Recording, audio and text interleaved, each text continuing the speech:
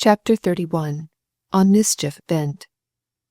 When Pasco returned from Newton, he drew up his tax cart close to the door of the storehouse, took the horse out, but did not unharness him. He merely removed the bridle and gave the brute a feed. Then he entered the dwelling house and seated himself at the kitchen table without a word to his wife, and emptied his pocket on the board. A couple of sovereigns and a few shillings clinked together. With his forefinger he separated the gold from the silver coins. "What, money come in place of going out?" asked Zerah. Then, looking over his shoulder, she said, "And precious little it is." "Little is better than nothing," growled Pasco. "I got this from Cole, the baker. I'd somehow forgot he owed me a trifle, and he stopped me and paid his account. I owe something to the miller, so I'm no better off than I was. In at one pocket, out at the other." "Now look here, Pasco," said his wife. "For first and last I say this. I have laid by a trifle that I have earned by cockles and winkles, whilst you have been chucking away in coals and wool. If you will pass me your word not to run into extravagance, and not to listen to any more of Jason's schemes, I will let you have this. No," she corrected her intent, "you are not to be trusted with the money. It shall not leave my hand to go into yours. And your word ain't of any strength. It is as weak as your resolutions. I'll settle the matter of the coals with the merchant at Teignmouth. That is the great call at this moment. I don't do it for you, but to avoid the scandal of having bailiffs in the house, a house where I've kept myself respectable so many years, and where my Wilmot was born and died. I wouldn't have the brokers sell the bed she laid on when dead, not for all my savings. So I'll go over to Teignmouth and see what I can manage about the coal merchant's bill. And you, just take that money and pay Ash the miller and have done with him." Again the thought rose up in the mind of Pasco that the evil one was making sport of him. At one time he was in a condition of hopelessness, in another moment there was a lightning in the sky before him. The means of striking fire had been put into his hands at the same time he was shown that his difficulties were not insurmountable. But the heart which has once resolved on a crime very speedily comes to regard this object as a goal at which it must necessarily aim, and to look with impatience upon all suggestions of relief, upon all dissuasives, and stubbornly, with shut eyes, to pursue the course determined on. The struggle to form the determination once overpast, the mind shrinks from entering into struggle again, and allows itself to be swept along as though impelled by fatality, as though launched on a stream it is powerless to oppose. Now his wife's suggestion that she should go to Teignmouth and settle with the merchant for the coals opened up to him a prospect, not of relief from his pecuniary difficulty, but of getting rid of her to enable him the more easily to carry out his intention unobserved. He put his shaking hand to his breast pocket for his handkerchief, and in pulling this forth drew out also the lucifer matchbox, that in falling rattled upon the table.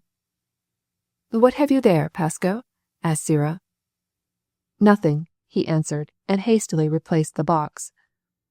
"Don't tell me that was nothing which I saw and heard," said his wife testily. "Well, it's lozenges." "Didn't know you had a cough." "Never mind about that, Zerah," said Pasco. "If you go to Teignmouth it must be at once, or the tide will be out, and I don't see how you can get back tonight." "I've my cousin, Dorothy Bray, there. I'll go to her. I've not seen her some months, and she has a room. I'll leave Kitty at home now to attend to the house, and you won't need me in the morning flow. I suppose, between you, you can manage to light a fire." Pasco started and looked at his wife with alarm, thinking that she had read his thoughts, but he was reassured by her changing the topic. "There, I'll give you £3 toward the miller's bill." He urged precipitancy on account of the falling tide. He bade her row herself across and leave the boat on the farther shore till the morning. His impatience in a measure woke her suspicion. "You seem mighty eager to get rid of me," she said querulously. "'Tain't that, Zerah," he answered, "but I want myself to be off to Brimps." "To Brimps? And leave Kitty alone in the house?" "No, I shall take her with me." "What? And leave the house to take care of itself?" "What can harm it? No one will break in. They know pretty well there's nothing to be got but bills that ain't paid." "I don't half like it. And the stores?"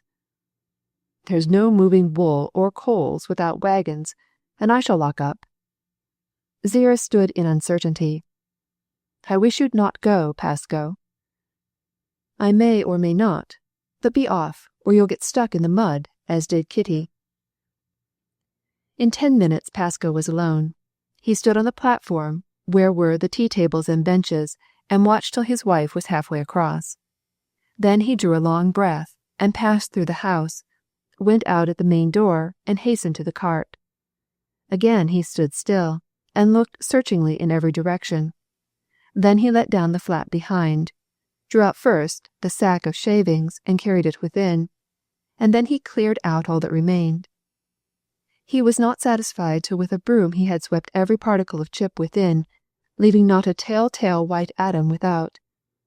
Then he tacked some scraps of sacking over the window, that no one might look within, and he proceeded to place bundles of the shavings among the coals, not in one great heap, but dispersed in handfuls here and there, and he broke up some pieces of board into splinters and thrust them among the shavings. He was startled by a voice calling in the door. "Uncle, are you here?" Hot, agitated, and alarmed, Pasco hastened to the entrance and saw Kate. "What do you want? Why are you shouting?" "Where is Aunt? I want to see her. I cannot find her in the house. I have something to tell her."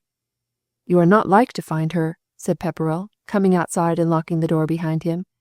"She has gone over the water, and will stay at Cousin Bray's, and I'm off to Brimps again, and mean to take you." "Why, Uncle, we have but just returned from there." "Well, that's no concern of yours, where you are, so long as you have your eatin' and drinkin'.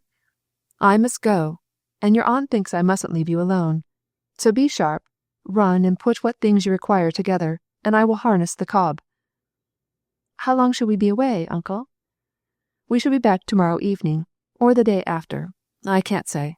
Come, be quick. I can't wait talking with you. It's late already." Kate obeyed, a little surprised. She speedily returned, with her little bundle tied up in a scarlet kerchief. Pasco was ready and waiting. He was looking up at the drift of the clouds. The wind was from the east and blowing strongly. Pepperell drove through the village. He halted at the public-house to call out the taverner, ask for a glass of ale, and tell him he was bound for Dartmoor. At the mill he again drew up, and shouted for the miller, who, on emerging from his door, saluted Pasco with the remark, "Why, you are on the road today a great deal. I thought you had gone this way already." "So I had, to Newton. But there I learned something. The government has come round to a reasonable mind, and will buy my timber, not at Devonport, but at Portsmouth, and I am going to measure up. I ran home to tell my old woman. And now, by the way, I will settle that little account between us, if agreeable to you." "Always right with me to receive," said the miller. Pasco drew out a handful of money and discharged his debt. "Just receipt it, will you, with the date, and say what o'clock in the afternoon also, that there may be no mistake." "You're not going to Brimps tonight?" "Yes, I am. Business must be attended to." "Rather late for the little maid by the time you get there." "That can't be helped. She is strong now." Then Pepperell drove on. He continued his course without interruption, as the country he passed through was sparsely populated. Kate's heart was full. She was in doubt whether to tell her uncle that which had taken place between herself and Walter Bramber. She would greatly have preferred to have made the communication to her aunt, and let her inform Mr. Pepperell. She was afraid of Pasco. He was violent and brutal. Her aunt was merely harsh. Pasco had been very angry with her for refusing Jan Pook, and she did not believe that he would receive with favour the communication that she had to make relative to the schoolmaster. She dreaded another outburst. Yet her strong sense of duty pressed her to communicate to him what he must learn within a short time from other lips if not from her own. Then ensued a painful struggle in her breast, and she was constrained to free herself at length and to say, "Uncle, you know I refused Jan Pook, but since then what I could not say to him I have said to Walter Bramber, the schoolmaster." "Oh, aye, Jan Pook, yes, to be sure." "No, not Jan, but the schoolmaster." "Drat it," exclaimed Pascoe, stroking his head. "I've forgotten to lock up the house. I let the door stand as it was when you came out. Now anyone can go in and take what they like, break into my bureau and steal my money, get hold of Zira's silver spoons. I say, Kitty, jump out and open that field gate. There's a little linhay there. I'll put up the trap and horse, and you shall wait by 'em whilst I run back to Coombe Cellars and lock the house." "But how is aunt to get in when she returns?" "You be easy. I'll put the key in the little hole over the lintel. She knows where to find it. Look alive. Jump and open the gate. Drat it, what a way I shall have to run." "Why not drive back, uncle?" "Why not? Because the cob must be spared. I've been to Newton already today, and the distance he has to go is just about enough to rub his hoofs down." Pepperrell drove the cart into the field indicated, whilst Kate held wide the gate. Then he took the cob out and ran the cart under cover. "You keep in shelter, and mind you don't show yourself. If anyone pass along the road, be still as a mouse. Never mind who it may be. I shall be gone perhaps an hour, perhaps a little more. It will be dark before I am back. You keep close. There's some straw in the corner. Lie on that and go to sleep. We still have a long journey to take, and get on we must, through the night, and this is a darned matter detaining me. Hush!" They heard something like a cart rattling along. "Get along, Neddy. If I had a donkey what wouldn't go, you know the rest, Neddy." "It is my father, I believe," said Kate. "I don't believe it is. Anyhow, be still," whispered Pascoe. "Your father is at Brimp's. He can't be returned here. It's some other chap with a donkey." The sound of the wheels was lost, as at the point where they had turned in at the gate there was a sweep in the road between high hedges and overarching trees. "I think it was father," said Kate. "And I say it was not. However, whomever it was, he's gone now. You bide here. I'm off. Mind don't be seen or heard by nobody till my return." Then Pascoe departed. He did not take the way by the road. He crossed the field, scrambled over a hedge, and directed his course towards the river. This was not the shortest way, and it was certainly the most arduous, for it entailed the breaking through of several hedges and the scrambling over many banks. The evening was rapidly closing in. He saw, or heard, the keeper, and crouched under a hedge, holding his breath. Happily for him, the man passed at some distance. His dog barked, but was called to heel, and Pascoe did not venture from his lurking place till 10 minutes after the man had gone away. Then he sprang up and ran, and did not relax his pace till he had reached the river bank, having first floundered through a backwater deep in mire. On the bank was a footpath, somewhat frequented by lovers at dusk, and Pascoe advanced along it stealthily, listening and peering before him at intervals to make certain that no one approached. The tide was out. The mud exhaled its peculiar and not pleasant odour. Something flopped into it near at hand. Whether a bird had dropped, or a stone had been flung, or flounder had been left by the tide, and beat the mud with his tail, Pascoe could not tell. The sound sent the blood with a rush to his heart, and turned him sick and giddy. Looking at him over a rail was a white horse. He did not see it until close upon the bank, and then the apparition of the great head turning to him and rubbing its chin on the rail gave him another start, and he almost slipped into the mud beside the path. At length he reached the field adjoining the spit of land on which stood Coombe Cellars. Here the path turned toward the village, but there was a way through the hedge to his own house. Pascoe took this track, emerged in front of the cellars, and found the door open, a light shining through the window of his kitchen, and Jason Quarm inside. Chapter 32. Jason in the Way. Jason had lighted a candle and made himself comfortable in the settle. Pepperrell stood staring at him in speechless anger and uncertainty. "Where's the sister? Where's Kitty?" asked Jason, in unconcern. "What are you doing here?" roared Pascoe, convulsed with sudden rage. "Is this your house, that you dare to come in and use it as your home?" Quorum looked at his brother-in-law in surprise. "Get out of the place at once," shouted Pascoe. "If I happen to get away for 10 minutes, is that a reason for every Jack and Tom to come here, as if it was Beggar's Hall?" "Why, what on earth has put you out?" "What has put me out? You, by coming here. This is my house, not yours." "Brother-in-law," said Jason, puzzled at the strange humour of Pascoe, "is not that a sufficient answer, when I give you that title? Zara is my sister. I've ever been welcome here. Kate is my daughter. She lives with you. Why am I here? Put it. I've come to see my sister, come to kiss my child. Neither is in the house." "Then where are they?" "I am not bound to answer you," shouted Pepperrell in anger, vexation, and fear, aggravated by the coolness with which Quorum answered him. "Yes, you are. I have ties of blood and ties of affection your bad temper can't snap. I ask, where is my daughter?" "Gone back to the moor." "That can't be, alone." "She is not alone." "Is Zara with her?" "No, she is not. Zara's at Tynemouth, gone there to get me out of one of the difficulties into which you have plunged me." "I got you into difficulties? I am always showing you rope's ends by which you may crawl out." "Or who else but yourself has now put me in such an upsetment that I do not know under what stone to look for money, that I'm threatened with legal proceedings, that the bailiffs are on their way to my house?"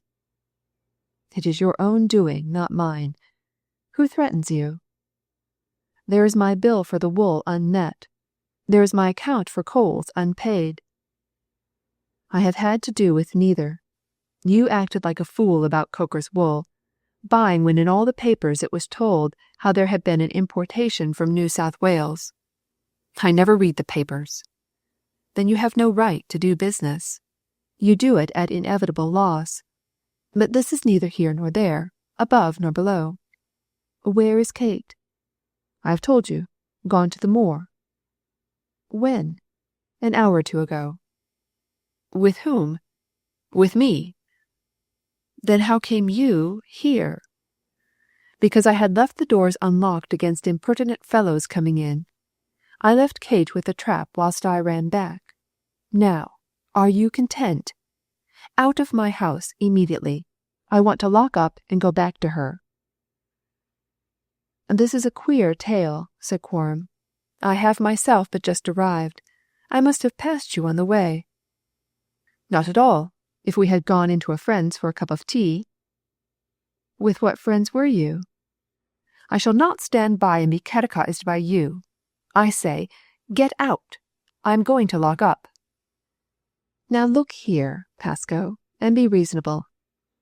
I would not have returned to Coombe and left the men at Dartmead unlooked after, had I not good news to communicate."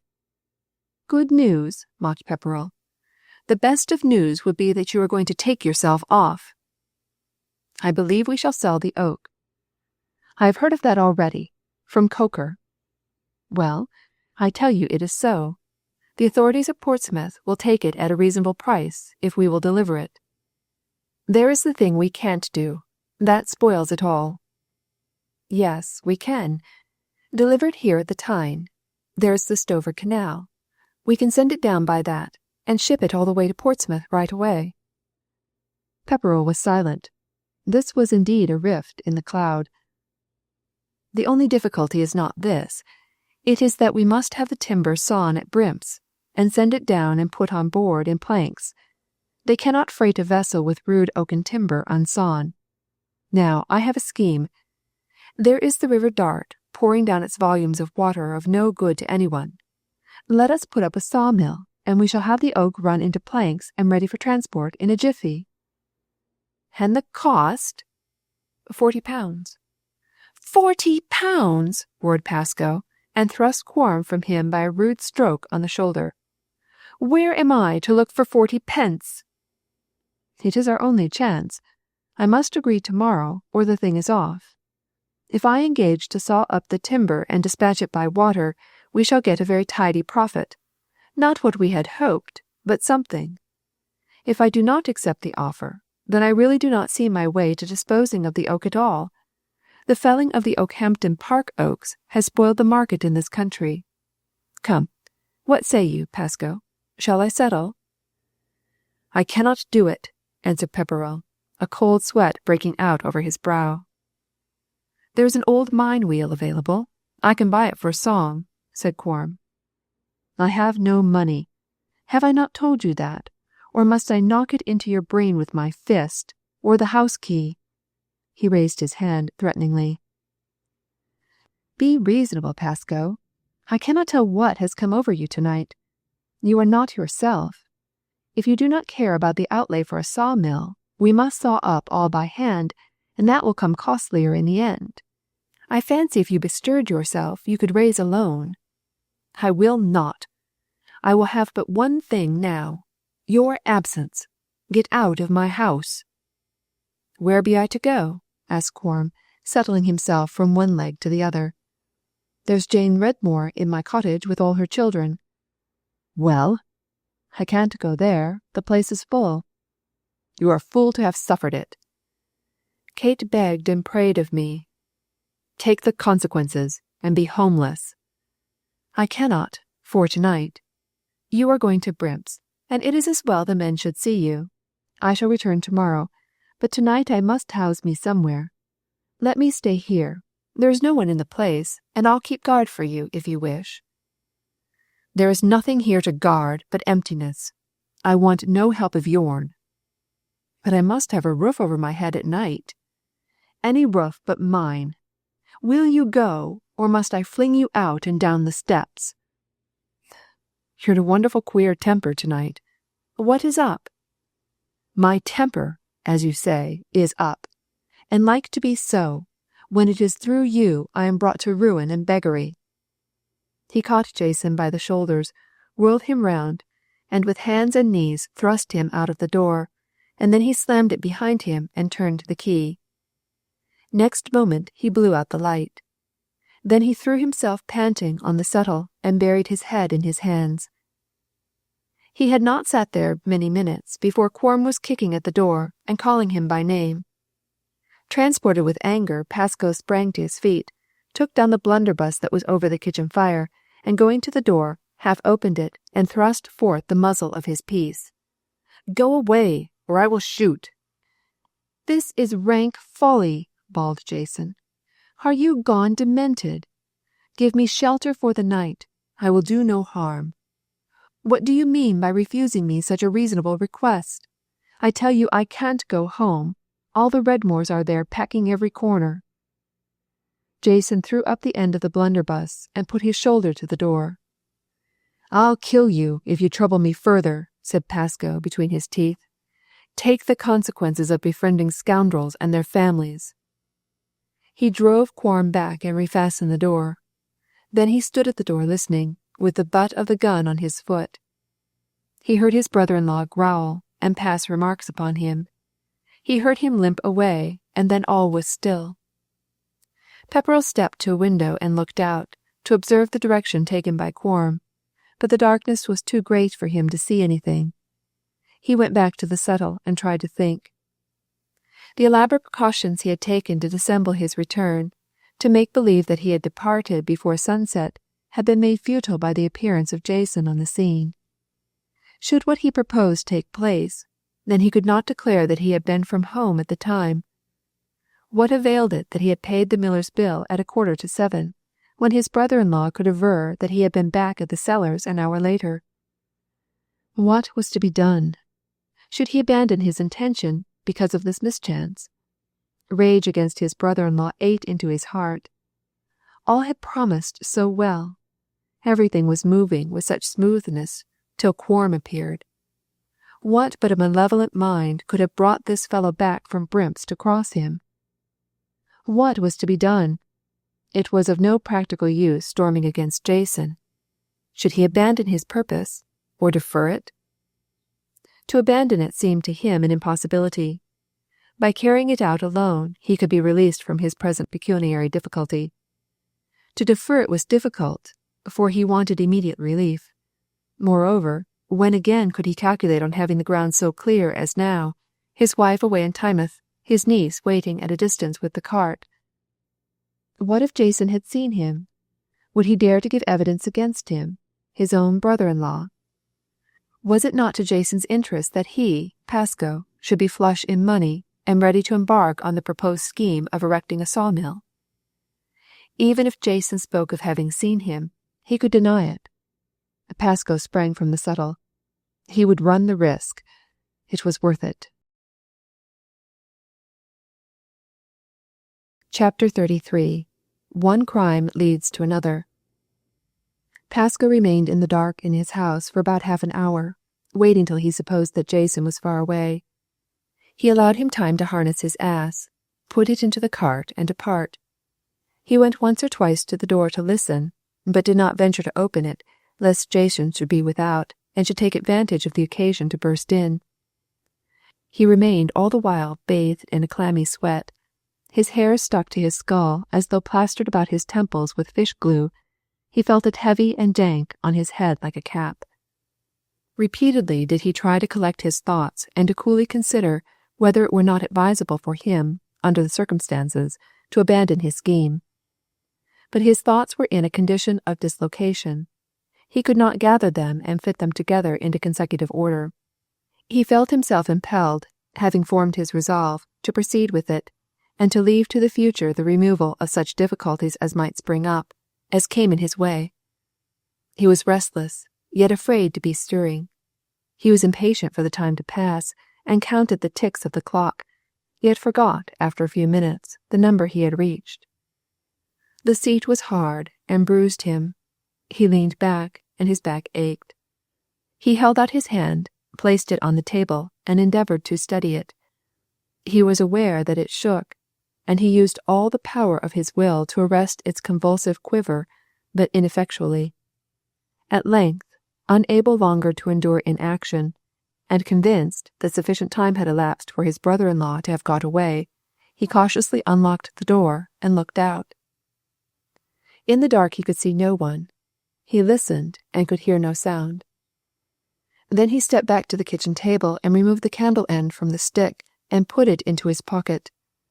No sooner had he reached the door again, however, than it occurred to him that a candlestick without a tallow candle in it, if left on the table, would attract attention and comment. He therefore returned for it and placed it on the mantel-shelf above the hearth. In doing this, he knocked over a canister that fell at his feet. He groped and found the canister. The cover had come off, and some of the contents were spilled. This was gunpowder. Greatly disconcerted, Pascoe felt for a brush and swept all the grains he could into the hollow of his hand, and shook them into his trousers pocket. Then he swept the brush vigorously about, so as to disperse over the floor any particles that had escaped him in the dark, after which he proceeded carefully to replace the canister.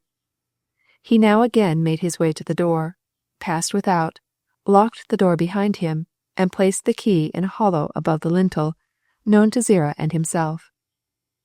Then he stealthily crossed the yard to his great warehouse, but at every second step turned his ears about, listening for a sound which might alarm him. He did not breathe freely till he was within his store. He had not locked it. Indeed, of late he had been wont to leave it unfastened, labouring under the hope that the hint thrown out to Roger Redmore might be taken by the fellow, thus relieving himself of his self-imposed task. Without, there was a little light from the grey sky. Within was none. What amount might have found its way in through the window was excluded by the sacking that Pascoe had nailed over the opening. He now proceeded to light his candle end. When the wick was kindled, he looked about him timidly, then with more confidence, lastly with a sensation of great regret and even pity for the fabric in which he had so long stored his supplies that he had retailed to the neighbourhood. But no thought of retreat came over his mind now. He was impelled forward irresistibly. The doubt was past that had tortured him after his interview with Jason Quorm. He struck the candle end upon the ground and went about among the coals, examining the places where he had put the shavings, adding here and there some bits of stick, or rearranging the coals and then strewing them over the contents of his turned-out pocket. Then he sat down and panted. He must rest a moment and wipe his brow before the irrevocable act was accomplished. Presently, slowly, painfully, he rose from the block of coal on which he had seated himself. The sack lay hard by into which he had stuffed the shavings. It was now empty. He took up the candle end and went towards the nearest mass of shavings. Stooped. The grease ran over his fingers. The wick had become long and the flame burnt dull. He thought to snuff it with his fingers, but they shook too much to be trusted. He might extinguish the flame, and he shuddered at the thought of being left there, in his old storehouse, in the dark. He again set down the candle, and with a bit of stick, beat the red wick and struck off sparks from it, till he had somewhat reduced the length of the snuff. He was about to take up the candle to apply it to the shavings when he heard a sound, a strange grating, rattling sound behind him. He looked round but could see nothing. His great body was between the light and the rear of the shed, whence the sound proceeded. He was too much alarmed to perceive the cause of the obscurity. Then he heard a voice. "Pascoe, I never thought you a scoundrel till now, but now I know it." Pepperrell recognized the voice at once. It was that of Jason Quorm. Immediately he realized the situation. Expelled from Coombe's cellars, debarred from sheltering in his own house, Quorm had entered the store shed and had climbed the ladder to the loft to lie among the wool and there sleep. A sudden, wild, fierce thought shot through Pascoe's brain like the flash of summer lightning. He sprang to his feet. The terror that had momentarily unnerved him passed away. Leaving the candle burning on the ground, without a word, he strode to the ladder, which Quorm was descending laboriously, owing to his lameness. With clenched teeth and contracted brow, and with every muscle knotted like cord, Pepperrell threw himself on the ladder, just as Jason got his head below the opening in the loft, and shook it. "For heaven's sake, what are you about?" screamed Jason. "I'll rid myself of a danger," answered Pascoe between his teeth and lips, indistinctly, and he twisted the ladder and kicked at its feet to throw it down. "Pascoe, let go! Pascoe, will you kill me?" shrieked the crippled man, catching ineffectually at the floor through which he had crawled, then clutching the side of the ladder. Pepperrell uttered an oath, ran under the ladder, set his back against it, and kicked with his heels. "Pascoe, I'll not tell, I swear." "I won't give you the chance," gasped Pepperrell. The ladder was reeling, sliding, the feet were slipping on the slate floor. A piercing scream, and down came the ladder and man upon Pascoe, throwing him on his knees, but precipitating the unfortunate cripple with a crash on the pavement. Pepperrell, though shaken and bruised, was not seriously hurt. He gathered himself up, stretched his limbs, felt his arms, and with lowering brow stepped towards his prostrate brother-in-law, who lay on his back, his arms extended, the hands convulsively contracted. His chin was up, and the dim glow of the candle cast its light below the chin and had no rays for the upper portion of the face. Pepperrell felt in his pocket for the lucifer matches and, stooping over Quorm, lit one, and passed the flame over his countenance. Jason was apparently insensible. Blood was flowing from his mouth at the corners. The flame of the match was reflected in the white of the upturned eyes. Pascoe held the match till it burnt his fingers, then he let it fall, and remained considering for a moment. Should he let his brother-in-law lie where he was? Could he be sure that he would not awake from a momentary daze caused by the blow on his head as he fell on the stone floor? Pascoe picked up a huge lump of coal and stood over Jason, ready to dash it down on his head and make sure of his not awakening. But though his heart was hard, and he was launched on a course of crime, yet conscience makes strange distinctions in crime, and shrinks from doing boldly the evil at which it aims covertly. Pascoe laid aside the block of coal. He would not dash out his brother-in-law's brains, but he would by other means make sure that he should not rouse to give him future trouble. He took the sack, in which had been the shavings, and proceeded to thrust into it the legs of Quorm, who offered no more resistance than would a dead man, and gave no sign of consciousness. With much labour, Pascoe drew the sack up, enclosing the body. He pulled down the arms and forced them into the sack also. But he was unable to envelop Jason completely. The sack was not of sufficient length for the purpose. It reached to his breast and elbows only. There was a rope hanging in the store to a crook in the wall. Pepperrell disengaged it, and with the cord bound Jason's feet, then tightly strapped him about the arms so as to make it impossible for him to free himself should he return to consciousness. The exertion used by Pascoe had steadied his nerves. He no longer trembled. His hand had ceased to shake, and his heart no longer contracted with fear. Greatly heated by his labour, he stood up and wiped his brow with his sleeve.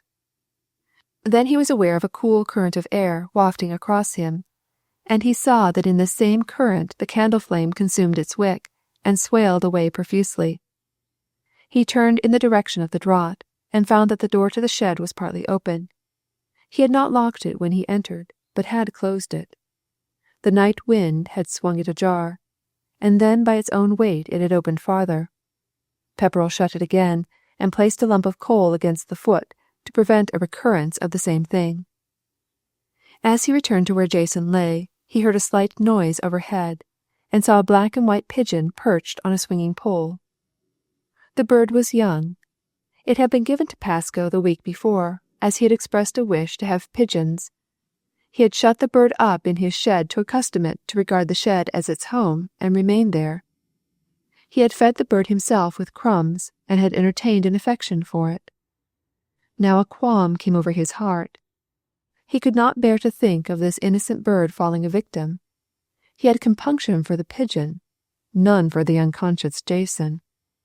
Therefore, rolling a barrel under the perch, he climbed upon it, captured the sleep-stupid bird, and carried it between his hands to the door, pushed aside the lump of coal, and threw the pigeon into the open air without. The act of mercy accomplished, he shut the door and went back to where the candle was. This he now detached from the floor and the mass of melted tallow around it, and applied the flame to one, then to another of the little parcels of combustibles in various places. Flames danced about, and for a minute Pascoe looked on with satisfaction, assuring himself that the shavings had ignited the sticks, and the sticks had kindled the coals. When well satisfied that all was as he desired, he knelt down, and by sheer force rolled the heavy, lifeless body of Jason Quorm from the floor, up the slope of the coals, and lodged it among large blocks on the top. Then Pepperrell turned, extinguished his candle, went out through the door, locked it, and started at a run across the fields, in the direction whence he had come an hour before. Chapter 34. And Yet Another. Pascoe ran on, easily surmounting the hedges which he had clambered over with difficulty on his way to Coombe Cellars. He reached the track by the water's edge, and ran along that without once looking behind him, and only paused when he arrived at the point at which he must strike inland to his left, leaving the river margin to ascend the sloping shaws in the direction of the shed where tarried Kitty with cob and cart. Here he halted, and a chill ran through his arteries, making him shiver and his teeth chatter. He was hot with running, yet withal in an icy tremor, and with a feeling of swimming in his head and sickness at his heart. The thought had risen up in him, an almost tangible thought, that a great beast coiled in his heart, stretching itself, getting on its feet, and turning. The thought was this, that it was not too late to save his brother-in-law. He might return, unlock the store, rush in, and drag the unconscious man down from the heap of coals, through the smoke and flame. The fire had not yet reached him. It was tonguing up the heap, sending the tips of its flames tastingly towards him. The fire was hot breath, but the crust still upheld the man in the sack. Would it be so much longer? As the coals were consumed beneath, there would be formed a great core of red fire, and if Jason moved, the crust would give way, and then, shrieking, unable to assist himself, he would drop into that glowing mass, where the cords would be burnt to free him, but only when it would be too late for him to escape. Had Jason already woke from his trance, and was he cuddled up in his sack, watching the approaching flames, crying for help and getting none? Was he tearing at his bands with his teeth, writhing, trying to precipitate himself down the black mound of combustible material in the hopes of being able to roll along the floor to the door? And if he succeeded so far, what more could he do? Nothing but watch the fire grow, break out in gushes of scarlet and orange, pour forth volumes of stifling smoke, and then lie with his mouth below the door, gasping for the air that rushed in beneath. Shuddering, Pascal Pepperell stood with eyes open, looking into the night, seeing all this as really as though the vision were unrolled before his naked eyes. He dared not look behind him. His neck was stiff, and he could not turn it. He could not even turn his eyes in the direction of the cellars. Should he retrace his course and free Jason? Could he not rely on Jason to remain silent after this terrible experience? But what if he arrived too late? What if the fire had already broken out, and laid hold of its prey? Why should he give himself the lasting horror of seeing what he must then see? And of what avail would it be to the burning man? It was too late. Pascal had taken his line, had cast his lot, and there was no return. He resumed his run up the hill, through the meadows. The wind blowing off the river assisted him. When he reached the field in which was the shed, he knew that Coombe Cellars was no longer visible. There was a shoulder of hill between. But though the cellars might not be visible, the sky overhead might show redness, might throb with light, and lest he should see this, he fixed his eyes resolutely in an opposite direction. In crossing the field he no longer ran. He had lost his breath ascending the hill. He walked slowly, panting, and ever and anon stopped to wipe his brow and remove his hat, that the cool wind might play about his wet hair. The qualm of conscience relative to Jason was overpast, and now Pepperell congratulated himself on his success. Now, all was as could be desired. There was nothing to implicate him, no one to turn evidence against him, except there was one person, and one only, who was a danger to Pascal. One person, and only one, who knew that he had been to Coombe Cellars after having ostensibly left it. One, and only one, that he had been on the spot precisely at the time when, presumably, the fire broke out. If Kate Quorm were to speak, then what he had done was done in vain. The company would refuse to pay the sum for which his stock was insured, and he might be suspected of having caused the death of his brother-in-law. Would not Kate speak when she knew that her father was dead? Might she not make dangerous admissions should there be an inquest? The charred corpse or burnt bones would be discovered when the ashes of the store were removed, and Jason's cart and ass, being in Coombe, would lead to the conclusion that he, Jason Quorm, had caused the conflagration and perished in it. It would be supposed that he had gone to the cellars and, finding it locked and no one within, had taken shelter for the night in the warehouse, where he had lit his pipe, gone to sleep, and inadvertently had set fire to the coals and wool. But then, what might Kate be brought to say if questioned by the coroner? Pepperell entered the shed and called the girl. He called twice before he received an answer. Then he struck a light, and as the match flared he saw before him the drowsy face of Kate. "Oh, Uncle, what a long time you've been away. I fell asleep." "Long time? I have not been a quarter of an hour. I ran to the cellars and ran back the whole way." "It has been more than a quarter of an hour, Uncle Pascal. I waited, watching for ever such a time, and then I went to sleep." "You are mistaken. Because you shut your eyes you think the time was long." "What is that, Uncle, you are burning?" "A lucifer match." "How did you get it alight?" "By striking it on the box." "How could that light it? Is there a tiny bit of flint on the match and steel on the box?" "No, there's not. I don't know how the fire comes, but it comes somehow." "That must be a very curious contrivance, uncle." "Whether curious or not, it is no concern of yours." He struck another match and held it aloft. The girl stood on one side of the cart, he on the other. The lucifer flame twinkled in her eyes. Her hair was ruffled with sleep. As Pascal looked at her by the dying flame, he was considering what to do. He had no doubt that he was insecure so long as she lived. Desperate, hardened, projected along an evil course, could he withhold his hand now and not make himself secure? Would it not be weakness as well as folly to allow this testimony to remain who could at any moment reveal his guilt? But if he were to strike her down with a stake or stone, what could he do with the body? "Take care, uncle," said Kate. "There's a dry furze here. If the spark falls, there might be a blaze." He extinguished the match with his fingers. He did not desire that his course should be marked by fires. "Is there much furze here, Kitty?" he asked in a smothered voice. "Oh no, just underfoot." "No great heap in a corner?" "None, uncle." "Not enough to cover you over if you were asleep?" Kate laughed and answered, "I would never lie on furze if I could help it, and be covered with it. I should be tormented with prickles." I sat down and laid my head against the hedge that makes the back of the linhay. He was prodding the bedding of the furze with his whip. "It is all fresh," said Kate. "I reckon Miller Ash is going to turn his cow in here when he has taken away her calf." "Ah, she is calved?" "Yes, last week." "True, the cow will be here tomorrow or in a couple of days." To himself he muttered, "It won't do." Then aloud, "Jump into the cart, Kitty. We must push on. You drive out. I will open the gate." In another minute Pascal Pepperell was in his seat with Kitty at his side, driving in the direction away from the cellars. He feared every moment to hear her say, "Uncle, what is that light shining over Coombe? Can there be a fire?"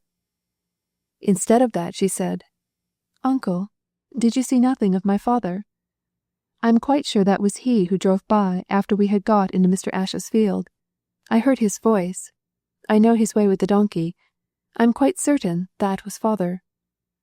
"Your father? No, never set eyes on him. You were mistaken." "I am sure it was my father. I know the rattle of the cart-wheel." "I say it was not, and take care how you say a word about ever having gone into the field, and about my having returned to the cellars." "Why, uncle?" "Because Ash will summon me for trespass, and because my horse ate the grass. That's one reason. But there's a better one. I don't choose that you should speak." Kate was accustomed to his rough manner, and she did not answer. Then Pascal's mind began to work on the theme that had occupied it before. He had been seen driving out of Coombe with Kate at his side. But what of that? Would it not be a sufficient answer to give, were she not to be seen again, that he had met Jason Quarm on the road, and that the man had taken his daughter with him, and that thereupon both had perished in the flames? The more he considered the matter, the more essential to his security did it seem to him that Kate should be got rid of. The only embarrassment he felt was as to the means to be employed, and the place where it was to be done. Not till she was removed could the weight now oppressing his mind be cast off. "Uncle," said Kate, after a long course in silence, "I cannot think how that lucifer acts, if there be no flint and no steel. How else can the match be made to light?" "How is no matter to me. Kindle it does, somehow." Then abruptly, "Have you got your cotton dress on? The wind is from the east and chilly." "Oh no, uncle. I have on my thick woolen dress, and am very warm. Thank you kindly for considering me." "The thick wool, is it?" "Yes, uncle. Very sure, very thick and warm." Then that would not do. It had occurred to him to drop a lighted match on her frock, set her in flames, and throw her out into the road at a lonely spot. No, that would not do. He reversed his whip and beat the cob with the handle. "Dinah is not going badly, uncle," Kate said in mild remonstrance. He was in reality trying the weight of the whip handle and the stiffness of the stem. That would not affect his purpose. There was no metal to signify the butt end. The horse did not greatly mind a blow dealt it with a full swing of his master's arm. Pascal bore no malice against his niece. In his cold fashion he liked her. She was useful in the house, and saved him the expense of a maid. It was doubtful whether any servant would have been as submissive to Zira as was Kitty, whether any would have continued so long in service to her. He had forgotten his momentary resentment at Kate refusing the offer of Jan Pook. He wished the girl ill for no other reason than his own safety. Had he been able to send her away, out of the country, that would have satisfied him. But as there was no opportunity for getting her out of the way without hurt to himself, she must be removed by such means as were possible to him. How to do this, and where to do it, remained undecided. Not where he then was could it be attempted, for he was now approaching Newton. The lights were twinkling through the trees. Cottages were passed with illumined windows, and sometimes with persons standing in the doors. On entering Newton, Pepperrell turned his horse's head to make a detour, so as to avoid passing the inn that had been rebuilt after having been burnt down. For some reason undefined in his own heart, he shrank from driving before that house. In a few minutes the cob was trotting along the Ashburton road. Pascal looked behind him. He heard the sound of the hoofs of another horse, and the rattle of other wheels. Some traveller was on the road that night. "Uncle," said Kate, "I think the moon is going to rise." "I suppose so." "Will it not be grand on the moor, with the moon shining over it, and the Dart flowing like silver below?" "Silver? I wish it were silver, and I'd pocket it," growled Pascoe. "Dang it! What is that which is following?" He slackened his pace, but the conveyance did not pass him. It approached, and the driver was content to keep in the rear. "Will you go on?" shouted Pascoe, turning his head. "No, we remain as we are," answered the driver. "How far are you going?" "To Ashburton." Well, thought Pascoe, the loneliest, wildest part of the road is that between Ashburton and Brimps. Chapter 35. Unsuccessful. On leaving Ashburton, Pascal Pepperrell was relieved of the attendance which had been so irksome to him. He would not, probably, have carried out his purpose between Newton and Ashburton, as that was a high road, much frequented, running through cultivated lands, and with farms and cottages along it at no great intervals. Nevertheless, the knowledge irritated him that someone was following him, that should an opportunity otherwise propitious arise, he could not seize it because of the man in the trap at his heels. Never able clearly to bring all contingencies together before his inward eye in the conduct of his business, he was now more dull and confused in mind than usual. He took it into his head that there was something menacing in the pursuit, that the man in the rear was aware of what he had done at the cellars, that he foresaw his present purpose, and was intentionally following him, keeping him in sight, either that he might deliver him up to justice for what he had done, or to prevent the execution of his present design. It was consequently with immense relief that he heard the man's cheery "good night," and his wheels turn off by a by-street as he trotted through Ashburton and along the road leading to Dartmeet and Brimps. At a distance of rather over a mile from Ashburton, the Dart is crossed, and then the road climbs a steep hill, cutting off the great sweep made by the river as it flows through Holne Chase, and it crosses the river again as it bursts from the moor at Newbridge. Nearly the whole of this way is through woods, and it does not pass a single human habitation. Directly Newbridge is crossed, the character of the surroundings changes. In place of rock and woods of pine and oak and beech, succeed the solitude and desolation of the moorland, heather, and furze brake, with at one spot only a cluster of small cottages about a little inn, with a clump of sycamores behind them and a few acres of mountain pasture before them, laboriously cleared of granite boulders. Immediately after passing this hamlet, the road traverses moorland entirely uninhabited. Tors rise to the height of from 12 to 1,500 feet. Their sides are strewn with rocky ruin. Dense masses of firs cover the moorland sweeps, and between the clefts of the rocks whortleberry grows rankly into veritable bushes, hung in June with purple berries. Below, at the depth of 1,000 feet, foams and roars the Dart amidst the boulders and bushes of mountain ash and thorn. It was obvious to the clouded mind of Pepperrell that if he was going to get rid of Kitty, it must be done either in the Holne Wood or on the moor.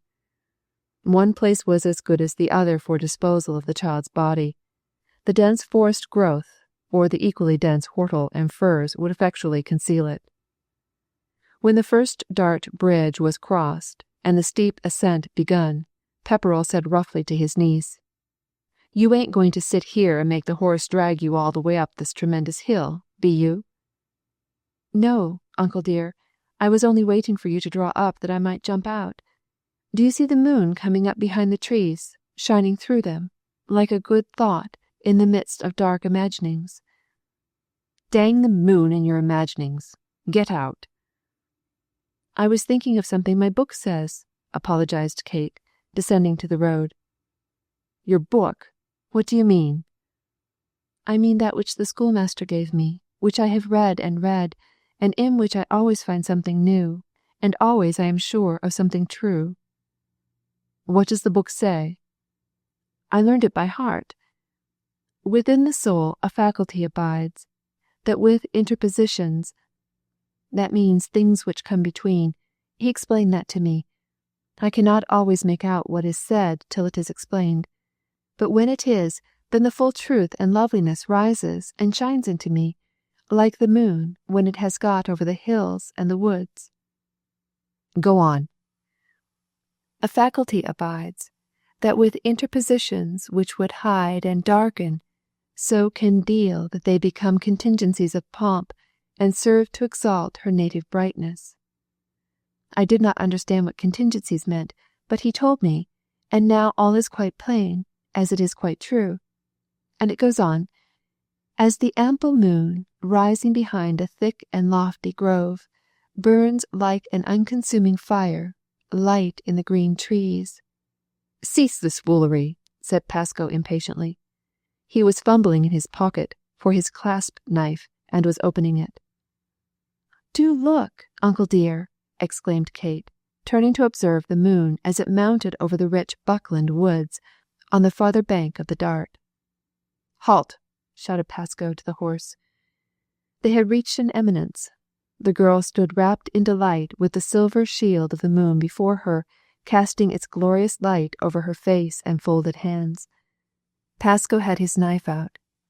She heard the click as the spring nibbed the blade firmly, but did not turn to see what occasioned the sound. "The moon has come up out of the trees, just as he said. I mean the poet.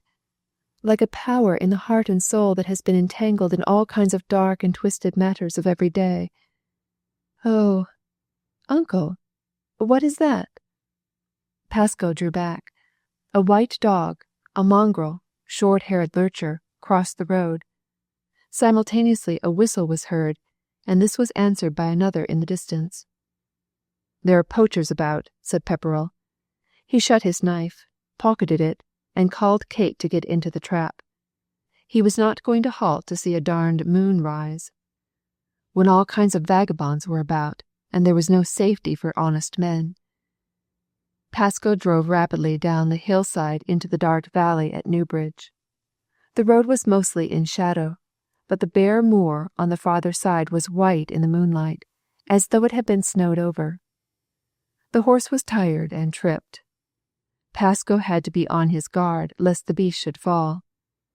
In the shadows of the trees it could not see the stones that strewed the way. At the bottom of the valley flowed the Dart. The rush of water breaking over the rocks was audible. "If a harm came to you or me in the river, I reckon the body would be washed right away to Sharpator," said Pepperrell. "Uncle," said Kate with a laugh, "that would be going uphill." "I'm getting mazed," growled he. "So it is. Well, folk would say one or the other of us had come by an accident among the rocks of Sharpator, and tumbled into the river, and been carried down by the stream. That's likely, eh?" "I suppose so, uncle. But if anything were to happen to one, the other would know, and do all he could to help. Of course. Pepperrell was looking at the brawling torrent. And if anything were to chance to one here, the body would be carried right down the chase for miles till it came to the other bridge.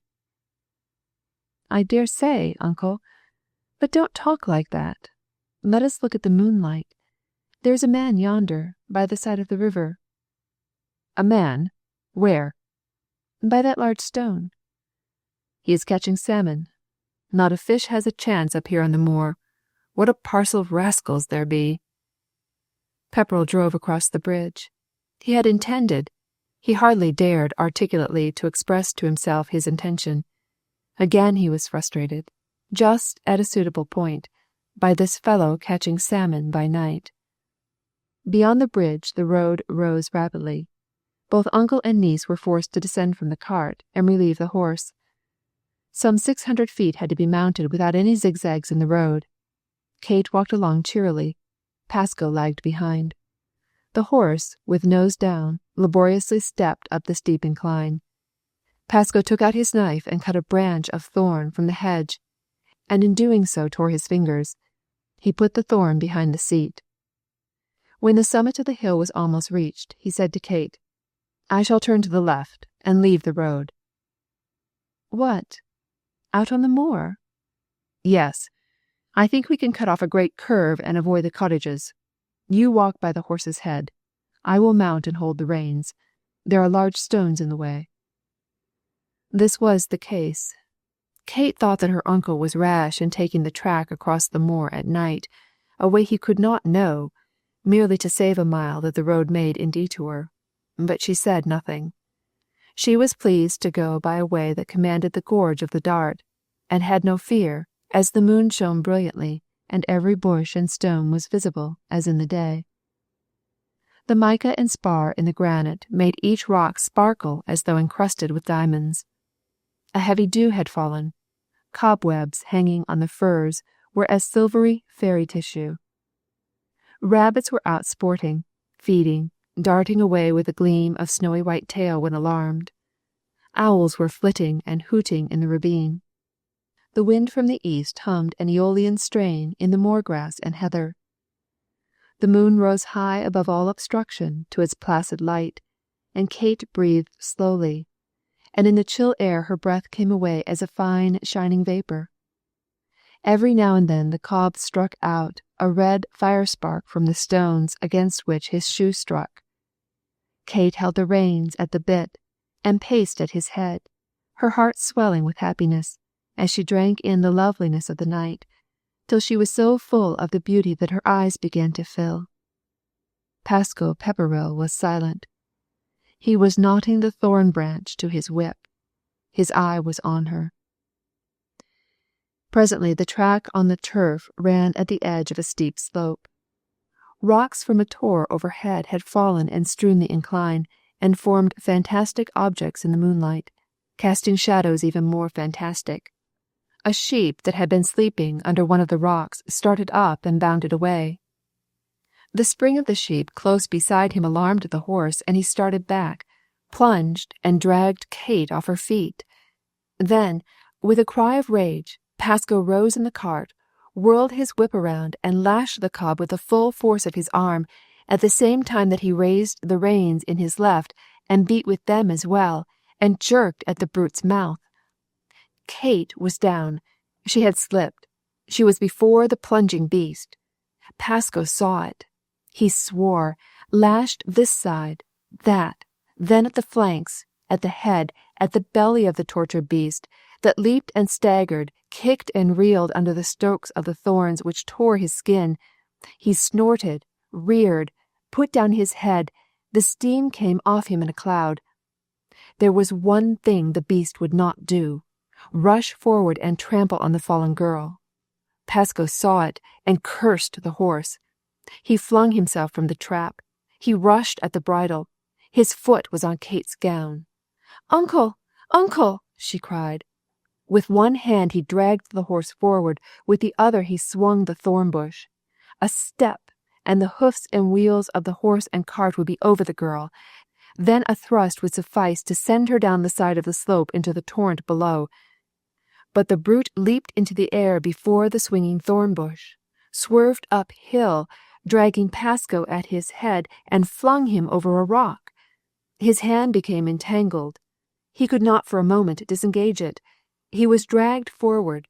The headgear gave way, and Pasco fell among the bushes, crying out with rage and pain.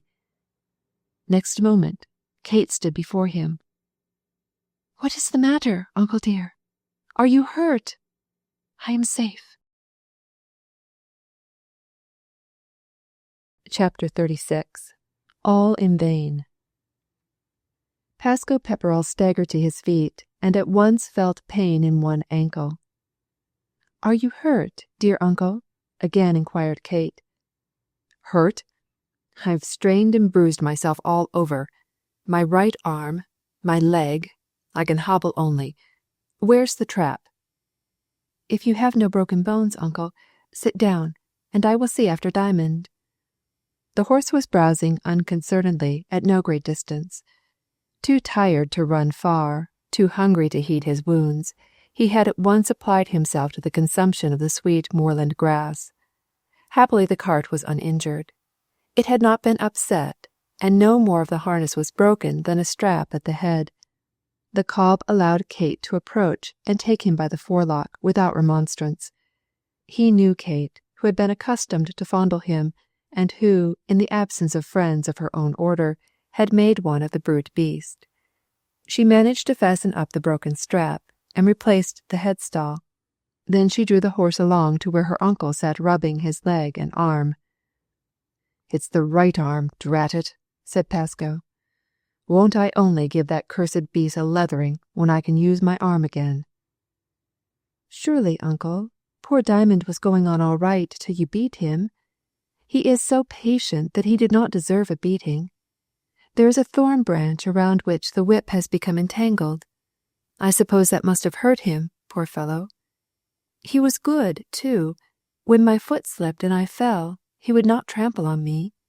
You were beating him, uncle, and did not see where I was. Just think how good he was. Notwithstanding the thorns, yet he would not tread on me." "Oh, yes. That's all you think about, you selfish minx. Your own self. Because you are uninjured, you don't care for me, who am bruised all over." It was no use pursuing the matter. Kate knew her uncle's unreasonable moods, so she changed the subject and asked, "What is to be done now? Shall we go on along the moor, or turn back?" "It is of no use going along the moor now. We may come to some other darned accident with this vile brute. Lead him back along our tracks to the road. I don't want to be thrown out again. This is the second time he has treated me in this manner. If I had a gun, I'd shoot him." "Uncle, that other occasion was no fault of his. You were driving the schoolmaster, and Walter Bramber told me about it. You set the wheel against a stone." "Of course the blame is mine, and this time also. The horse is innocent." "If you had not beaten poor Diamond—" "Go on with the cart, and hold your tongue." But Pasco walked with pain. He had not taken many steps before he asked to be helped up into the trap. Kate led the horse and spoke caressingly to the brute, that was greatly fagged with the long journey without a break he had taken that evening. Usually he would be given an hour's rest and a feed at Ashburton, before the worst and most arduous portion of the journey was taken. But on this occasion he had been urged on at his fastest pace, and never allowed to slacken it, and not given any rest, not even a mouthful of water, at Ashburton.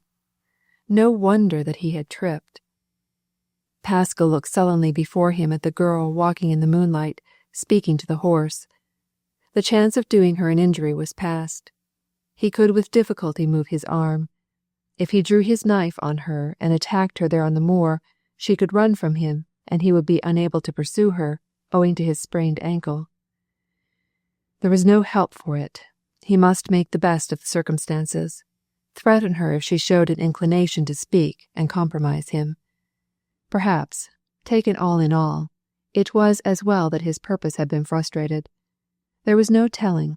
He might have got into difficulties had he killed her. In escaping from one danger, he might have precipitated himself into another.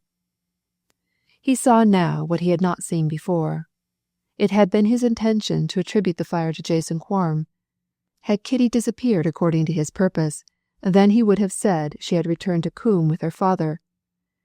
It was known that she had left the place in his own company in the trap.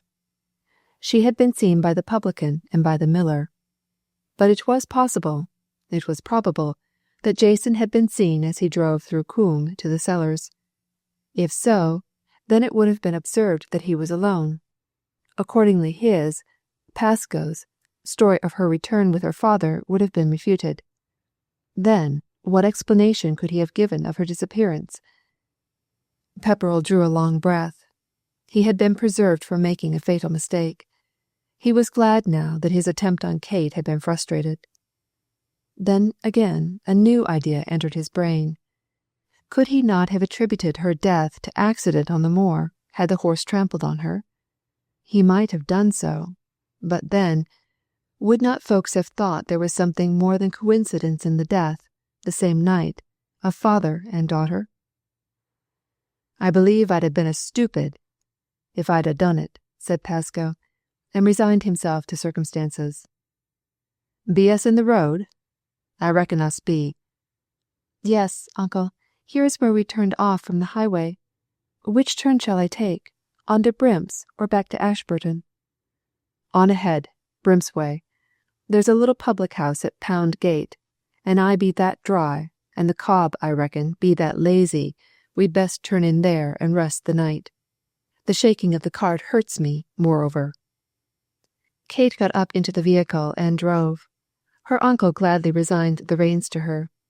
He could have held them, indeed, but not have used the whip, and Diamond would not go with him unless he used the whip. Before long the tavern was reached. A low building of moorstones, whitewashed, with a thatched roof and a sign over the door. To the surprise of Pepperrell, he saw a chaise without horses outside. At the inn he drew up. The landlord came to the door and helped him to descend. "What, hurt yourself, Mr. Pepperrell?" "Yes, had a spill." "On your way to Brimps, I suppose? I hear you are selling the timber." "Yes, to government." "Have you visitors?" "Aye, someone come after you." "After me?" Notwithstanding his bad ankle, Pascoe started back. Had his face not been in shadow, the landlord might have observed how pale he had become. "What? Come from Coombe?" he asked in a faltering voice. "Hardly that, master," answered the landlord. "Not likely that, when you be come from there. No, a course came t'other road. He asked about you at Brimps, and then drove on. He's purposing to sleep the night here, and was intending to push on to Coombe tomorrow. He's ordered some supper, and my old woman had done him a couple of rashers and some eggs. Have you a mind to join him?" "But who is he? What does he want?" Pascoe was still uneasy. "A sort of lawyer chap." "A lawyer?" Pepperrell hobbled to his trap. "I'll push on, thank ye. I'll not stay." "Nay, you'd better. I hold with ye, master, that it is best in general to give clear room to lawyers. But this time I don't think but you'd be safest come in. He'll do you no hurt, and maybe he brings you good, Mr. Pepperrell." "I'll go on," said Pascoe decidedly. "I hate all lawyers as I do ravens." "Halloo! What is this?" A gentleman put his head out of the bar parlour window, which was open. "Who is it that hates lawyers? Not Mr. Pepperrell?" Pascoe attempted to scramble into his trap. "Is that Mr. Pepperrell of Coombe Cellars? You must stay. I have a word to speak with you." "I won't stay, not a minute." "I'll not charge you 6 and 8. Yet it is something to your advantage. I'm Mr. James Squire, solicitor, Tavistock. I've come about your affairs. Your old uncle, Samson Blunt, is dead. Died of a stroke. Sudden. And you come in for everything. What say you now? Will you stay? Will you put up your horse? Will you come in and have some of my rasher and eggs?" I'm drinking stout. What will you take? You won't drive any further tonight, I presume. Samson has died worth something like £3,000, and every penny comes to you, except what government claims as pickings. Probate duty, you understand." £3,000? gasped Pascoe. "Aye, not a guinea under, and it may be more. His affairs haven't been properly looked into yet.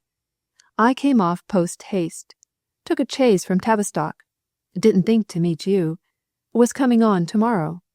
An apoplectic stroke. No children, no one else to inherit but yourself, the only heir at law. Now, then, what do you say? Rum and milk, they tell me, is the more tipple, but I go in for stout." With glazed eyes and open mouth stood Pascoe Pepperell, his hands fallen at his side. He seemed as though he had been paralyzed. 3,500. There's no saying," continued Mr. Squire through the window. "Look sharp. Come in, or the rashers and eggs will be cold. I asked for a chop. Couldn't have it. Pleaded for a steak. No good. No butchers on the moor. So ham and eggs, and ham salt as brine. Never mind. Drink more. Come in." Then the head of the lawyer disappeared behind the blind, and the click of his knife and fork was audible. Pascoe tried to raise his right arm, failed, then he clapped his left hand to his brow. "Good heavens!" he almost shouted. "I've done it all for naught." "Done what?" asked the innkeeper. Pascoe recovered himself. "Nothing. I am stunned. This has turned my head. Lend me your arm. I must go in. No, I must return home. Get me another horse. I cannot stay. Quick, I must return. Oh, be quick." "Why, that's curious," said the landlord. "I reckon you ought to go in and listen to what the lawyer has to say first. As for horses, I don't keep 'em, and the lawyer's post horses be gone into the stable for the night." "Lend me your arm," said Pepperell. "I don't know right what I'm about. This has come on me quite unexpected." "I wish £3,000 had come unexpected on me," replied the host. Pascoe entered the room where the lawyer was eating. "That's right," said the latter. "Take a snack. There's some for all, I say, with my rasher, and you may say so with your legacy, and give me a slice off your dish. Polly, a plate and knife and fork for the gentleman." Pepperell seated himself. He was as if stupefied. Then he put both elbows on the table, though the movement of his right arm pained him, and began to cry. "That's what I like," said the lawyer. "Feeling, sentiment, that's what we all ought to do. Amen. When grieving is done, there's a couple of eggs left. But I like that. Heart in the right place. Quite so. What is your tipple? That's very nice. Feeling, I love it. I didn't know, though, that you had seen your uncle for 20 years, and cared twopence about him. Perhaps you didn't in times gone by. Now, of course, it's different with £3,000. I respect your emotion. I love it. But cry when you go to bed. Eat now. There is a place, and there is a time for everything. It does you credit. I shall make a point of mentioning it. No extra charge." Chapter 37. The Answer of Cain. The accommodation of the little inn was not extensive, so Pascoe had to be put into the same room with the lawyer, and Kitty slept with the innkeeper's daughter. Pascoe would have greatly preferred a room to himself. He was in a condition of unrest. As it was not possible for him to return to Coombe Cellars that night, he was in ferment of mind, uncertain whether it were advisable that he should return there that week, whether he should not go with Mr. Squire to Tavistock to make provision for the burial of his uncle and to see after his estate. He had added crime to save his credit as a man of substance, and all had been in vain. The succession to his uncle's estate supplied him with what he required. Why had not the old man died a day earlier? Why, but that fate had impelled him into crime only then to mock him. If fate could play such malicious tricks with him, Might it not pursue its grim joke further, lift the veil, disclose what he had done, and just as the property of his relative came to him, just as the money from the insurance company was due, strike him down, drive him into penal servitude, if not send him to the gallows? He tossed on his bed. He could not sleep. At one moment he resolved to go with the solicitor to Tavistock and remain there till the funeral, or till he received news of what had taken place at home. But a devouring desire to know what had happened, what was the extent of his crime, to know whether Jason had escaped, whether the fire had been put out, what his wife thought, what was the general opinion relative to the fire, all this drew him homewards. Moreover, his sprained ankle and arm were painful, and he could lie on one side only. In the night he put out his hand for his coat, drew it to him, and groped for the box of lucifer matches. He desired to light a candle, rise, and bind a wet towel round his foot, but the box was missing. Alarmed, he started from bed and explored the pockets of his trousers and of his waistcoat, and then again went through all of those of his coat, but in vain. He had lost the box. Here was a fresh cause for uneasiness. Where had he lost it? Surely not at Coombe's cellars. With a sigh of relief, he recalled having struck a light in the lindhay in Miller Ash's field, and that it had excited the interest of Kate. He had then slipped it back into his pocket, as he believed.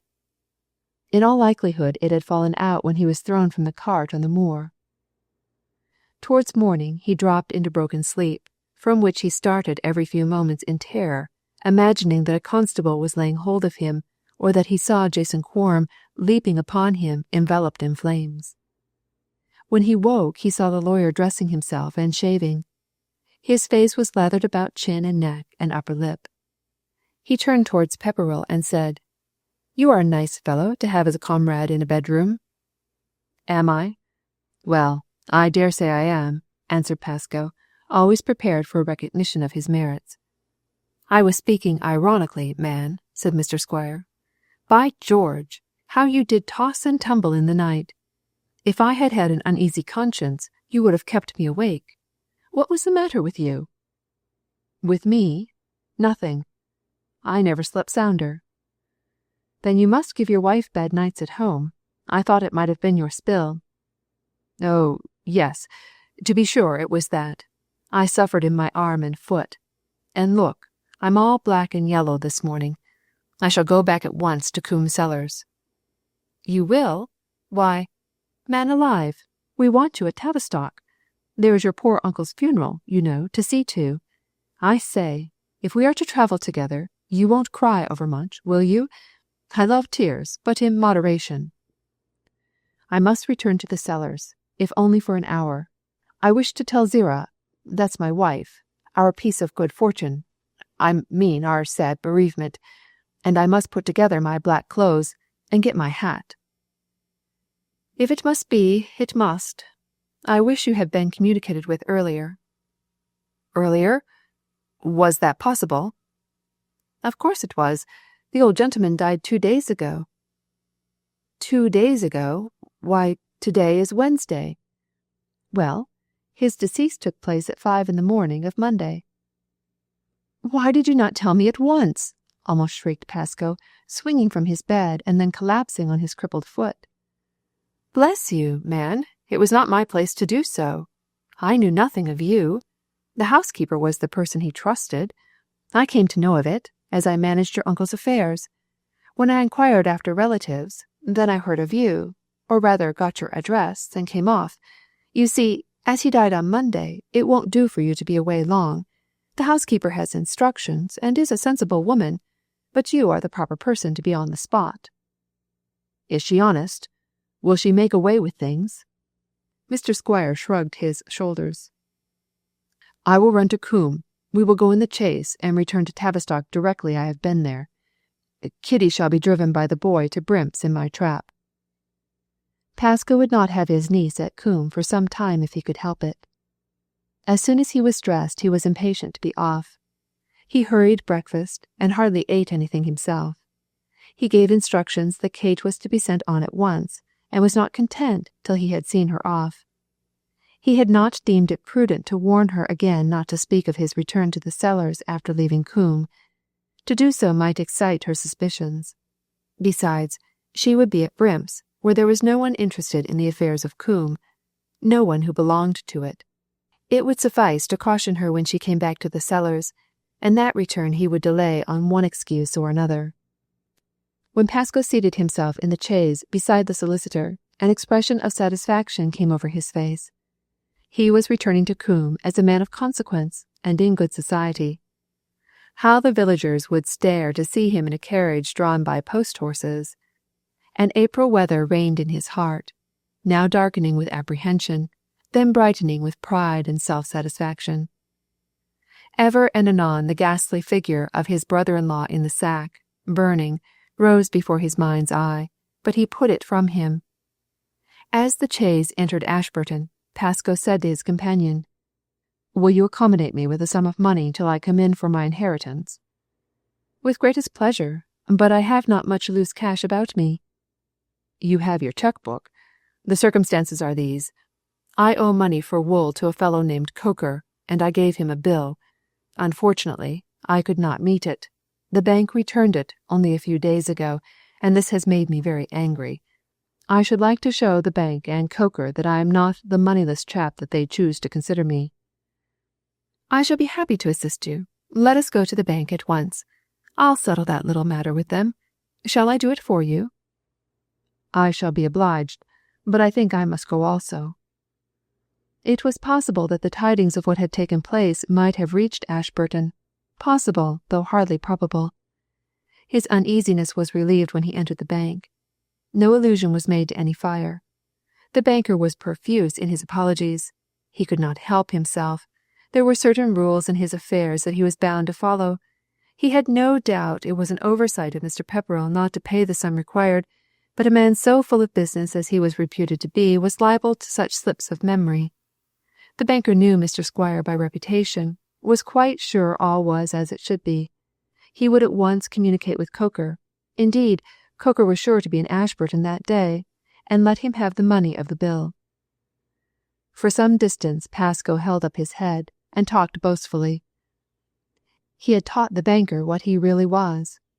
Everyone else knew he was a man of his word and a man of substance. The solicitor was glad of this change in his companion's mood, and talked chirpily. But the change in Pepperell's manner did not last long. As he neared Newton, he leaned back in the carriage. He did not desire to be recognized and saluted with the news of the fire. The chaise drew up for the horses to be watered at the inn which had been rebuilt after a fire. "Will you have a drop of something?" asked the solicitor. "I shall descend for a minute. I suppose we have not got far to go now?" He left the chaise and left the door open. Pascoe closed it, and being affected with sneezing, opened his pocket-handkerchief and buried his face in the napkin as the landlord came to the door. He did not lower the kerchief, but he listened from behind it to the host conversing with Mr. Squire. "Fine morning, sir. Come from far?" "No, nothing very great to-day. Off the moor and through Ashburton." "Going to Tynemouth, sir?" "No, only to a place called Coombe." "Coombe in Tynehead? You haven't many miles more. Nice place. Just heard there's been a fire there." "Indeed? Insured?" "Can't say, sir. My little place was burnt down. A tramp slept in the tallet over the pigs and set it ablaze with his pipe. Happily, I was insured, and now I have a very respectable house over my head. What will it please you to take, sir?" Some rum and milk, I think." Then Mr. Squire and the landlord went within, and Pascoe lowered his kerchief. He wished he had heard more, that the man had entered into particulars, and yet he dared not inquire. Presently the lawyer stepped into the carriage. The host attended him, and in shutting the door caught sight of Pascoe. "Halloo!" he exclaimed. "Mr. Pepperell, have you heard the news?" "News? What news?" "Why, rather bad for you. There's been a horrible fire at your place." "The house?" "I really don't know particulars. They say it's been dreadful. I'm sorry to have to say it, but I hope there's no lives lost, and that you are insured." "Drive on," shouted Pascoe to the postilion. "Drive on. Lose no time. There is a fire at my house." The horses rolled away, and Pascoe no longer disguised his nervousness. It was natural that he should be uneasy. "You needn't trouble yourself," said Mr. Squire. "If lives had been lost, you would have heard, and if you are insured to full value, well—" On reaching the summit of the hill whence Coombe was visible, a sickly scented smoke was wafted into the carriage windows. "By George, I can smell it!" exclaimed the solicitor.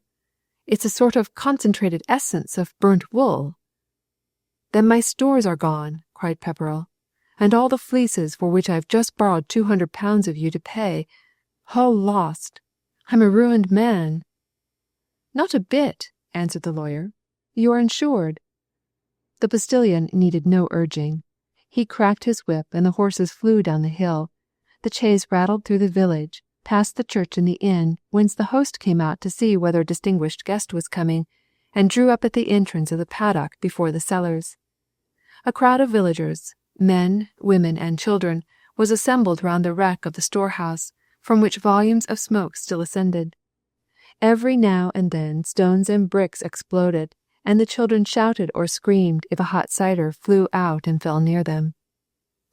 Pascoe burst out of the carriage and rushed toward his house, pushing his way through the assembled crowd, and ran to his door. There stood Zerah, ghastly in her pallor, her usually well-ordered hair dishevelled, with clenched hands held to her breast, a look of despair in her face. Directly she saw her husband, she shrank from him, and when he put out his hands to her, she thrust him away with an expression of horror. "I will not be touched by you," she said hoarsely. "Where is Jason?" "Jason? Am I his keeper?"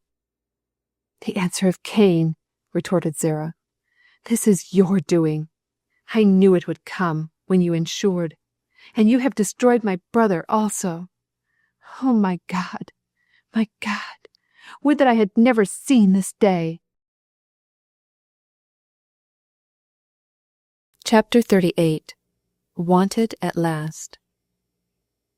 Pascoe thrust his wife within and shut the door behind. Zerah had returned early in the morning and had found that her husband and Kate were away, and the house locked, whilst the stores were in conflagration. Half the parish was present. The fire had broken out some time after nightfall. At least, it had been observed about 9 o'clock by a boy connected with the mill, who ran to the alehouse and roused the village orchestra, which was practising there, and in 10 minutes nearly everyone in the little place was at the cellars. The fire was pouring in dense sheets of flames out of the windows. It had apparently begun below. The wool above dropped into it as the rafters and boards gave way. Nothing could be done to arrest it, but precautions were adopted to prevent the fire communicating with a little rick of straw that Pepperrell had for litter near the stables. The flames and smoke were carried inland, and no apprehensions were entertained of the house becoming ignited. Much comment was made on the absence of Pascoe, his wife, and niece. But that which excited most uneasiness was the presence of Jason Corm's cart and donkey in the yard. If they were at the cellars, then Jason could not be far distant.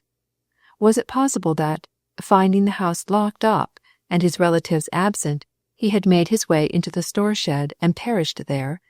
This was the question hotly debated. When Mrs. Pepperrell arrived from the other side of the river, and saw the conflagration, and heard that there was a probability that her brother had fallen a victim, she was driven frantic with terror and grief.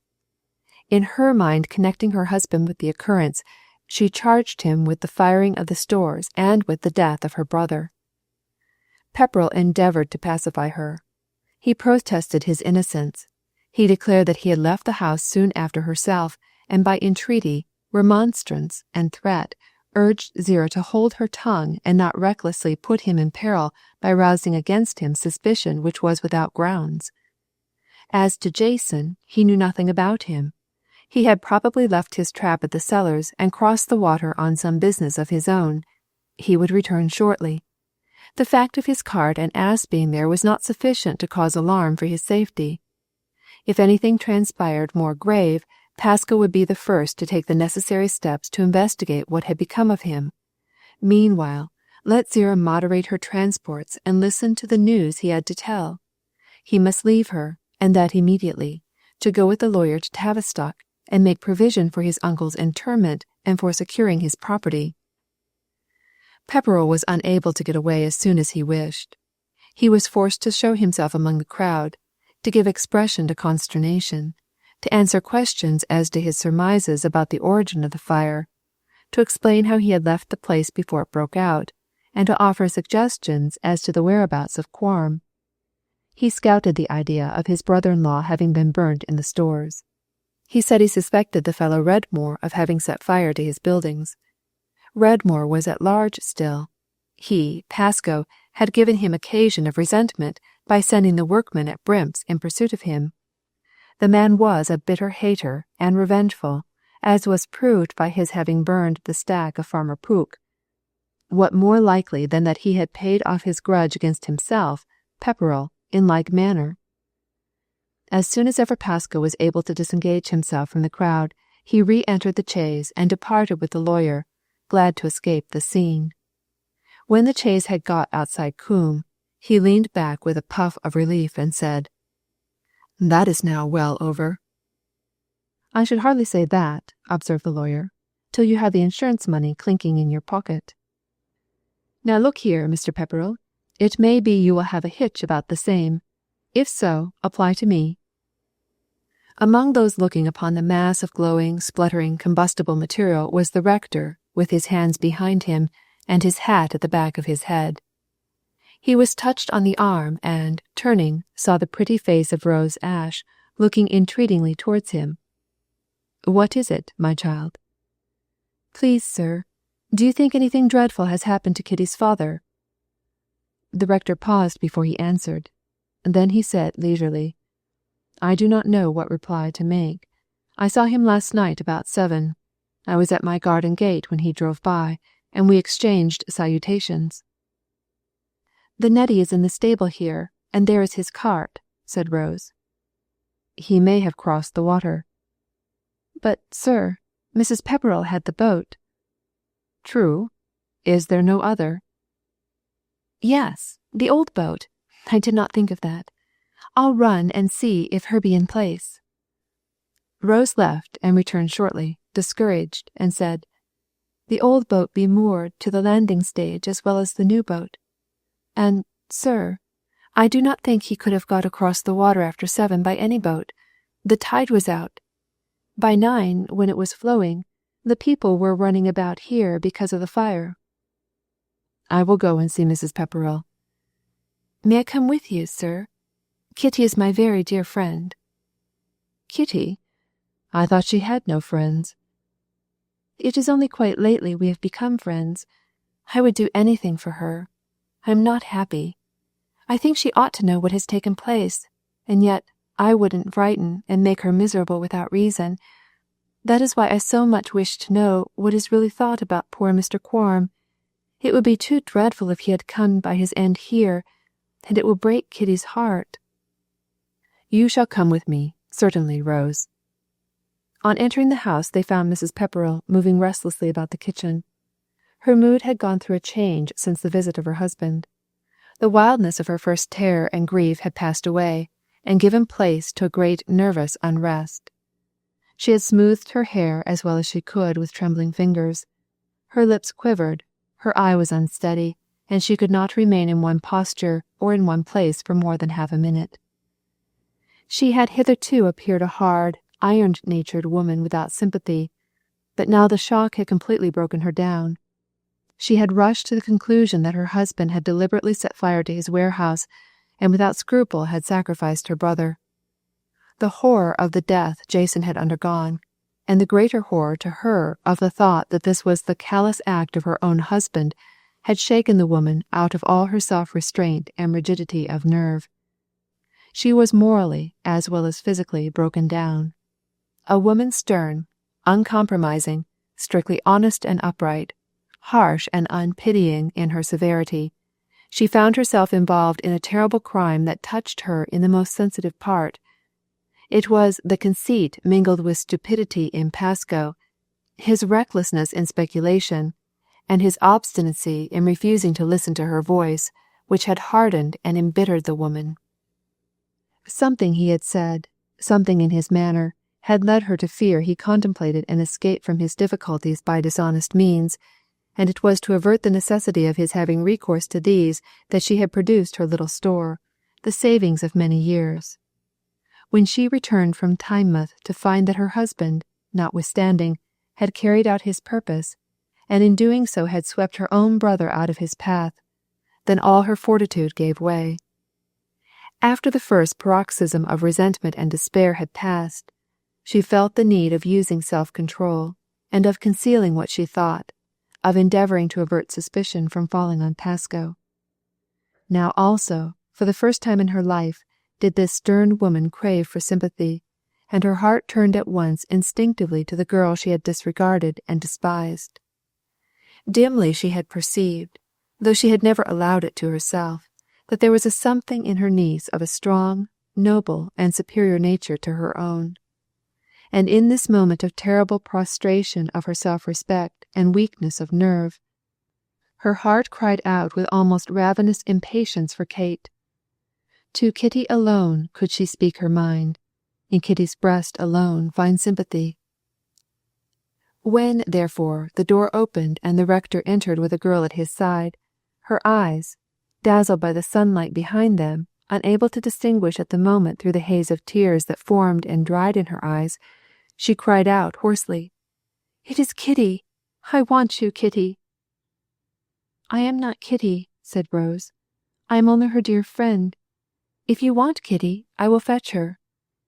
"I do want her. I must have her," said Zerah vehemently. "I have no one. My brother is dead.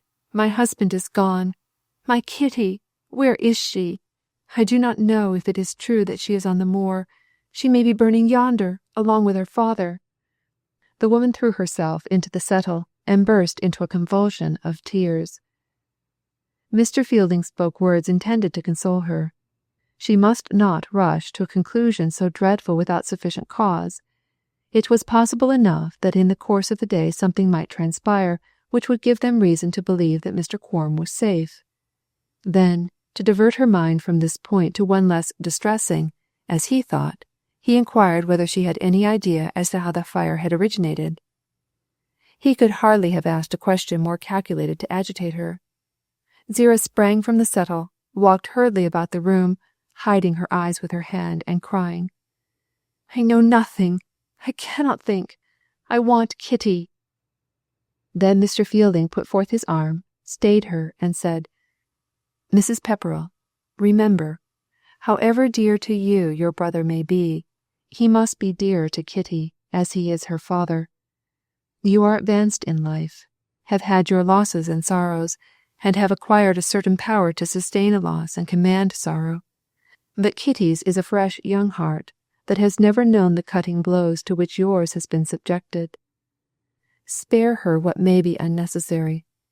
Let us wait over to-day, and if nothing happens to relieve our minds of that terrible fear that clouds them, we will send to Dartmeet for the child. Indeed, she must be brought here, if our fears receive confirmation. All I ask is, spare her what, please God, is an unnecessary agony." Then Rose Ash came up close to the bewildered woman. "Mrs. Pepperell, I will go after Kitty, I promise you, if you will wait over to-day. I am Kitty's friend, as I was once the friend of your Wilmot, and if you will suffer me, I will remain in the house with you, to relieve you, all day, and do what work you desire." "No, no," gasped Zerah. "I must be alone. I will have no one here but Kitty." "You consent to the delay?" The woman did not refuse. She shook herself free from Rose and the rector, retreated to the window, and cast herself on the bench in it, and cried and moaned in her hands held over her face. When Rose proposed to Mrs. Pepperell that she should go to Brimp's to fetch Kate, a scheme had formed itself in her brain. She would ask John Pooke to drive her. At the time of our story, two-wheeled conveyances, gigs, buggies, tax-carts, were kept only by the well-to-do, and there were but 3 in all Coombe, the parson's trap, and those of Pascoe Pepperell and Yeoman Pook. Her own father, the miller, though a man of substance, had not taken the step of providing himself with a trap. To have done so would have been esteemed in the parish an assertion of wealth and importance that would have provoked animadversion, and might have hurt his trade. The miller is ever regarded with mistrust. His fist is said to be too much in a meal sack, and had he dared to start a two-wheeled conveyance, it would at once have been declared that it was maintained, as well as purchased, at the expense of those who sent their corn to be ground at his mill. But now that Rose considered her scheme at leisure, it did not smile on her as at first. At the moment she proposed it, the prospect of a long drive by Jan's side, of union in sympathy for Kitty, had promised something. Now that she reviewed her plan, she foresaw that it might be disastrous. Kate, when she heard tidings of the fire and the news of the disappearance of her father, would be thrown into great distress, and a distressed damsel is proverbially irresistible to a swain. It might undo all that Kate had done, make Jan more enamoured than ever, and he as a comforter might gain what he had failed to win when he approached as a lover. Rose was a good-hearted, if a somewhat wayward girl. She desired to do a kind thing to Kitty, but not at such a cost to herself. She turned the matter over in her head, and finally reached a compromise. She would ask Jan to drive her to Brimp's so as to fetch Kate, but lay the injunction on him, for Kitty's sake, not to say a word relative to the loss of her father. Grieved Kate would be to hear of the burning of the storehouses, but not heartbroken. The consumption of so much coal would not extort tears. A sorrowful girl is only interesting. A broken-hearted one is irresistible. Chapter 39. 1 for thee, and 2 for me. Rose and Jan were side by side in the trap that belonged to the Pooks. In his good nature and readiness to do whatever was kind, Jan had promptly acceded to Rose's request that he should help her to bring Kitty home. It was not right, she said, that the child should be left on the moor when her father was dead and her aunt in despair. You know, Jan, she said, pressing against the driver's side and speaking low and confidentially, I am dear Kitty's very, very best friend, I may say, her only real friend, and I have to fight her battles like a Turk.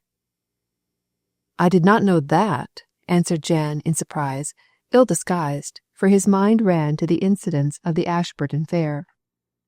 You boys don't know everything. I love Kitty dearly, and I believe she loves me. We have no secrets from each other, and now that she is in trouble, my heart flies out to she, and I want to be with her and break the news to her very, very gently. I thought, began Jan, then paused. Rose looked up in his dull, kindly face and said roguishly, Oh, Jan, a penny for your thoughts. No, really, I will give 1/2 crown.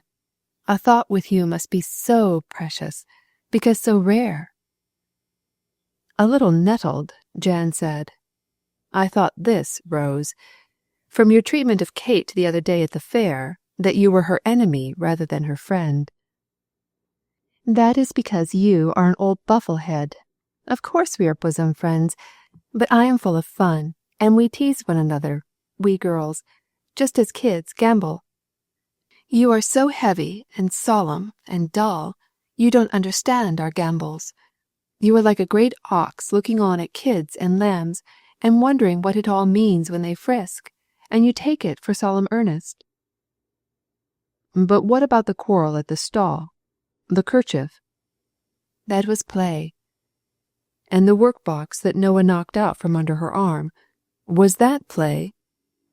Purely.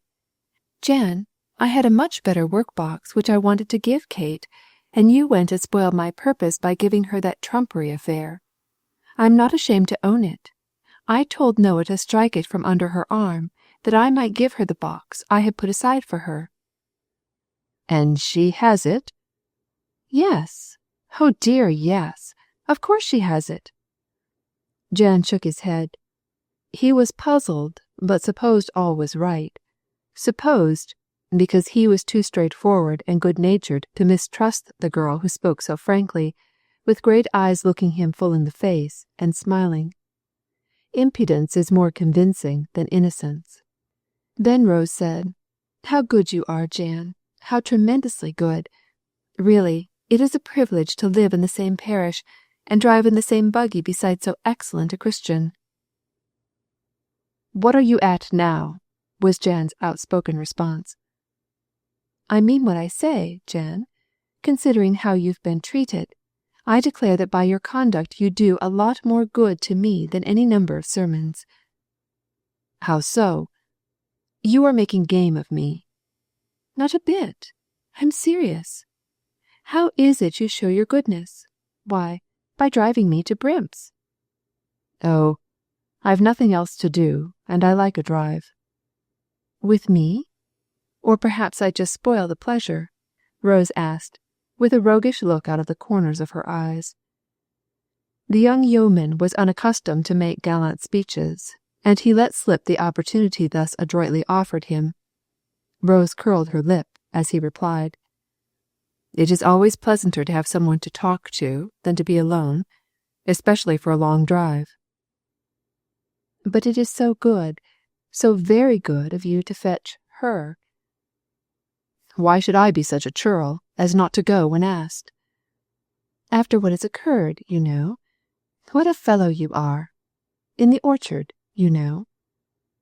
Pook turned blood red. A fly was tickling him. He raised the butt end of his whip and rubbed his nose with it. "Get along, Tucker," he shouted. Tucker was the horse. "I hope I shall profit better from your example than I have from all the parson's sermons," pursued Rose. "What are you at?" asked Pook, uneasily, conscious that some ulterior end was in his companion's view, as she thus lavished encomiums on him, and then dug into his nerves a needlepoint of sharp remark. "What am I at? Oh, Jan, nothing at all, but sitting here with my hands in my lap, so happy to have a drive, and in such excellent company so good." "I don't understand what you mean." "It is not every man would lend his cart, nay, drive himself, to do a favour to a girl who had treated him outrageously." "When did you treat me so?" "I? Oh, Jan, not I. I could not have done that. 1,000 times no." Rose spoke in pretty agitation and fluttered at his side. "I mean Kitty." "Kitty? Get along, Tucker. It's no use your trying to scratch yourself with your hind hoof and run at the same time." He addressed the horse, which was executing awkward gymnastics. "Excuse me, Rose. I must dismount. There's a briar stinging Tucker."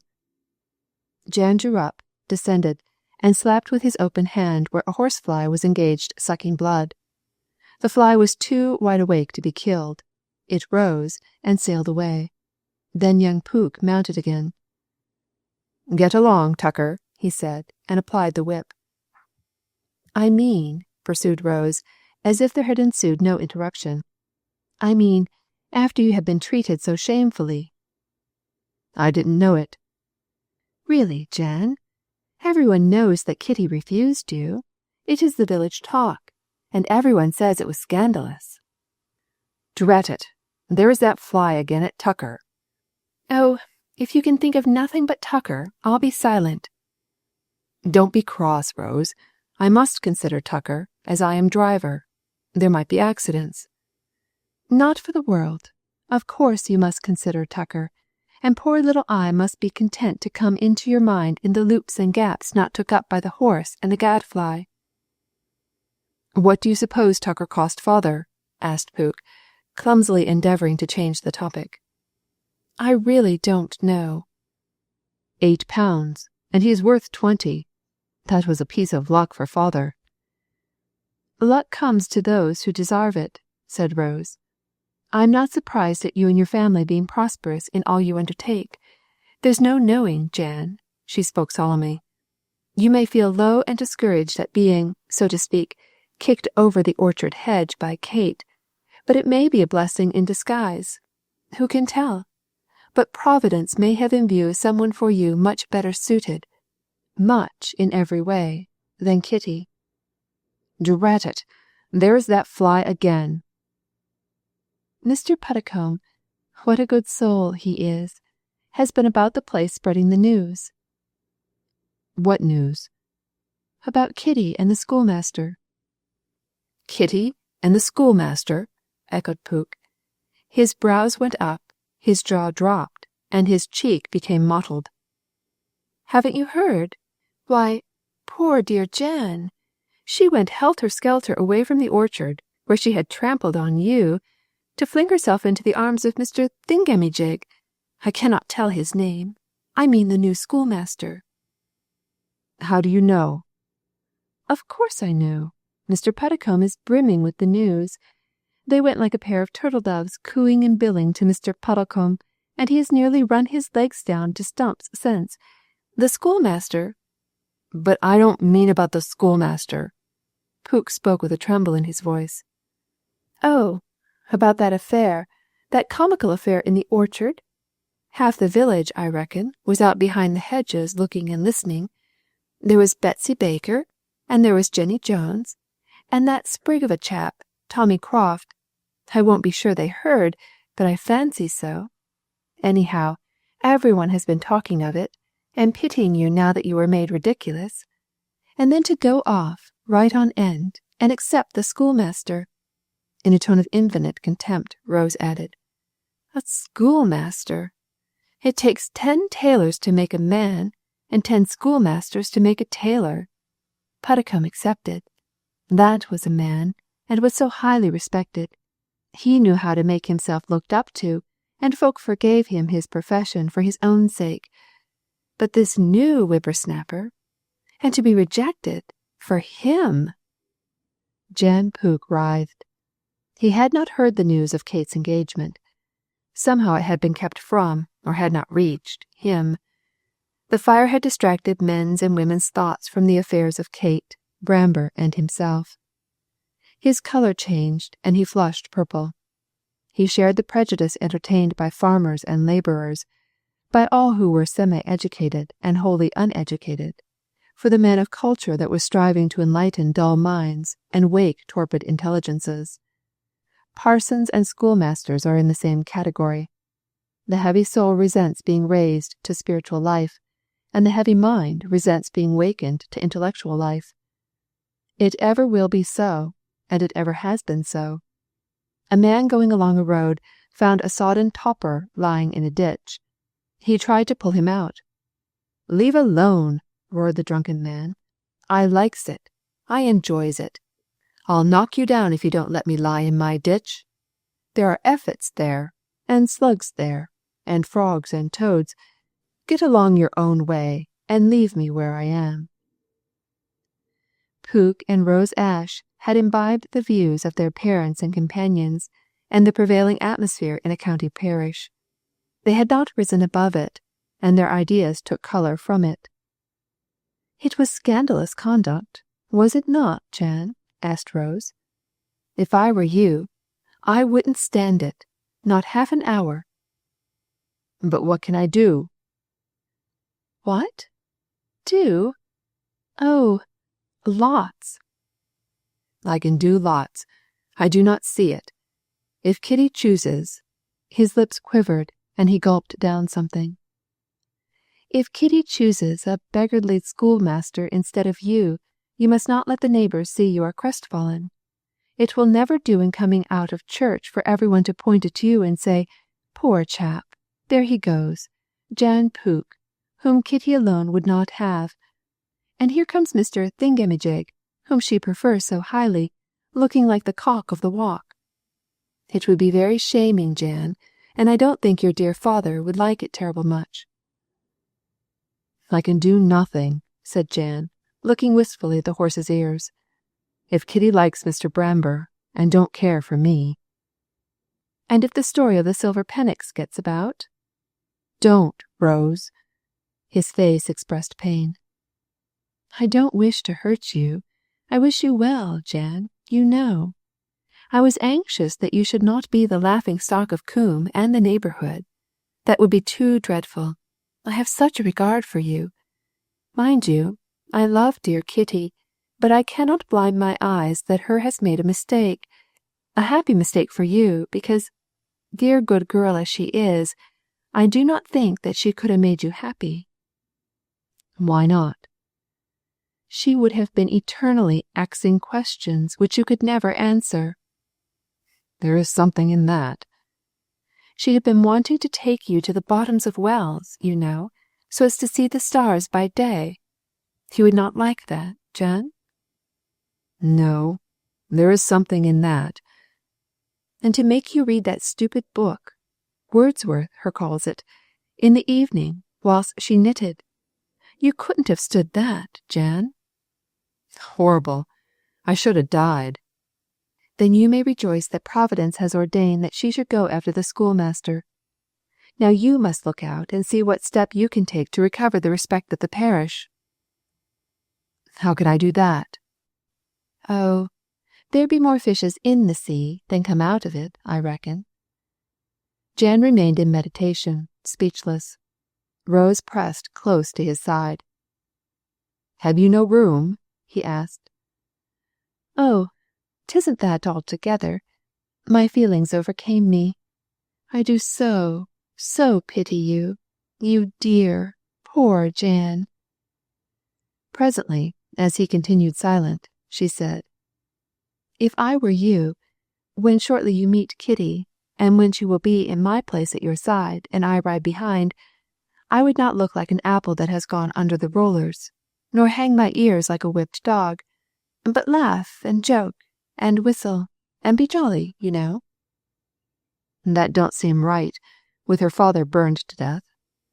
"She knows nothing of that, and is to know nothing of it from us. The proper person to tell her is Mrs. Pepperell. So mind, Jan, not a word about Mr. Quarm. Understand? Not a word. So look cheerful and whistle." "What shall I whistle? Jackson's Tea Dum?" "Of course not. Something lively. The Green Bushes." "Why the Green Bushes?" "Oh, silly Jan." And then she began to sing. "The old lover arrived, the maiden was gone. He sighed very deeply, he stood all alone. She is on with another, before off with me. So adieu, ye green bushes, forever," said he. Green Bushes. That is the orchard, Jan, where grow the silver pennocks. "Drat that fly!" exclaimed Jan, flicking with his whip. "Her's at it again." Chapter 40. A Great Fear. Kate was among the felled timber at Brimp's, skipping about the logs, stooping, then rising again, and withal singing merrily, when Jan and Rose, having put up the horse at Dartmeet, came up the valley to join her. The peeled trunks lay white as bones on the surface of the moor, and a fresh and stimulating odour was exhaled from them. The bark was piled up in stacks at intervals. The whortleberry was flowering in the spring sun. The heather was still dead. Horns of ferns, brown and curled like pastoral staves, stood up between the trunks. After the first greetings had been exchanged, Rose asked Kitty, "What in the world are you doing here, bobbing about? In search of long cripples?" "Vipers." "No, I don't want them. I have startled some basking in the hot sun, but they slip away at once and do no harm. I am counting the rings on the trees." "What for?" "To learn their age." "Who cares how old the trees are?" "I do, and thus one can find out in what years the trees grew fast, and which summers were wet and cold." "Really, Kitty, you are going silly." "It is interesting," pursued Kate. "And then, Rose, I do not altogether believe in the rings telling the age truly. I think the oaks are much older than they pretend to be." "Like old maids," suggested Rose. "Yes, Rose. After a certain age they cease to grow. cease to swell. They just live on as they were, or go back in their hearts. Then they make no rings. The rings tell you for how many years they went on expanding, but say nothing about those when they were at a standstill. Then, look here. The rings are on one side much thicker than on the other, and that is because of a cold and stormy wind. They thicken their bark against the wind, just as I might put on a shawl. Oh, by the way, touching a shawl, but Kate was too eager and interested in her subject to bear interruption. I have the oddest and most wonderful thing to show you, Rose. You do not care about the rings, but this you will be truly pleased to see. What is that? Follow me. Kate skipped among the prostrate oaks till she reached one large trunk. As she skipped, she sang merrily, All in the wood there grew a fine tree. What song is that, Kate? Asked Rose. It is one that the woodcutter taught me. All in the wood there grew a fine tree, the finest tree that you ever might see, and the green leaves flourished around. All on this tree there grew a fine bough, and all on this bough there grew a fine twig. Then it goes on to tell how on this twig there was a fine nest, and how in this nest there was a fine bird, the finest bird that you ever did see. And on this bird there grew a fine feather, and out of the feather was made a fine bed, and on this fine bed was laid a fine babe, and out of the babe there grew a fine man, and the man put an acorn into the earth, and out of the acorn there grew a fine tree, and the tree was of the acorn of the man, and the man was from the babe, and the babe was on the bed, and the bed was of the feather of the bird, and the bird was in the nest was on the twig, and the twig was on the bough, and the bough was on the tree was in the wood. And the green leaves flourished around, around, around, and the green leaves flourished around. What nonsense, Kate! It is not nonsense. There's a great deal in it. The song goes on without an end, always the same, just as at the end of the psalm, as it was in the beginning, is now, and ever shall be. See, this is what I have to show you. She pointed to some lettering that ran round the white peeled trunk, brown as coffee. Somewhat large and strained the characters seemed, and Rose was not able to decipher them, but she said, However came letters to be there, under the bark? That is the great curiosity, answered Kate. Someone cut them in the bark with his knife when the tree was young, 200 years ago. The tree has grown big since then, and has healed up its wounds, but it still bears the scars, and it has drawn its bark round it, and for years upon years has hidden what was written from the eyes of man. Only now that the dear old oak is hewn down, and the bark is stripped away, is the writing revealed which was cut on it 200 years ago. What are the words? Listen, I have spelled them out. O tree defying time, witness bear, that two loving hearts, 1643, did meet here. Is it not wonderful? The tree was trusted, and it has fulfilled its trust, and would have done so till it died. 200 years ago, two young lovers met here, and the youth cut this on the bark. 200 years after, it gives up its witness. If it had not been cut down, 200 years hence, it would have done the same. Rose looked at Jan, and took his hand and sighed. Jan, let us sit down on this tree. This touches me. Does it not you, Jan? What? Your hand? No, silly. I mean about the lovers. Then Kate began to sing. All in the wood there grew a fine tree, the finest tree that you ever did see, and the green leaves flourished around, around, around. Then Kate said, clapping her hands, Is there not a great deal in that song of the tree in the wood? I suppose in paradise that Adam stood by the tree of life, and felt happy when he held Eve by the hand and looked into her eyes. If he could have written, he would have cut these same words in the bark of the tree of life. And years went by, and it was always and ever the same story. The young grew old, and then others came in their places, and loving hearts met, and again in an endless whirl, and an ever-returning tide, and a perpetual circling of the stars in heaven, and the new flowers coming after the old have died, as it was in the beginning, is now, and ever shall be. Then Jan started up, drew his hand from Rose, and said, "We have come for you, Kitty. As soon as the horse has had a feed, we must be off." "Is there such a terrible hurry?"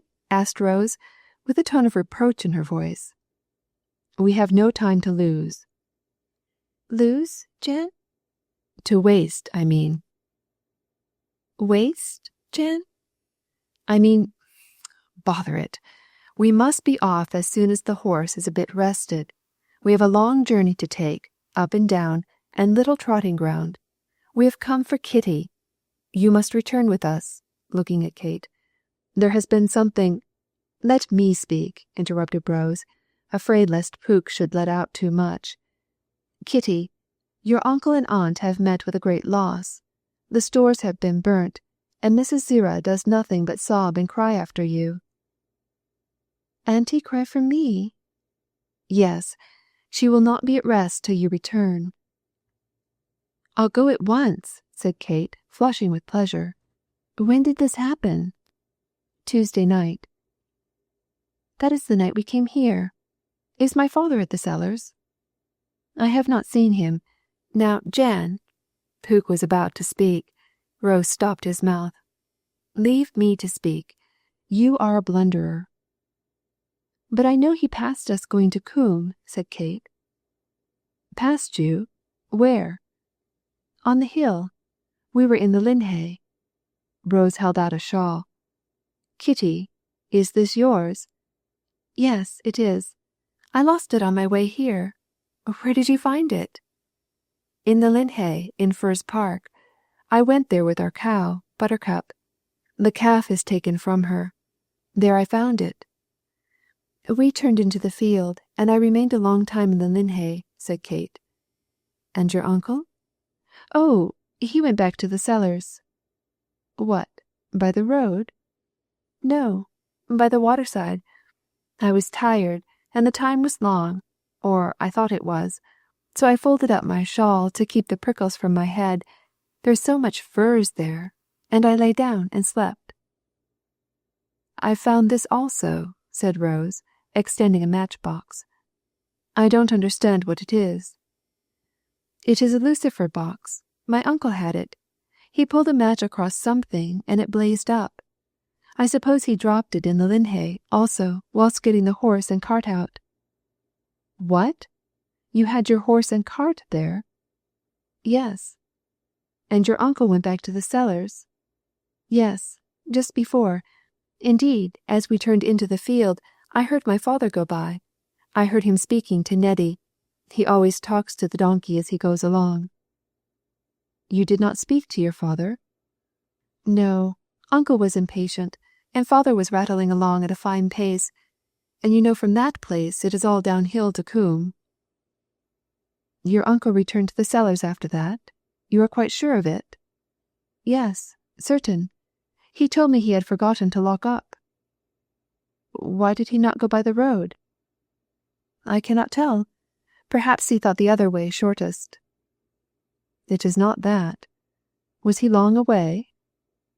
"I cannot tell. I fell asleep. Have you not anything to tell of my father? I know he went to Coombe." "I have told you. I have not seen him." "Where can he be?" Neither answered that question. Even into Jan's dull brain there penetrated an idea that some mystery connected with Pascal Pepperrell was involved, that it was singular that he, his wife, and niece should have all left the cellars before the fire broke out, and that Pascal should have returned there secretly after having left. He said nothing. If he tried to think, his thoughts became entangled, and he saw nothing clearly. An uneasy feeling pervaded him, which he was unable to explain to himself. During the first part of the journey back to the cellars, Kate talked. She sat beside Jan Pook. Rose was behind, keeping a ready ear to hear what was said and interfere should she deem it expedient. "Where can my father be?" asked Kitty. As no answer was given to her query, she said further, "It is very strange, and I cannot understand how he is not there. He must have been at Coombe just before the fire broke out. I know he passed along the road. Where are the donkey and the cart?" "They are at the cellars," answered Jan. "Then my father must be there. He cannot be far off. He cannot get about easily, as he is so lame." "I suppose he must be somewhere," was the wise observation of Pook. "Hasn't my aunt seen him?" "No, Kitty." "Nor anyone?" Jan hesitated, and presently said, "I did hear something about the parson having spoke with him, but I don't know the rights of it." "He must be there. He cannot be far off. We shall see him when we arrive.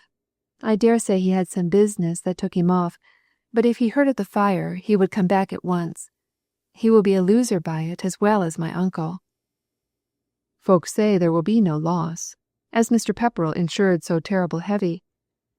They do tell that he is insured for £2,000, and that only about £50 worth of goods is burnt." Kate shrank together. Rose touched Pook significantly to hold his tongue. After that, Kitty remained very silent. A feeling of unrest took possession of her, even of alarm, at some impending catastrophe. That her uncle had been in difficulty she knew. That he was in want of money to pay for the timber before he could realize on it, and to meet his dishonoured bill for the wool, she knew. A chill ran through her veins. After a long period of silence, Rose said to her, "Kitty, is it true that you and the schoolmaster went to old Mr. Puddicombe about being engaged?" "Yes," answered the girl addressed. "He took it as a mark of proper respect?" "Yes." "Jan, dear," said Rose, touching Pook, "as soon as we get to Coombe, you and I will go and call on Mr. Puddicombe. It will please him. He was the first who heard about your engagement, Kitty?" "Not quite that. We told Mr. Fielding." "Oh, the parson.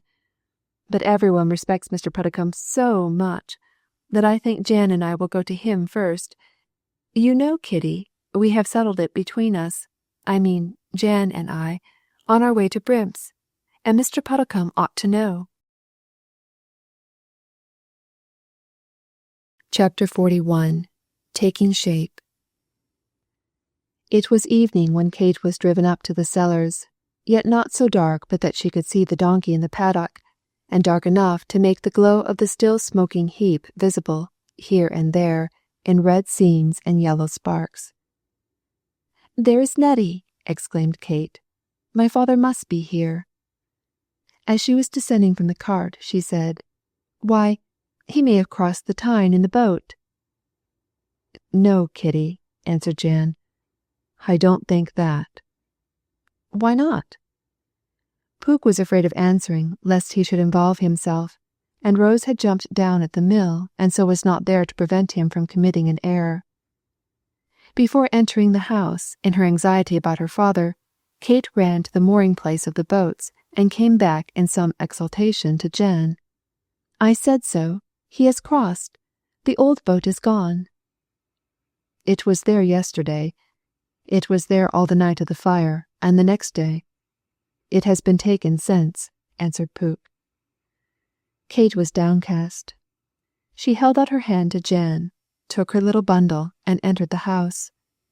Her aunt had not come out to meet her. That she had not expected. No one in that house had shown her graciousness and desire for her presence, and she had ceased to expect it. When she entered, it was with a hesitating foot. She thought that Rose, out of good nature and desire to please, had represented her aunt as more desirous to have her than she really was. Having never met with affection on the part of Zerah, hardly with recognition of her services, She did not anticipate a complete change in demeanour. She was surprised to find that her aunt had not lighted a candle. She called to her, when Zero replied, with a cry that thrilled Kate to her heart's core. "Is that my Kitty? My child has come back to me." In another moment aunt and niece were locked in each other's arms, sobbing out their hearts. Kate, through joy, dashed with dread of evil. Zira, through joy at seeing her niece again, a joy that sprang out of despair. A singular relation now developed itself between them. After a very short while, Kitty perceived that there was something on her aunt's mind, that Zira was weighed down with a sense of some calamity far exceeding that of the loss of so many tons of coal and so many fleeces of wool. The woman was suddenly become timid and apprehensive. It gave her pain to speak of what had taken place, and she avoided by every kind of subterfuge expressing an opinion as to the cause of the fire, and as to the extent of the damage done. She had for some years faced the prospect of financial ruin, and if this had come upon her, Kate was sure she would have met it, not indeed with equanimity, but with sullen assurance that it was inevitable, and have prepared herself to accept the new position of poverty. But that which occupied and disorganized the heart of Zira was something else, something more fearful. Kate saw that she shrank not only from allusion to the fire, but from inquiries as to the fate of her brother, and whenever Jason was named or referred to, the woman caught her niece to her bosom and covered her with kisses, wept, trembled, but said nothing. Mrs. Pepperell took Kate from her little attic room to share her bed during the absence of Pasco, and the girl found that the trouble which weighed on her aunt during the day haunted and tortured her during the night. Zira slept little, tossed in her bed, and if she slept, broke into moans and exclamations. Meanwhile, Kitty did not rest from making inquiries relative to her father. She visited the rector, and ascertained from his lips that he had seen and exchanged words with Jason Quorum on the evening of the fire, in fact, only an hour or two before the fire must have broken out. But where was her father? The old boat was gone, that was true, but it was in its place on the morning after the fire, as well as all that night. It had been taken later, and there was, perhaps, not much to marvel at in this, when the cellars were crowded with all conditions of sightseers and mischief-doers pervading the precincts. Dishonest men might have taken advantage of the confusion to purloin the boat, or mischievous boys might have loosed the cable and let her drift with the tide where it chose to sweep her. Inevitably Kate became aware of the opinion prevailing in the village, that her father was burned to death in the storehouse, and it was hard for her to come to any other conclusion. She went to Mrs. Redmore to inquire whether he had been to his old cottage, but the timid, not very bright woman nervously denied any knowledge of him. Her distress was very great, but she sought to conceal it from her aunt, who wanted nothing to augment her own trouble. Hitherto the fire had smouldered on in the ruins, but it became less, and though the charred mass still gave out gusts of heat, there was no more smoke rising from them, only a quivering of the air above the ashes. The fire was naturally the main topic of conversation in the neighbourhood. Minds as well as tongues were exercised. Comments were made on the absence of Pasco, which were rendered hardly more favourable by the knowledge that he had gone to a funeral.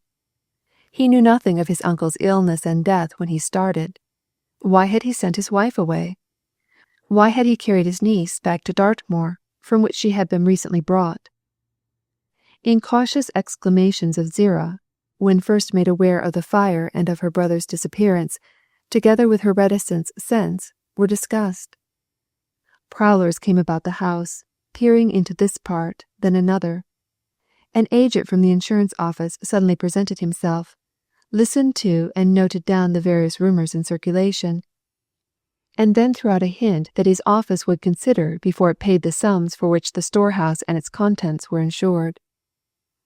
The rector called on Mrs. Pepperell, and without appearing to intrude on her troubles, endeavoured to gain from her something which might elucidate the mystery of Quorum's disappearance. Her mouth remained shut, and her eyes scrutinized him with suspicion. Mr. Pooke Senior was constable, and he considered it his duty to intervene. He owed a grudge, nay, two, to Pascoe Pepperell, and this fire was an opportunity for paying it off. He was angry with Pepperell because he had not shown him the deference that Pooke considered his due, and had wrested from him the office of churchwarden. A triumph indeed would it prove were he able to make Pepperell amenable to the law. Moreover, Pepperell was uncle to the chit who had dared, positively dared, to refuse his son. He had not desired the engagement. He had disliked the idea of it. He would have vastly preferred his son's union with the miller's daughter, but that Pepperell's niece, the daughter of that donkey driver, Jason Quarm, should have the temerity to refuse his son was a fact he could not stomach. It was a spot on his mantle of pride.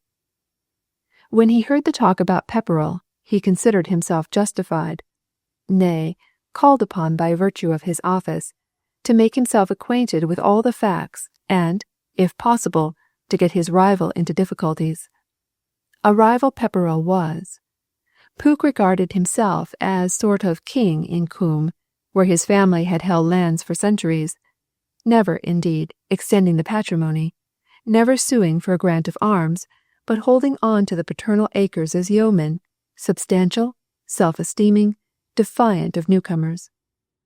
Pascoe was not exactly in this latter category, but he was a man who gave himself great airs, who showed the yeoman no deference, and took delight in thwarting him, and heading a clique against him at the vestry, and generally in the parish. Pooke listened attentively to all that was said relative to the fire, and prejudice against the man induced him to believe that Pascoe had fired his own stores in order to obtain the insurance money. By what means Quarm was made the victim, he could not tell. If he could prove Pepperell to be a rascal, it would be great satisfaction. But if he proved him to be a villain guilty of murder, that would be ecstasy. Without warning given to Mrs. Pepperell, Mr. Pooke made a descent on the cellars, attended by 4 of his men armed with shovels and picks. He did not even ask her leave to overturn the ruins and search among the heaps of ash for the remains of the man who, it was surmised, had perished in the fire.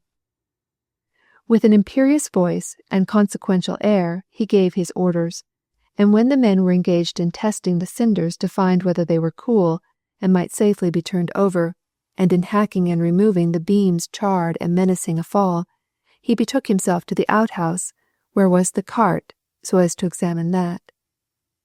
He returned speedily, carrying a bundle fastened in a handkerchief, and this he proceeded to open.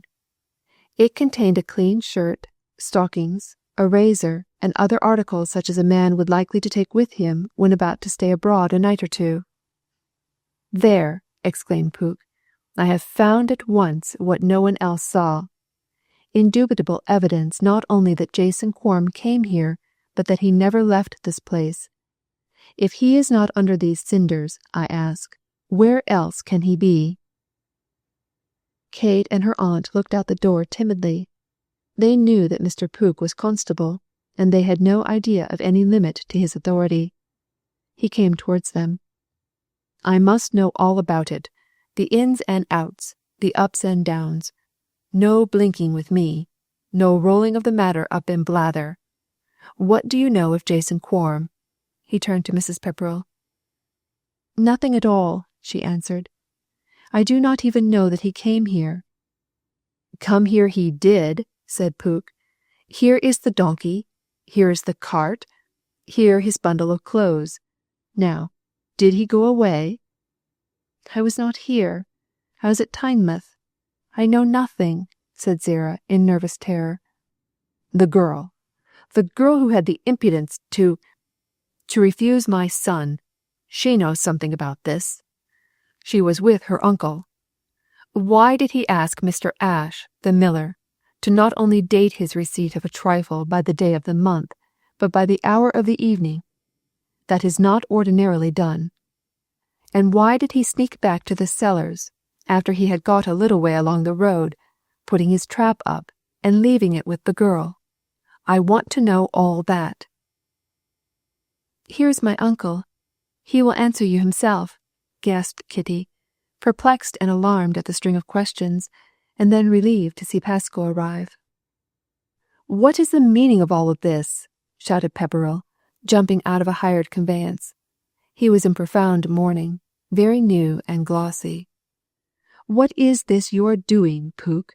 Where is your authority?" "I am constable." "A constable without a warrant? Off! Leave my ground at once. I'll communicate with my solicitor and have a summons taken out against you. My solicitor is not a man to understand jokes, nor am I."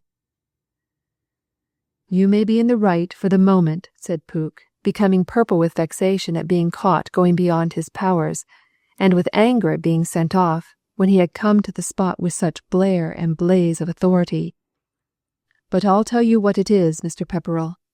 There are queer tales abroad about you and this fire, and we want to know, where is Jason Quarm?" "Quarm? Gone to Portsmouth." "To Portsmouth? Of course. We are in treaty with the dockyard for our timber at Brimps." "I don't believe it. He is burnt. Here." "Burnt? Fudge. He said he was going to Portsmouth." "He said that. When did you see him?" "I mean I heard from him to that effect. Now be off. I'll have no overhauling of my premises. I'll have no cross-questioning here. I have a solicitor of my own now, and he shall know the reason of everything. Get you gone, and be blowed." Chapter 42. An Ugly Hint. Talking loudly, laughing noisily, boisterously threatening proceedings against all trespassers, Pascoe Pepperrell came in at his door. "For heaven's sake, what are you doing?" was his first salutation from his wife. "How dare you behave as you do? You... He saw at once that she believed in his guilt, and designed to caution him against overacting his part. A great transformation had taken place in Pepperrell. Now that he had done the deed, all dread of the consequences seemed to have been swept away. He must assume an innocent part, look people full in the face, and resent suspicion as an insult. The fact that he had come in for a handsome legacy assisted him to shake off the consciousness of guilt. He was now a man worth £3,000 or £4,000, and when the assurance was paid he would be worth an additional 1,000. What could be proved against him? Nothing. Suspicion might be entertained, but what was suspicion when it had nothing substantial as a basis? "Give me a jug of cider," he commanded, and Zira hastened to obey. She put a tumbler on the table beside the jug. Pascoe leisurely poured out a glass and held it up between himself and the light, and was pleased to observe how steady his hand was. "Zira, come and look here. There is rope in the liquor. It is turning sour." Kate looked fixedly at her uncle's face. The child was in distress and doubt. Was her father alive, or had he died a death of the worst description? Was he away on his business, carrying out some risky speculation, or did his bones lie resolved in ash in the great cinder heap that had smouldered on so long and was but just extinct? She had not met with anything in her uncle's character which would justify her in attributing to him so deliberate and desperate a crime as firing his own warehouse, and sacrificing, intentionally or accidentally, the life of his brother-in-law. And yet his wife, who ought to know him best, had arrived at the worst conclusion, and though she said nothing, Kate saw by her manner that she was forever estranged from her husband, and regarded him as guilty of the crime in its worst form. Zira had retained Kitty in her room, and had more than once said to her that after the return of Pascoe she would make him occupy Kate's old attic. She would no longer treat Pascoe other than as a stranger. Her reception of him now showed repugnance and restraint, the shrinking of an upright nature from one tainted with dishonesty and exhibiting restraint from saying all that was felt.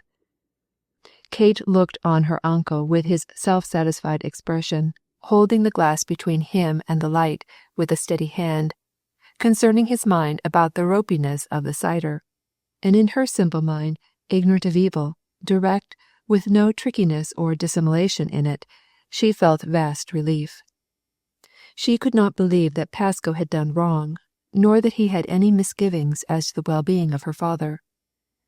She drew a long sigh and passed her hand across her brow, as though to brush away the cloud that had hung over it and darkened all her thoughts. In the new confidence established between herself and her aunt, Kate had whispered to her that she was engaged to Walter Bramber, but the news seemed to make as little impression on Zerah as it had on Pasco, and for the same reason, that each mind was engrossed in other more immediately interesting matters. The girl submitted with that resignation which characterized her. She made little account of herself, and did not suppose that what concerned her could excite lively emotions in the heart of her uncle and aunt. Even Mr. Puddicombe had shown more sympathy and pleasure, but then Kate could make allowance for the preoccupation of her aunt's mind consequent on the fire. Kate now timidly approached her uncle, keeping her eyes riveted on his face, and, standing on the other side of the little round table on which was his jug, she asked, "Are you quite sure my dear father is all right?" Pasco looked sharply at her. "Questions again?" he said hastily, and a flush came into his cheek. "I have a right to ask this question," said Kate firmly. His eye fell under hers. He set down the glass unsteadily and upset the cider. "Hang it! Why have you a right?" "I want to know that my father is alive." "I say he's gone to Portsmouth." "But how did he go?" "That was his affair, not mine. The atmospheric, I suppose." "He could not cross during that night, at least, not till near dawn, and so must have been here when the warehouse was burnt." "I don't see that. There are other ways of getting away. He went on to Sheldon." That was certainly possible. Quorum might have pursued the right bank of the river to where it could be crossed at any tide, but this was not probable. An interruption was occasioned by the entry of the rector. After the usual salutations, he at once turned to the topic which had been engaging thoughts and tongues before he appeared. "I have no desire to intrude," said he, "but I have come to prevent a scandal, if possible, and perhaps a quarrel. Mr. Pooke is in a great heat, and vows he will have a search warrant to turn over the heaps, as you have refused him to explore them. You are churchwarden, Mr. Pepperell, and I not only desire to prevent unpleasantness on your own account, but on that of the church. You have, I believe, sent Mr. Pooke off." "I have." "But why so? He may have acted irregularly, but it was with good intentions, and you were absent." "He had no right to touch what was mine." "No doubt he erred, but you were absent, consider, and your wife, your niece, the whole village, were in excitement and alarm. He did what seemed fit to allay this unrest, to find out whether Mr. Quorum had been here or not." "It is no good. He'll get no warrant, unless magistrates be fools. He has no case, not the ghost of a case. Jason went to Sheldon, and so over the water." "You are sure?" "I fancy he did. I heard he wanted to reach Portsmouth, and the tide was out when he got here, so he could not cross in the ferry. He went on. At Tynemouth he would get into the atmospheric." "That is readily ascertained. We have but to send to Sheldon and inquire. The boatman who took him across can be found. If he crossed the wooden bridge, then the man who takes toll will be able to say something." "He may have gone round the head of the estuary." "Not likely, if he left his cart and donkey here." Pepperell was unable to answer. He was a heavy-headed man, not quick at invention. "Then," continued the rector, "the warehouse did not catch fire of itself. Someone must have fired it." "Of course," said Pepperell. "I may as well tell you," continued Mr. Fielding, "that Mr. Bramber, the schoolmaster, came to the cellars the evening of the fire." "The deuce he did!" "Just after dusk." "And what brought him here, the puppy?" "He came," answered Mr. Fielding, "because he wished to see Kitty and you." "Pray, what did he want with Kitty?" "Surely, Mr. Pepperell, you know that the two young people have come to an understanding." Pasco shrugged his shoulders. I may have heard something of the sort, but I have other things more important to interest and occupy my mind. I gave it no heed.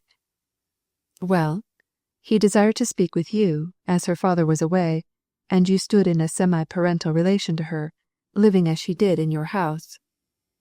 Well, he found no one here, observed Pascoe, with some uneasiness of manner.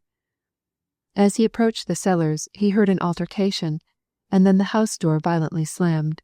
Then, thinking the occasion unpropitious, he turned back. It was fancy. No one was here. My wife was over the water, and I on my way to Brimps. If you doubt my word, ask Mr. Ashe. He receipted my bill, and I had a talk as well with the landlord. That is true, Mr. Pepperell, but Jason Quorm was here. I saw him drive past my gate, and cast a good evening to him. If an altercation took place here, he was probably one of those engaged in it. I took it for granted that you were the other. I? stuttered Pascoe. Yes, because you returned to the cellars after you had gone to the head of the hill. Who said that? It is a lie. Kitty, I understand, said as much to John Pook. Kitty said it? Kitty told Jan and Rose as she was being driven home from the moor. So I have been informed. It's a lie, roared Pascoe, glaring round at the girl with a curl up of his thick lips, showing his teeth like a dog about to bite.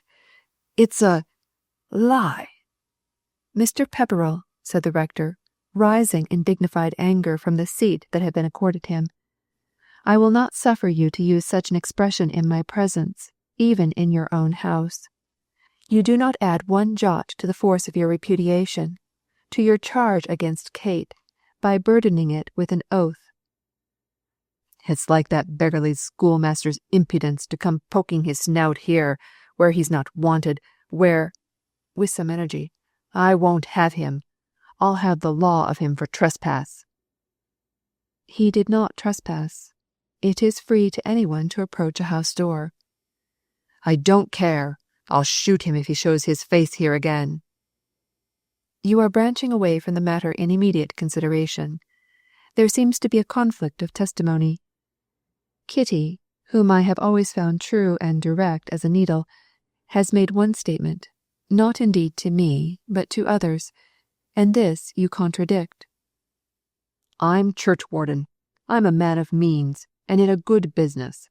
I should think my word was worth more than that of a sly, chattering, idle minx. Sly, chattering, that my little Kitty is not. I have ever found her straightforward and reserved. As to her work in the house, her aunt is better qualified to express an opinion than you, Mr. Pepperell. I don't see that you've any call to come here, poking into matters and axing questions like another Kitty, if I may make so bold as to say so, said Pascoe, defiant, and then qualifying his defiance. As I told you at the outset, Mr. Pepperell, I have come here not to make an official inquiry, but to prevent one. There is a mistake somewhere. My wish was to clear it up before matters grew to a head. You and Mr. Pook are both stubborn men, and may knock heads and crack skulls over nothing. A word will probably lighten what is now dark, and dissipate a growing mistrust. I cannot, and I will not, believe half of what is being said relative to you. I have come to your house as a peacemaker, to entreat you to so account for little matters which puzzle the good people here, before what is now whispered may be brayed, and what is now a conjecture may be crystallized into a conviction. As far as is known, the matter stands thus. Mr. Quorm came here, and here have been found his donkey cart and his little bundle of clothes. If he had crossed the water, he would have taken the latter with him. 2 persons were heard in altercation here shortly after his having passed through Coombe, and the door was shut violently. Next morning the door was locked, and Mrs. Pepperell, when she came, found the key in a hiding-place known, as she then said, only to herself and you. Don't you suppose Kitty knew it also? I dare say she did. Your wife's words, when she arrived, found the stores burnt and the house locked, and the key in a certain place, Her words were, "Pascoe has put the key where I have found it."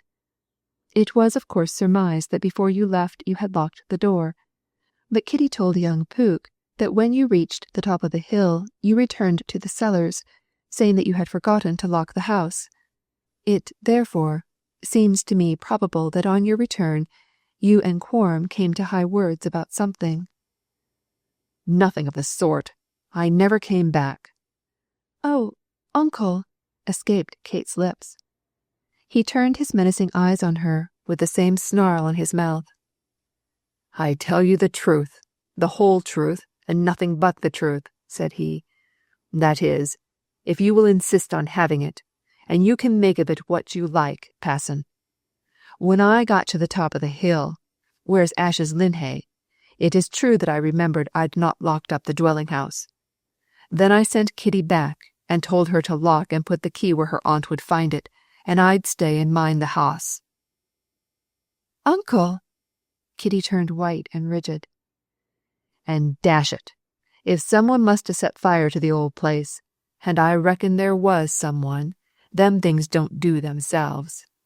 It must have been either she or Jason, or both together, and I reckon he's run away to escape the consequences." The rector stood up. He had reseated himself after his protest. His face was grave. "I see," said he, taking his hat and moving to the door. "This affair wears a different colour from what I supposed. It must be elucidated, irrespective of me. My part is done. It must be taken up and investigated by the proper authorities." Chapter 43. Much Cry and a Little Wool.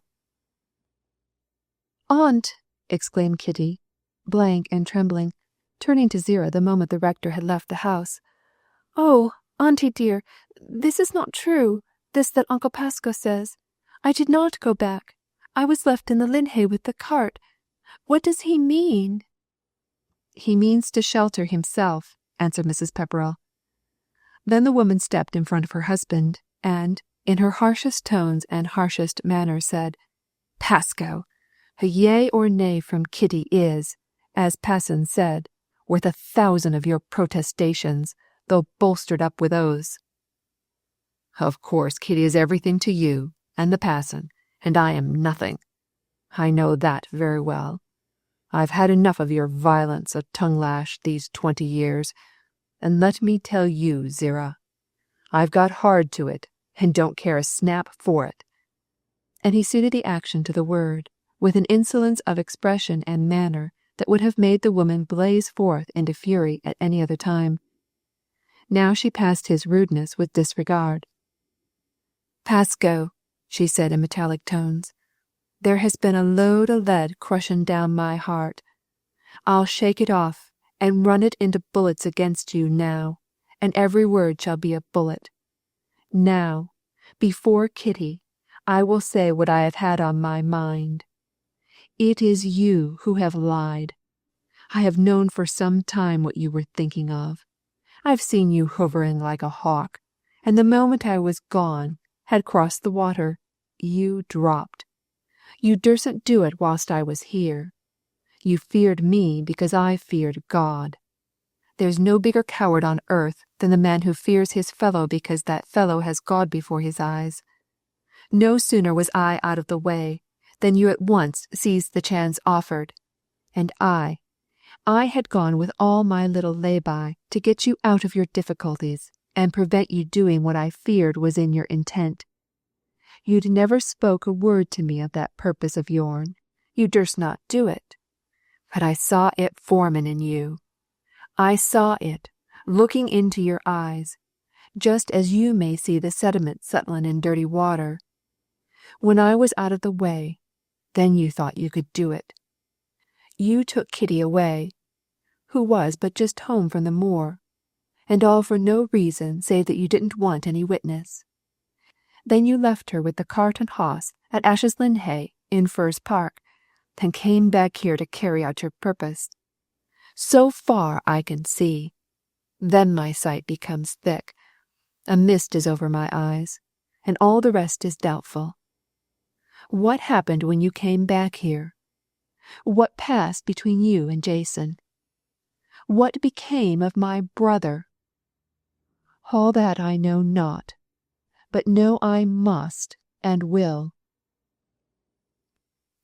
Pasco's face grew more sullen, and his demeanor dogged to defiance.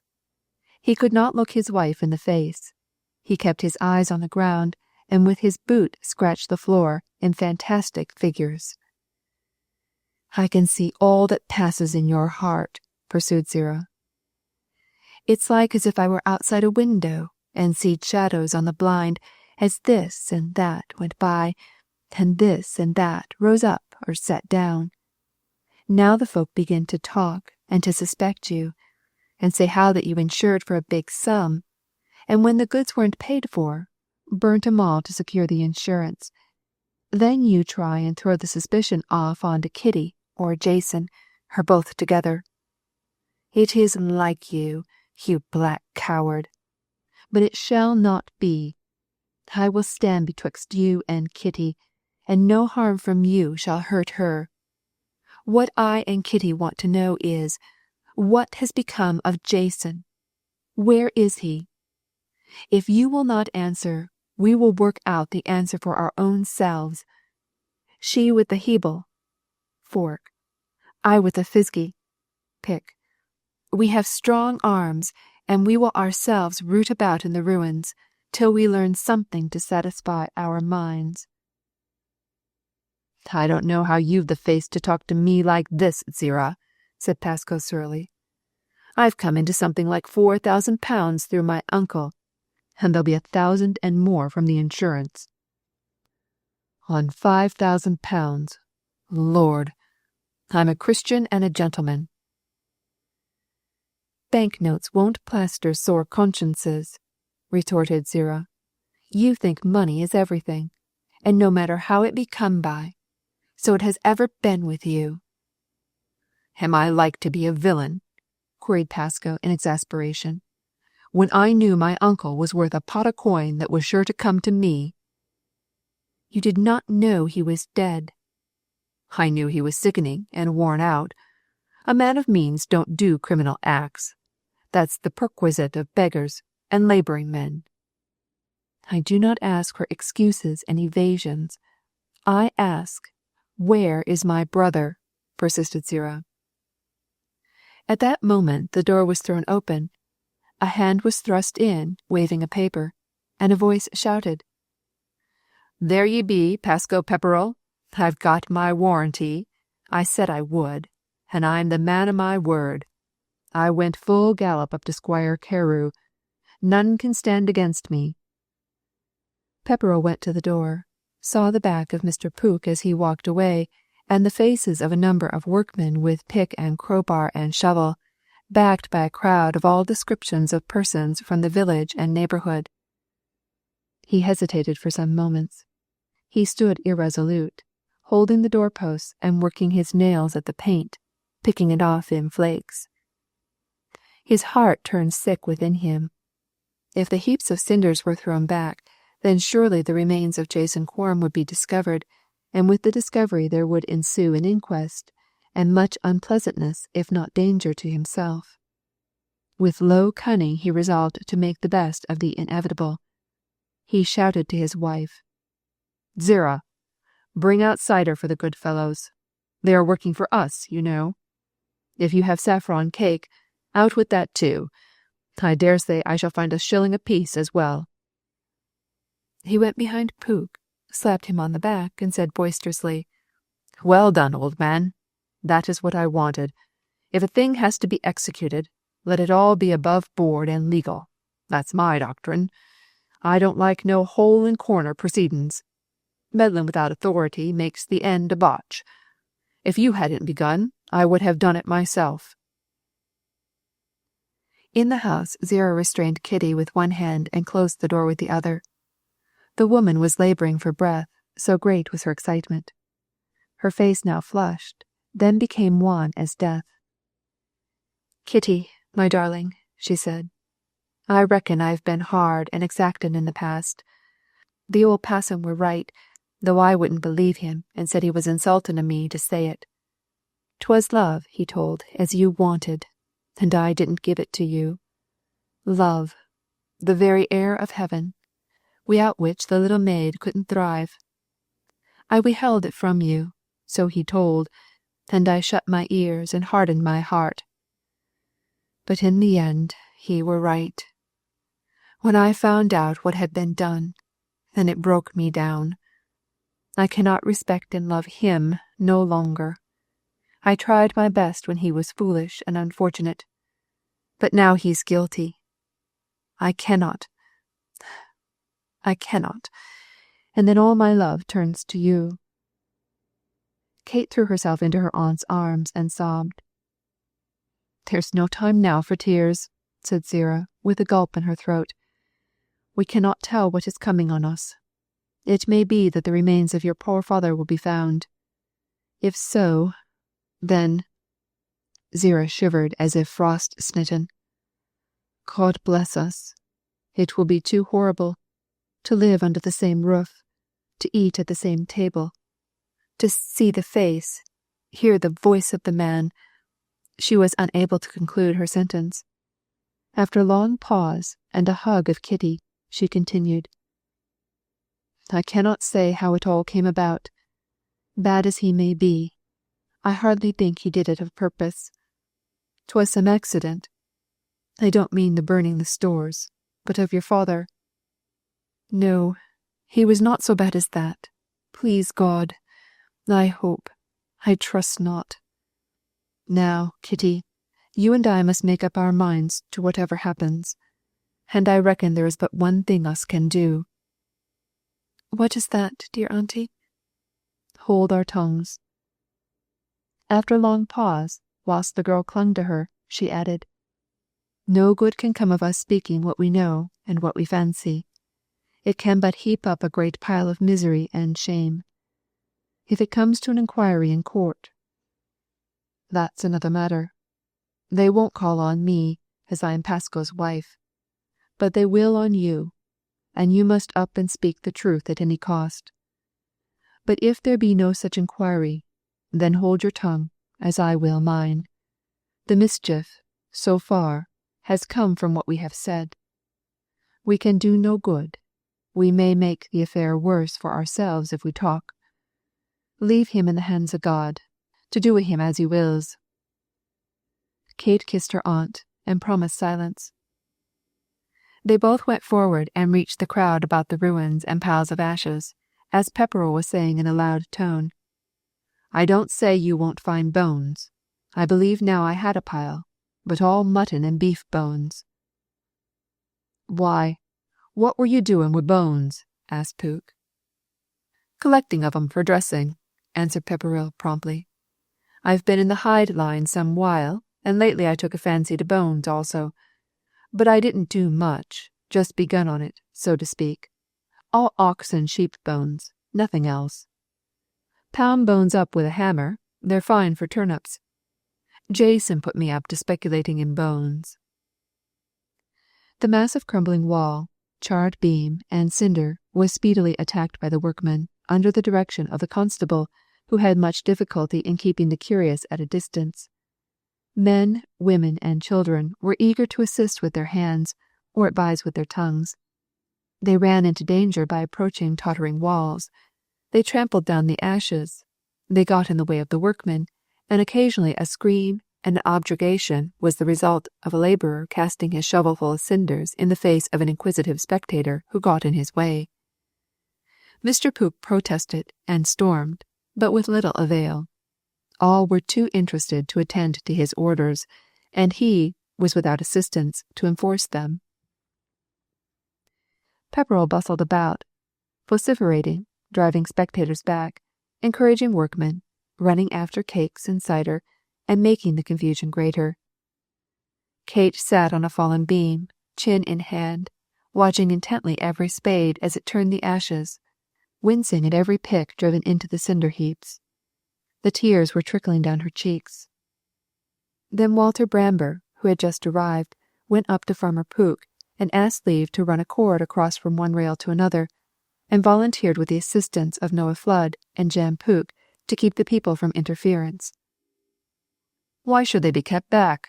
Don't they want to find what has become of Mr. Quorum every whit as much as me? Let 'em come on," shouted Pepperrell. But the constable saw the advantage of the proposal and gave the order. In 10 minutes the scene of the conflagration was freed from sightseers, who were confined at a distance. Then Bramber went to Kitty and said in a low tone, "You do not think it is hopeless, I trust?" "I do not know what to think," she answered. "Is it true what I have heard, that your uncle returned here after dark and left you at the top of the hill?" Kate did not answer. "That is what is said. Jan Pook told me he heard it from your own lips." She continued silent. "I should like to know, Kitty, the truth in this matter." "I can say nothing," she answered, and hung her head lower.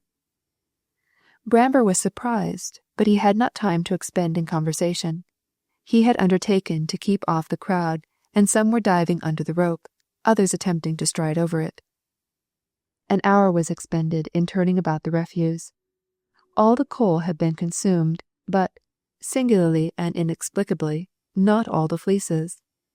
Bundles of wool were found, not many, indeed, but some, singed, not consumed, which when exposed exhaled a sickening odour. The dangerous portions of tottering walls had been thrown down, the slate floor exposed. Not a trace of Jason Quorum could be found. Pascoe, who had been nervous, watching all the operations of the excavators in deadly fear of a revelation of the charred remains of his brother-in-law, breathed freely, recovering all his audacity and boisterousness. "I said as much, but none believed me. Jason is gone. He was not the man to sit quiet in a fire. How the fire came about is a question we won't go into too close." "The bones you spoke of," said Pook. "We hadn't come on them. They've been consumed. Perhaps poor Quorum as well. The fire must have been deadly hot." "It didn't burn those fleeces," answered Pascoe triumphantly. "I'll tell you what. Jason made off for reasons well known to himself. If we don't hear of him again, I shan't wonder. But burned here he certainly was not, as any fool can see. He was not the man to let himself burn. Crippled though he was, he could hop out of danger." Pascoe turned to Bramber. "What is that you have been saying to the parson about hearing Mr. Quorum and his daughter argufying at my door on the night of the fire?" Walter Bramber was taken aback. "Yes, you said you had heard them in hot dispute." "I said," answered Bramber, in surprise and indignation, "something very different from that. I said—" His hand was caught by Kate, who looked pleadingly into his face. "A word alone." "What is it, Kitty?" "Say nothing to anyone of what you saw and heard that night." Chapter 44. Puddicombe in F. The mystery of the disappearance of Jason Quorum was not cleared up. On the contrary, it had become more profound. The excavation of the ruins had revealed nothing. It had disclosed no remains of the lost man, and opinions were divided. Some contended that the intense heat of the mass of coals, a heat which had split the flooring slates and burnt the soil beneath them to the depth of 6 inches, reddening it like brick, that this heat had completely consumed the unhappy man. On the other hand, others asked, how could that be? Some of the wool was scorched, not burnt. A man would make his way from fire. He had eyes and arms, and though Quorum was crippled, yet he could extricate himself from danger, or at all events, use his powerful lungs so as to call for help. Moreover, Quorum wore brass buttons. Even if his body had been resolved to ashes, the molten buttons would be found, but no metal of any sort had been discovered on the floor. To this responded the first. If Quorum were not burnt, how was it that he had not put in an appearance? His bundle of clothes was found in the cart. If he had escaped, He would surely either have made known his escape or gone off with his parcel of necessaries. Some hinted that, finding the cellars locked, he might have made his way into the warehouse, there to spend the night, and had gone to sleep with his pipe alight, and the pipe had set fire to combustibles in the place. But then, supposing this, why was his body not found if he had been smothered by smoke? And if he had escaped, why had he not gone off with donkey and cart and bundle? There was the puzzle. Others hinted that Pascoe Pepperell was the gainer by the fire, and that he had had a finger in setting the stores alight. It was suspicious that he had sent away his wife, and had gone away with his niece just before the conflagration broke out. There was an ugly rumour afloat that he had returned secretly to the cellars, and had there met and quarrelled with his brother-in-law. The rumour was constructed out of the reported admission of Kate, and something, it was believed, that the schoolmaster had said. But neither of these, on being interrogated by the inquisitive, would say a word. The schoolmaster, with the cheek of a stuck-up creature, had answered all inquiries with the question, "Who has authorized you to catechize me? If the matter is brought into court, I will say what little I know on oath before the magistrate. I will say nothing to self-constituted inquisitors." Whenever this answer of the schoolmaster was repeated, and it was so 100 times in the course of a week, it never failed to elicit an indignant remark, generally couched thus: "Them schoolmasters want setting down. They're audacious, cocky monkeys, but they're a low lot. They must be taught their place, which is under our heels. They gives theirselves airs, as if they were parsons and knew everything, but they lives on our voluntary subscriptions, and unless they come to eat humble pie, we'll withdraw our farthing in the pound rate. 'Tisn't for our pleasure or profit they exist, but just because of a fad of the parson. Mr. Puddicombe was the man for us. Him we could respect. And now they says that Mr. Puddicombe is compogging a tea-dum, which will cut out even Jackson." The minds and hearts of Kitty and her aunt were sensibly relieved. The girl had watched the exploration of the cinder-heaps with quivering nerves and brooding fear. What might not each spade disclose? Into what an object of horror might not her poor father be reduced? But, as the floor of the warehouse was cleared, and every mass of ash turned over, and nothing revealed, her heart swelled, and the blood began again to pulsate in her arteries. She covered her face with her hands, and lifted her heart half in thanksgiving, half in prayer. And yet, what had become of him? How was it that, if he were alive, he had given no signs of life? It was ascertained that Jason Corm had not crossed the estuary, either by the bridge or by boat, at Sheldon. It was inconceivable that he had traced the creek up to its head, below Newton Abbot, to cross the water there, as there was no path along the waterside, and he must have come into the road and made such a circuit as was not possible for a man in his crippled condition. At one moment Kitty was sanguine, at the next her spirits fell. It was to be hoped, nay, believed, that he had not perished in the fire. But was it not possible, nay, probable, that he had died by some other means, that he may have fallen into the mud and been smothered therein? That mud would swallow up the man that sank in it, and never restore him again. If he had come by his end thus, had he fallen in, or had he been cast in? Again, with a chill, as if pierced by an icicle, came the thought of her uncle. Undoubtedly he could explain it all, if he chose. He had returned to the cellars, and found her father there. The altercation which Walter had imperfectly heard must have taken place between her father and her uncle. It could not have occurred at that time, in that place, between any others. Her father had passed by the road as the cart entered the linhay. Her uncle had gone home immediately after. Therefore, these two had met at the cellars. What had been the occasion of the quarrel? And what was the result of that quarrel?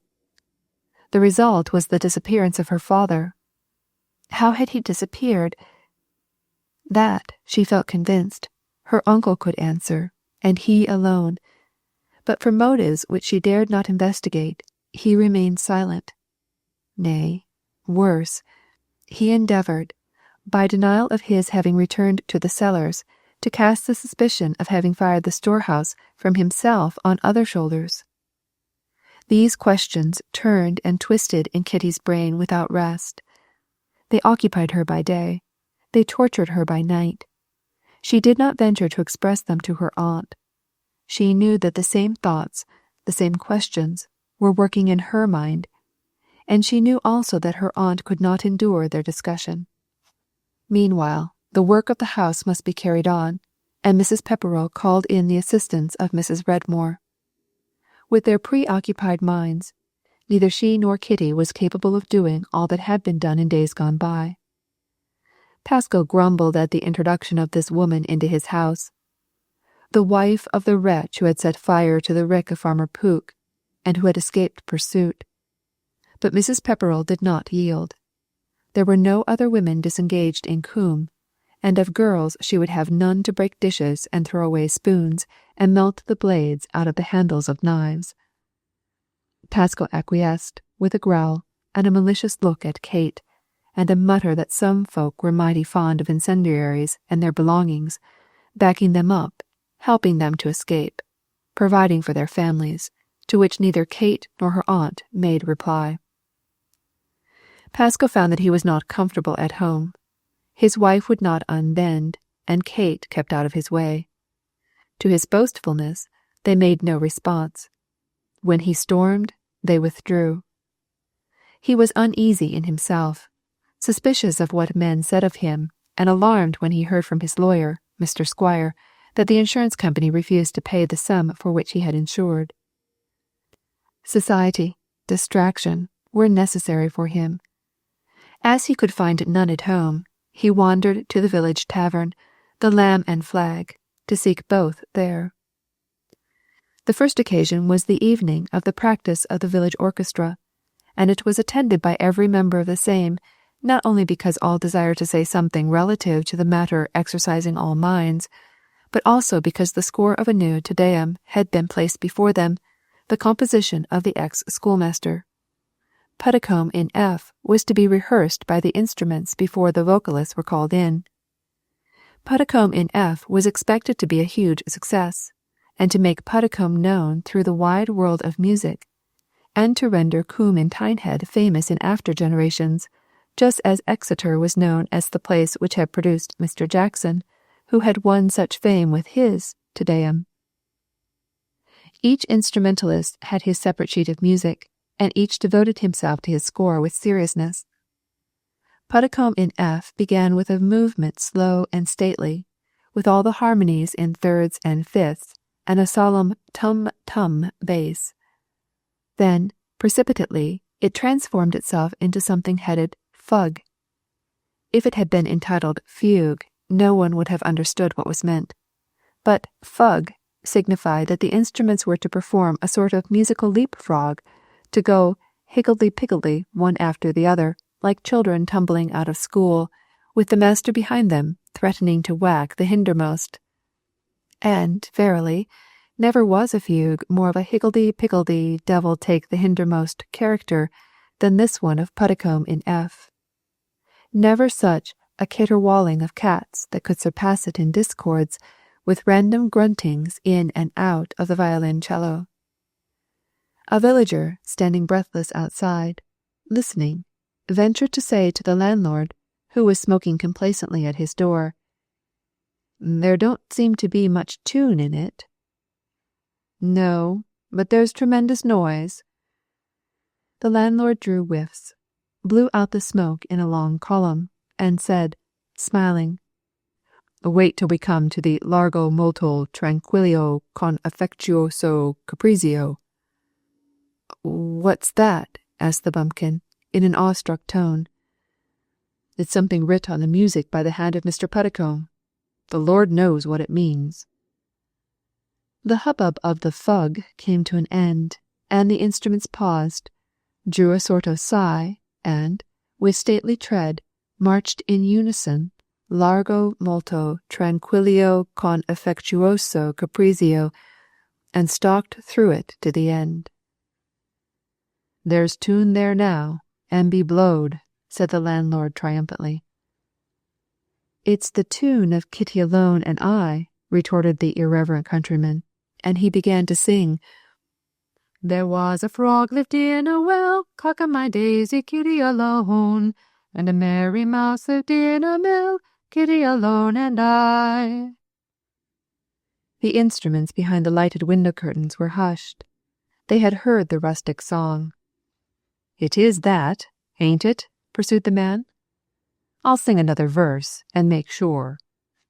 So here's an end to the lovers three, cock-a-my-daisy, Kitty Alone, the rat, the mouse, and the little froggy, Kitty Alone and I." Within, the instrumentalists looked at each other. None spoke for a minute, and then the cello said in a deep voice, as from a tomb, "Puddicombe hasn't riz to the theme. He's forgot and worked in that frog and mouse tune. Not but what it's a good un, only unsuitable." "It's easy set right," observed the first violin. "If you'll wait, brothers, I'll clap on my hat and run to his house and get him to titch it up a bit, and get the kitty tune out of it altogether. The fug was famous." "Yes," said the second violin. "It's only to stir it about a bit and shuffle as you do cards. Cut along with your legs." At that moment Pascoe Pepperell came up, puffing, looking about him half suspiciously, half defiantly. "How are ye, gents?" said he. "What, practising? I don't mind if I sit a bit and listen to you. I'm fond of music, especially sacred music, as I'm churchwarden." Chapter 45. Daylight. The musicians looked at each other. They could hardly continue to praise Puddicombe in F till the little awkwardness of the passage "Largo molto con affectuoso capriccio" was set to right. It would be half an hour before this was done. Meanwhile, the orchestra might as well work their tongues as well as their arms and fingers, and blow questions and puff opinions in place of musical notes. They had assembled that evening with a double intent. The excuse for their meeting was the rehearsal. The real object, the airing of their views on the fire at the Cellars, its probable origin, and what had become of Jason Quarm. For the gathering of information on such matters, what was more fortunate than the presence in their midst of Pascoe Pepperell, the man of all others best qualified to give information relative to the matters troubling all hearts? It was true that a good many, the bassoon and the officide among the orchestra, entertained grave views relative to the conduct of Pepperell. Well, there the man was. They might prove him with keen questions, catch him off guard with sly hints, entangle him in a net of incautious admissions into which they had lured him, and then sit in judgment on him and the whole case after he had withdrawn. "Gents and neighbours, and friends all," said Pascoe, seating himself.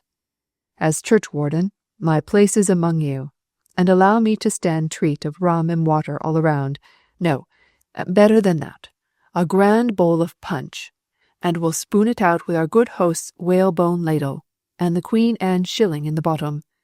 Landlord, don't spare the rum.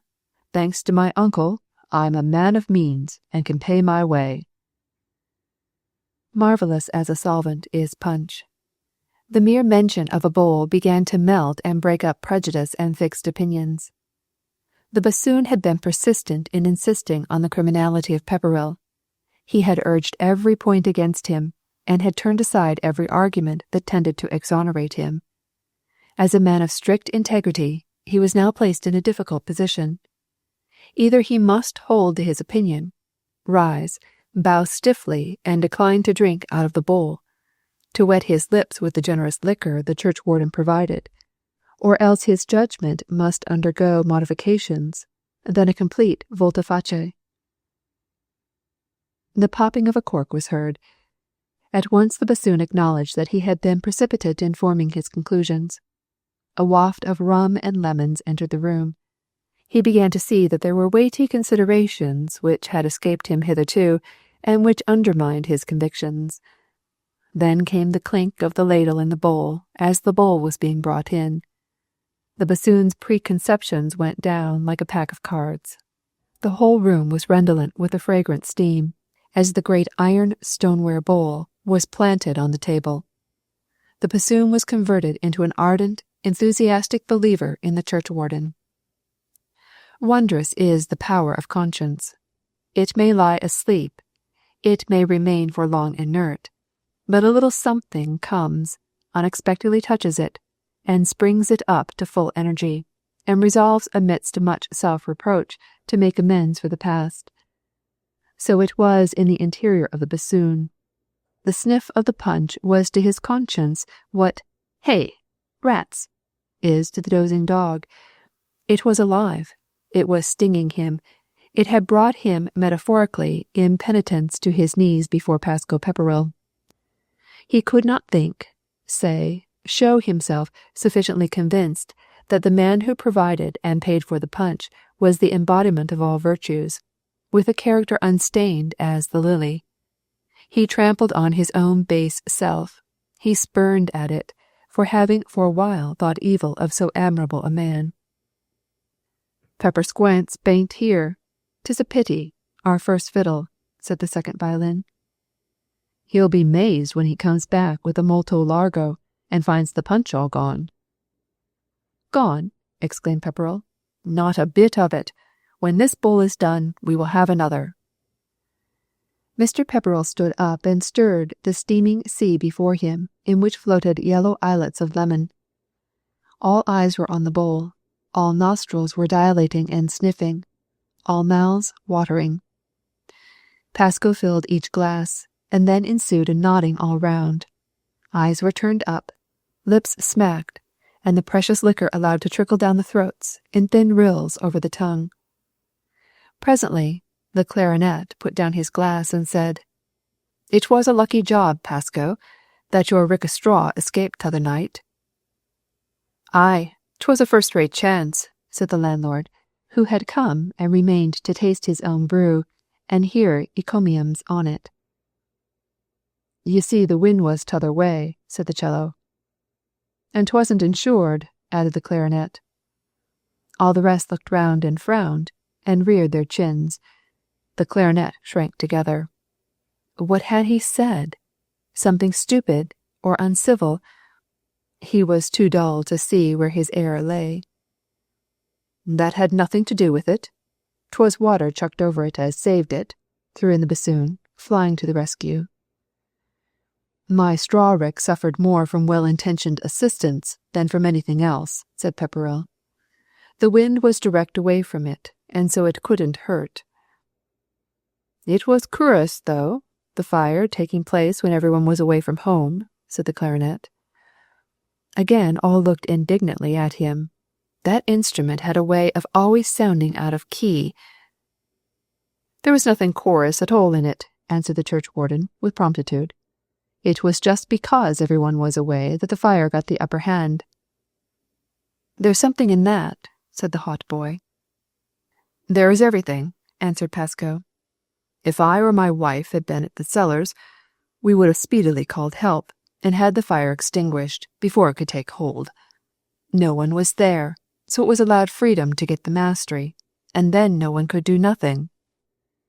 "That's true," said the second violin. "It's true," said the rest of the instruments in unison, looking into each other's faces. "It couldn't be truer." "You don't happen to know how the fire came about?" asked the clarinet. "I don't know," answered the churchwarden. "You don't know," repeated the violoncello, "but you guess." "I have my ideas," observed Pasco. "Gents, let me fill your glasses again." "And if I might be so bold as to ask?" pursued the clarinet. "My mouth is shut," answered Pasco. "I don't want to hurt nobody, least of all a relation. Just fancy, gents all, the insurance company have refused payment." "You don't say so. Well, what's the world coming to? But it all stands in prophecy in the book of Daniel," said the hot boy. It is one of them beasts of Revelation, said the second fiddle. The question only is which. But, pursued Pepperell, I've set my solicitor at 'em. He'll make 'em dance a hallantoe. Very glad to hear it, said the bassoon. I drink to his and your success. We're going to institute proceedings, continued Pascoe. What is proceedings? Asked the clarinet, under his hand of the hautboy. It's a sort of blister of Spanish fly, was the answer, also in confidence. Then it will make 'em dance, no mistake, said the clarinet. Do you think, churchwarden, it will draw? Draw? Pascoe rubbed his hands and looked around. It'll draw getting on for £1,500. If that bain't drawin', show me what is. This announcement produced a great effect. To go back to the pint, said the clarinet. It would be a comfort to us all if you'd give us your ideas on the matter of the fire. You see, we're all abroad. I wouldn't hurt nobody, not a fly. I was always tender-hearted, said Pascoe. Besides, you'd talk. We're all friends, urged the bassoon. You see, coals don't as a rule set alight to themselves, nor wool, nor hides neither. That's what I've said all along, observed the second fiddle. Someone must have done it. The question is, who? I'll have another thimbleful of punch, said the bass viol. It's uncommon good, and does credit to all parties. Come, let's drink, and drown all sorrow. For perchance we may not meet here tomorrow. Then the hautboy trolled out, He that goes to bed sober, falls as the leaves does in October. Someone must have done it, observed the clarinet. Of course someone did, said Pascoe, and when folk begins yarnin' lies, you ain't got to go too far to find the evildoer. That's true, was the chorus. And no one was at the cellars at the time but 1 or 2 persons, said the clarinet. One was Jason Quarm, said Pascoe, and burnt he was not, as was proved by the constable. I don't know, said the second fiddle.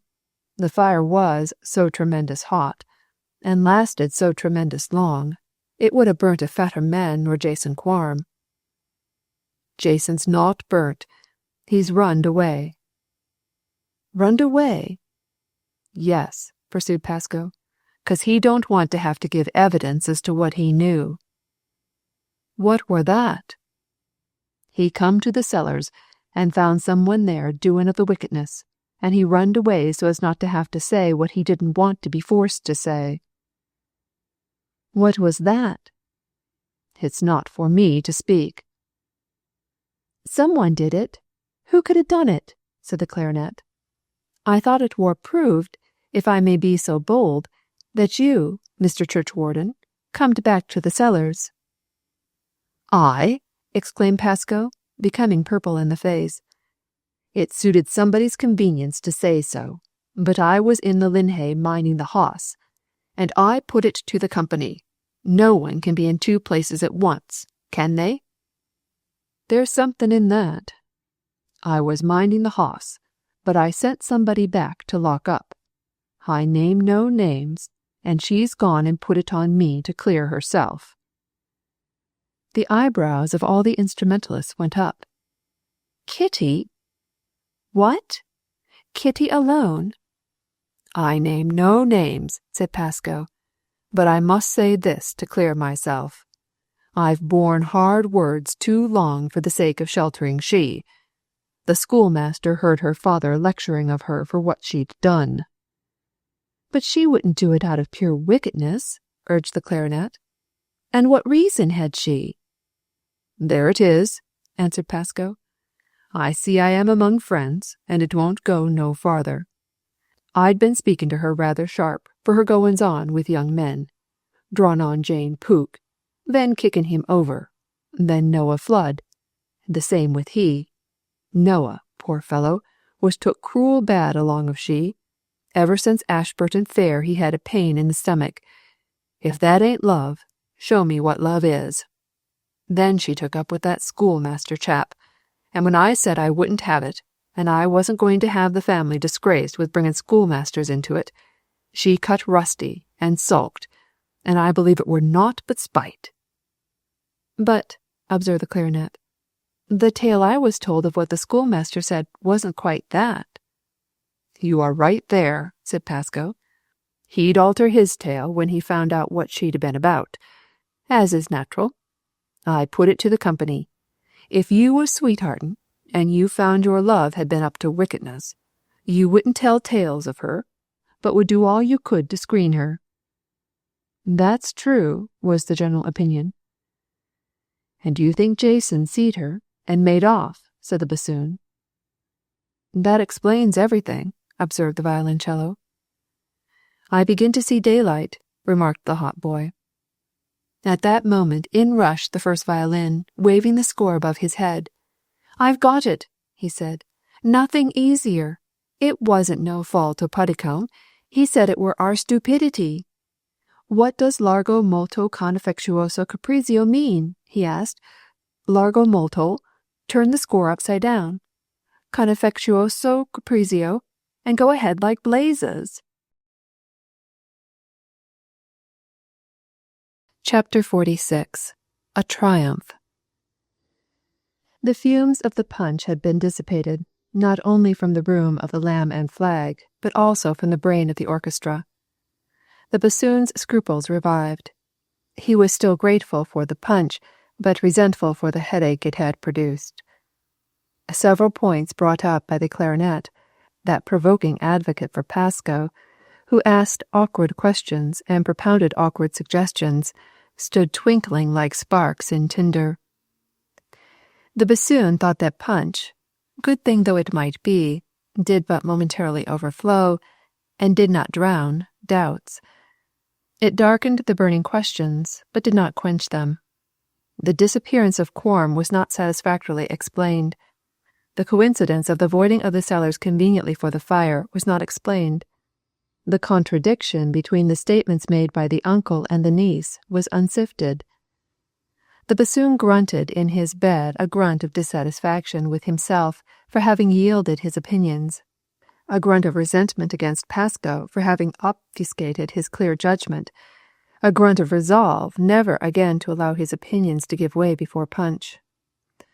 Conscience, that capricious factor, which had pricked him in one direction last night, pricked him in another this morning. The hautboy, also, was out of tune. On review of the events of the past night, he considered that the entry of Pasco was an unwarrantable intrusion. The rule was well known that during a practice of the orchestra no one should be admitted. Pepperrell had entered uninvited, had forced himself into their society, and he must have done that for a purpose. For what purpose but to cajole, to hoodwink them? In vain is the net spread in the sight of any bird. The hautboy was a very wide-awake and watchful bird, and he saw the meshes clearly.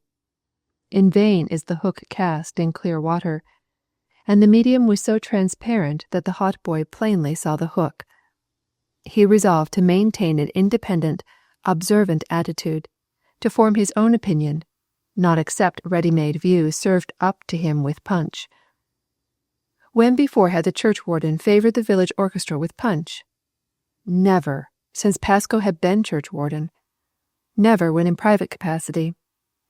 Only when popular feeling became suspicious or hostile did he show himself free-handed.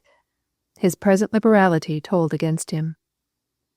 The violoncello also entered into commune with himself. Was there any chance of another brew? Would another bowl of punch be produced to keep up the favourable opinion formed on the preceding evening? Or would a mistrustful attitude act as a stimulant to excite greater liberality? One brew of punch was not much. It prepared the soil. A second would sow the seed, a third make it germinate, a fourth develop, and only a fifth fructify conviction in the integrity of the provider. The words spoken by Pepperell relative to Kate had spread. The orchestra confided them to their spouses, and the wives whispered them to their intimates. There arose in Coombe two rival factions. One party contended that Pascoe was guilty, the other argued that Kitty had fired the storehouse. The advantage of the latter view was that it explained what was otherwise inexplicable, the disappearance of Quorm. The story was worked into shape. It was elaborated in detail. Kitty, of a morose and vindictive nature, had been exasperated because her uncle had forbidden her engagement to the schoolmaster. Kitty had never been as other girls were. Her reserve was slyness, her bashfulness sulkiness. Her schoolfellows had disliked her. Their mothers shared the feelings of their daughters. As the proverb says, still waters run deep, and of the stillness of Kitty there could be no question. The dislike entertained of Kitty had been vague and unreasonable. Now a reason was supplied, and consistency given to what had been shapeless. It was suspicious that Kitty had volunteered the statement relative to her being left in the linhay before she had been asked questions relative to her whereabouts.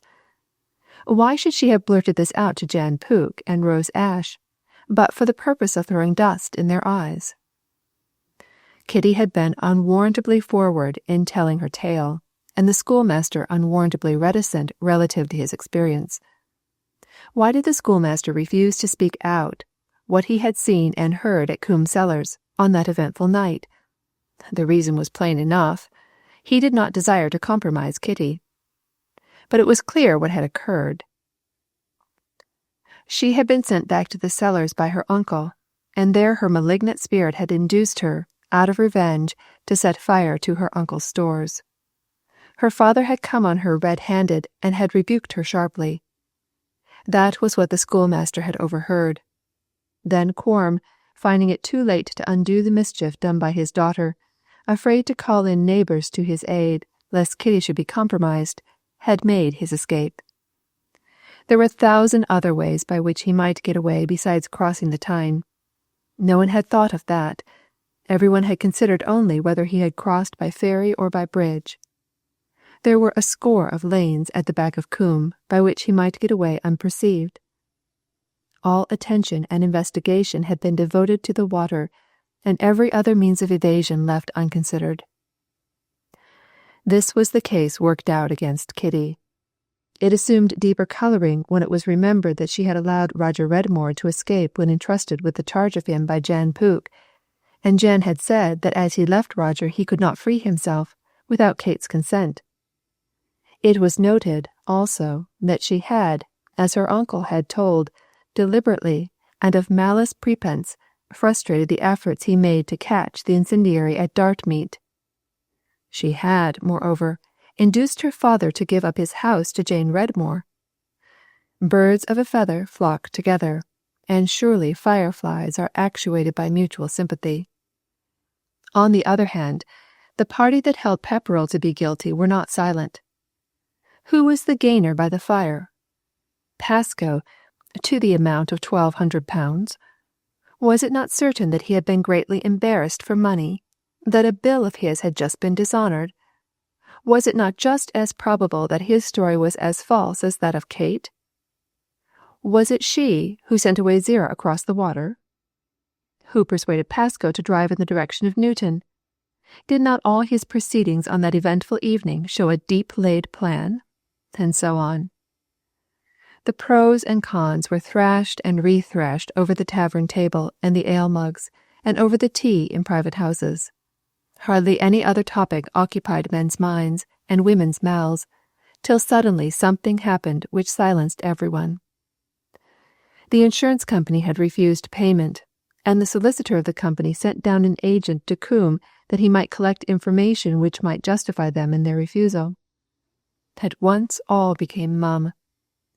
No one knew anything. No one suspected anybody. Nothing had happened but what was natural and easily accounted for. This change was due to the fact that there is, and more than half a century ago there was, a strong esprit de corps in a secluded village that resented any intrusion of a stranger into its affairs. The rural mind is naturally suspicious, and naturally mistrusts anyone not intimately known, and regards any questions asked as something to be evaded, and on no account to be answered.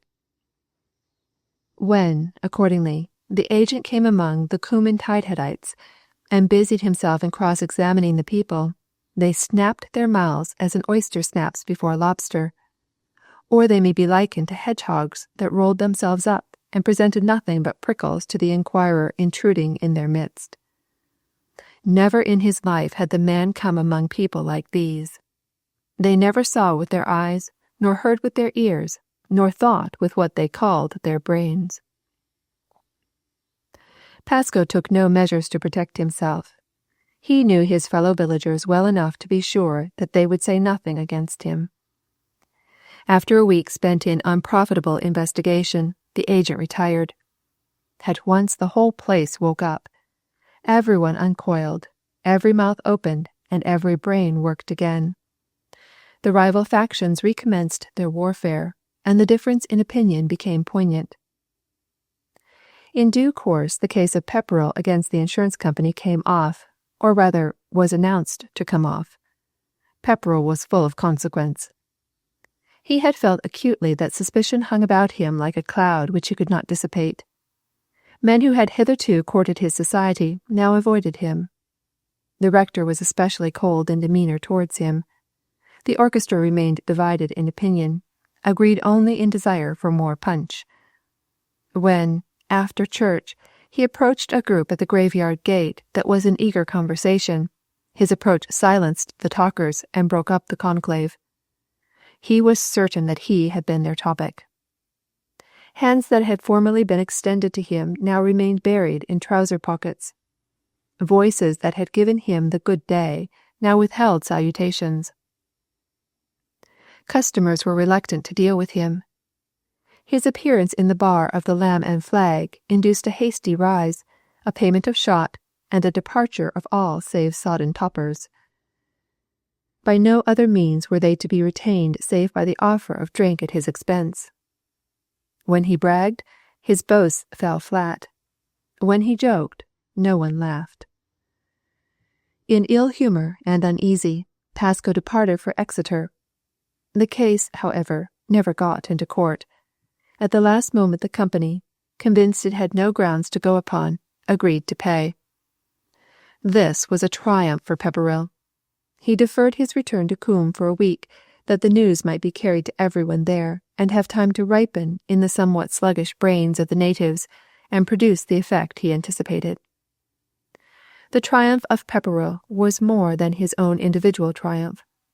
When the tidings had well soaked in, then Coombe awoke to the knowledge that the entire parish had achieved a victory, and that over an influential, moneyed, and powerful society. Whether Pepperell was guilty or not guilty was immaterial. The fact remained that a little parish like Coombe, by its representative, Pascoe, its churchwarden, had stood up face to face with the capital of the country, represented by the insurance company, and that the latter had cringed and acknowledged defeat without daring to measure arms. That was something unheard of heretofore. If Coombe in Tynehead were not proud of its doughty champion, then it would cover itself with disgrace. The situation was discussed in the bar of the Lamb and Flag, and a self-constituted committee formed to celebrate this momentous achievement. The rector was to be solicited to have a special service, at which Puddicombe in F would be performed, and a sermon preached. The rector had a service on Saint's Day, attended only by a few old women. Who cared for saints?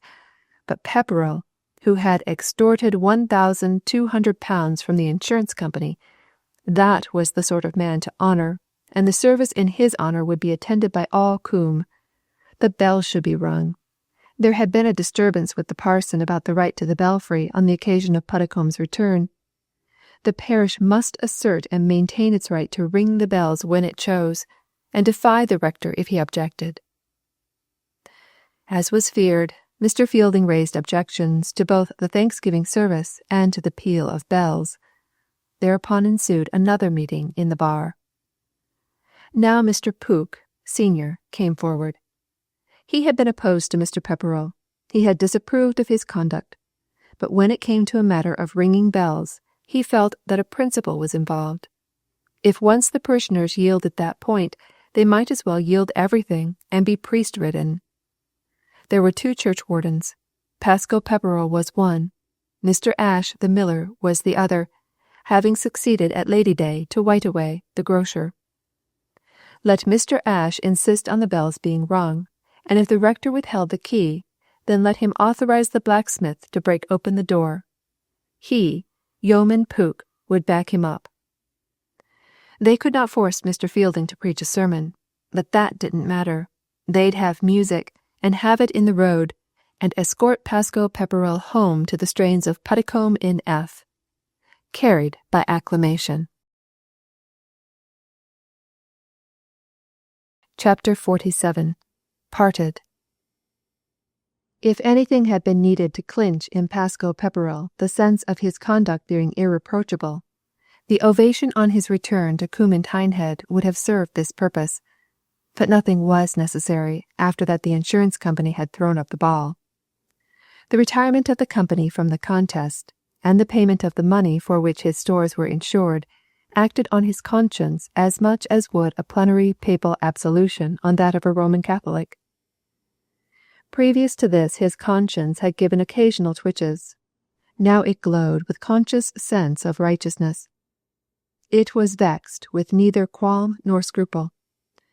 He held his head higher, boasted louder, strutted with more consequence, and became impatient and offended at his wife's maintaining her distance. He might deceive himself, deceive the world, but he could not blind her, and this made him angry. He was slighted in his home, where he had best claims for recognition. He was, moreover, disappointed that there was so little real enthusiasm for himself at the back of the demonstration, which was organized rather in honor of the parish than of himself. The same suspicion attended him, the same reluctance to deal with him, the same indifference to his society. The demonstration was destined not to pass without leaving some unpleasant consequences. At the urgency of Farmer Pooke, Miller Ashe, the second churchwarden, had forced the belfry door and admitted the ringers, and authorized them to give a peal of welcome to the returning conqueror. Mr. Fielding was of a mild and kind disposition, but he was a stickler in matters of discipline, and he could not suffer this high-handed conduct to pass unquestioned. Ashe was cited before the Archdeacon, and legal proceedings were instituted to establish the sole right of the incumbent to order when and by whom the bell should be rung. Ashe was dismayed at the prospect of a suit. He attempted to fall back on Pooke, but found that Pooke was by no means inclined to find money for the defence. Mr. Fielding was reluctant to proceed against a parishioner and a churchwarden, and a man eminently worthy, but he considered that it would be a neglect of duty not to do so. Twice he had been defied, and twice had the bells been rung on improper occasions. He was aware that his action must produce ill feeling against himself, but he was too conscientious a man to allow this consideration to weigh with him. Nothing is easier than for a man in authority to court popularity by giving way at every point. Mr. Fielding did not desire popularity, and he did not believe that in discharging a duty he would interfere with his ministerial influence in the place. And, in fact, Ashe did not so much resent the action of the rector as the unreliability of Pooke, a man who had urged him to act, and had promised to take the responsibility on himself for such action, a man whose son was about to marry his own daughter. Ashe was bitter at heart, in the first line with Pooke, and the second with Pepperell, for having occasioned this affair. If Pepperell had never insured, never had allowed his warehouse to be burnt, never had confronted the company, this unpleasantness would not have arisen. And only in the third line did his resentment touch the rector. Moreover, Pooke was discontented and uncomfortable. He was well aware that he was morally responsible for the infraction of the belfry, but he would not admit it, lest it should cost him money. Pooke was a man ready to admit a moral obligation up to 10 6, but not a penny beyond.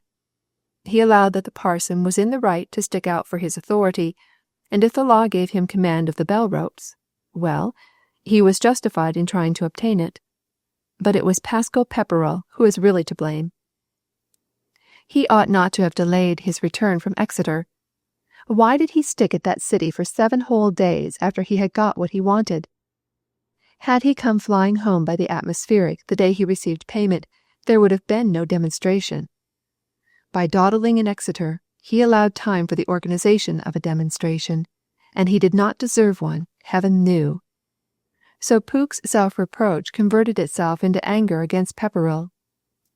In the physical world all forces are correlated, and it is so in the world of feeling.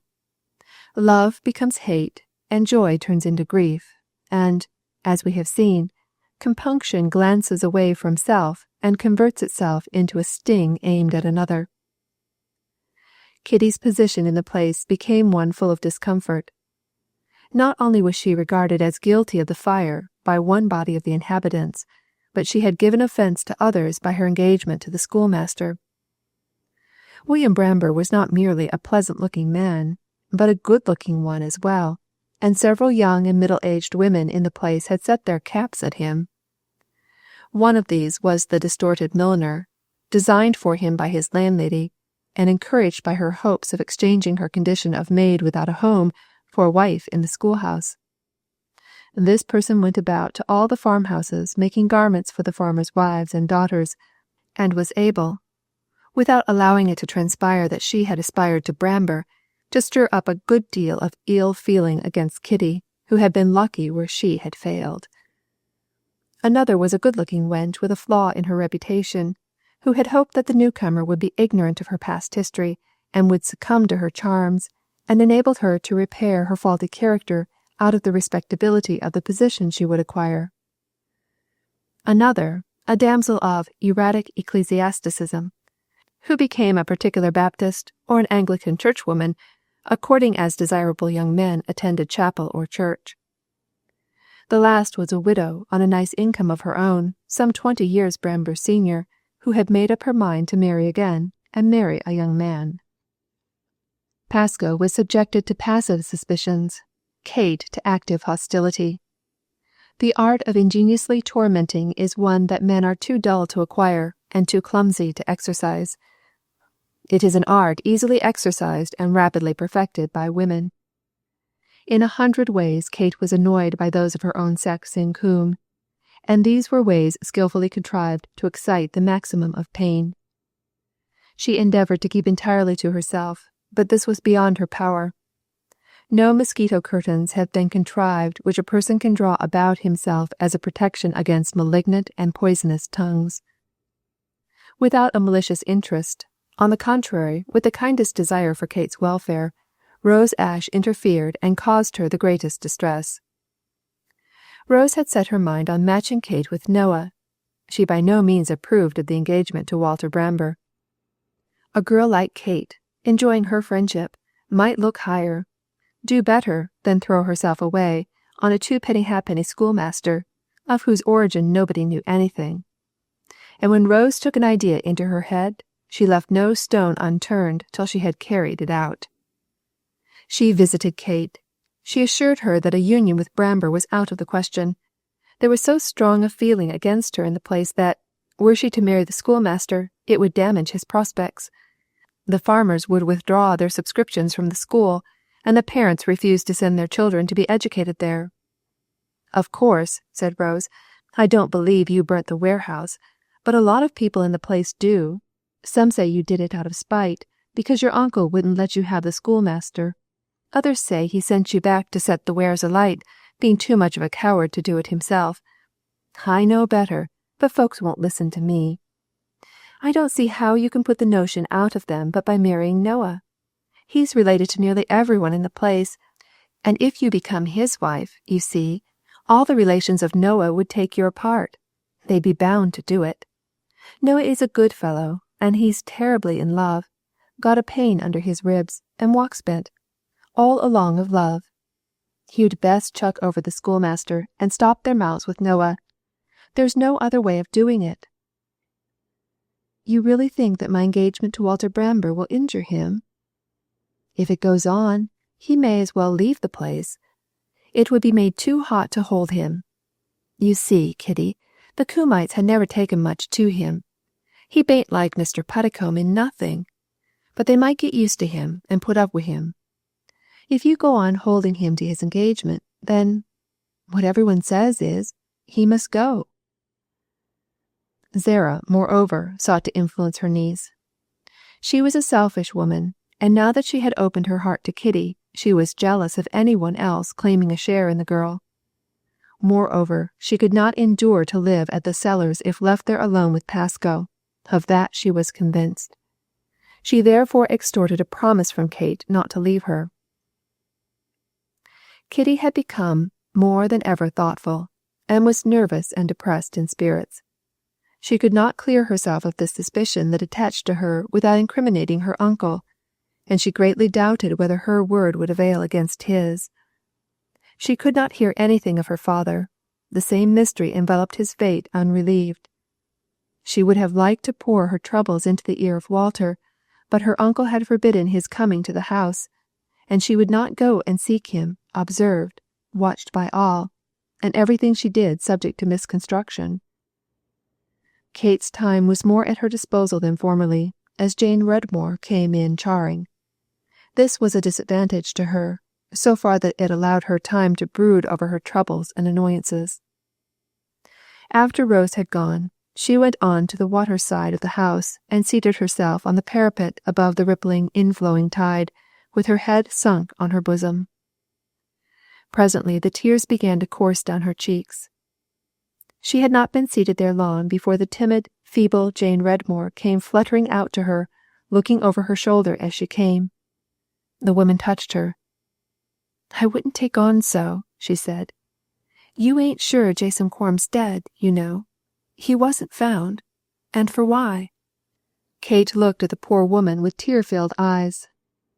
"I can't say nothin'," said Mrs. Redmore hastily. "Only, there, it makes me bad to see you cry. It do. And I reckon there's no reason." She slipped back in the same wavering, timid manner to the kitchen without another word.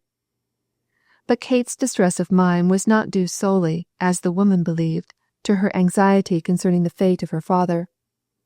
She had been debating in her heart whether she ought to continue her engagement with Bramber, and, perhaps, never had Kitty felt how truly she was alone as now, when she had satisfied herself that for his sake it were well for her to release him.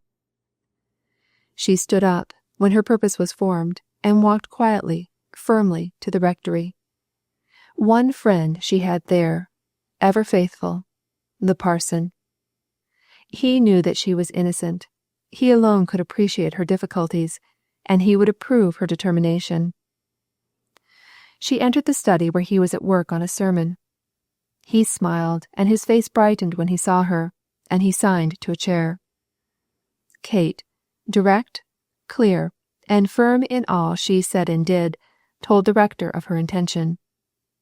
She informed him of what he already knew, that a body of feeling was engaged against her, that she was incapable of establishing her innocence, that, under the circumstances, it was out of the question her holding Walter Bramber to his promise. She had, furthermore, passed her word to her aunt not to leave her. Mr. Fielding, though disappointed, saw that under the circumstances nothing could be done, and he felt that Kate was acting honourably and in accordance with her conscience. He knew, therefore, he must not dissuade her from obedience to that inner voice. He took a more hopeful view than she did, and this he expressed. "If things change, then no harm has been done," said Kate. "I have to say what is in my mind as made up on things as they are. Will you be so kind, sir, as to speak to Walter?" "I see him coming in at the gate," said Mr. Fielding. "He is with me about this time every day for a Greek lesson, a bit of New Testament in the original tongue." Kate stood up. "Yes," he said. "You go to meet him at the mulberry tree." The girl left quietly and composedly as she had entered, and, crossing the lawn, came on the young man just as he reached the bench under the mulberry. "Walter," she said, "I want a word with you. Have you a knife?" Yes. Why? Will you cut this in the mulberry bark? Mr. Fielding will not object. O tree, defying time, witness bear, that two, she hesitated, slightly coloured, that two friends met and parted here. What do you mean, Kitty? Ask the rector. He will tell you all. Then hastily, unable further to control herself, she passed him and left the garden. Chapter 48. A Shadow Shape. Kate walked at once to the house of Mr. Puddicombe, and, without giving any reasons, announced to him that the engagement to Walter Bramber was at an end. She calculated on his publishing the fact, but she had not calculated on his inventing and promulgating reasons of his own supposition for explaining the rupture. According to him, she had formed a preference for Noah Flood, and regarded an alliance with Noah more to her advantage than one with a person of whose origin nothing was known, and whose prospects were uncertain. One of the first to hear the news was Rose Ash, and she made an excursion immediately to the house of the Floods, where Noah lived with his mother, a widow. The Floods were a well-to-do yeoman family, with land of their own. The father of Noah had died 3 years previous to the events recorded in this tale. Noah was the only child, and had been the idol of his mother. That he should seek a wife, she admitted, was natural. She would greatly have preferred his taking someone of more position and means, and in greater favour than Kitty alone, but she was accustomed to regard everything her son did as right, and she would not offer any opposition to what he determined on. As Rose Ash was not to be won, he might take Kitty, though she would have vastly preferred Rose. The old woman was, it is true, made uneasy by the reports relative to Kitty and the fire at the cellars, but her son knew how to set her mind at rest by ridiculing them as idle and baseless, bred of malice or stupidity. Rose was really energetic on behalf of Kitty. She did brave battle for her, and combated every adverse opinion. She was thoroughly resolved to forward the match between Noah and Kate, and now that the field was cleared of the schoolmaster, she hurried to the house of the Floods to spur on Noah to immediate action. The evening was already closing in, and the house of the Floods was at some distance out of Coombe, but Rose was impulsive, and what she did was done in impulse. She was generous, so far as did not interfere with her own prospects and wishes and comforts. Mrs. Flood was her aunt, and with her she was ever welcome. Noah was happily at home when Rose arrived. She was not the girl to beat about the bush, and she rushed at once upon the topic uppermost in her mind. "You must put on your hat at once, Noah, and come with me. I'm going to the cellars, and going to make all right between you and Kitty. The time has arrived. The door is ajar, and you must thrust your shoulder in before it is shut. It's off with the schoolmaster, and must be on with you at once." "Noah hasn't been hisself of late," said Mrs. Flood. "I don't think he ought to be out with the dew fallen heavy." "Nonsense, Aunt Sally. It's love," said Rose. "The dew won't hurt. It's his disappointment has upset him." "He's been off his feet terrible," said the mother. "There's a nice piece of boiled bacon I've had cold, but he doesn't seem to relish it." "That's love," said Rose. "And I heard Mr. Pepperell say that Noah had a pain under his ribs." "It's like a hot potato lodged here," said Noah. "I can't get no rest at all from it." "That's love also. I know it. I've had the same till Jan came to his senses." "And I don't seem to take no interest in the farm, do I, mother?" asked Noah. "No, indeed you don't, Noah." "That also is love," said Rose. "We'll soon put that to rights." "I thought it was liver," observed the mother. "And that blue pill—" "Oh, it's nothing of the sort," interrupted Rose. "I know all the symptoms: hot potato, dislike for biled bacon, and indifference to farm affairs. It's love. I had it all badly till Jan came round. Love turns heavy on the chest, if disappointed. That's what Noah feels under his ribs. Come on, Noah. Take your hat, and we will go to the cellars together." Noah complied with as much alacrity as he was capable of displaying. He was a docile youth. He had fallen in love with Kitty, partly at Rose's bidding, partly out of compunction at his conduct at the fair. That evening had closed in rapidly.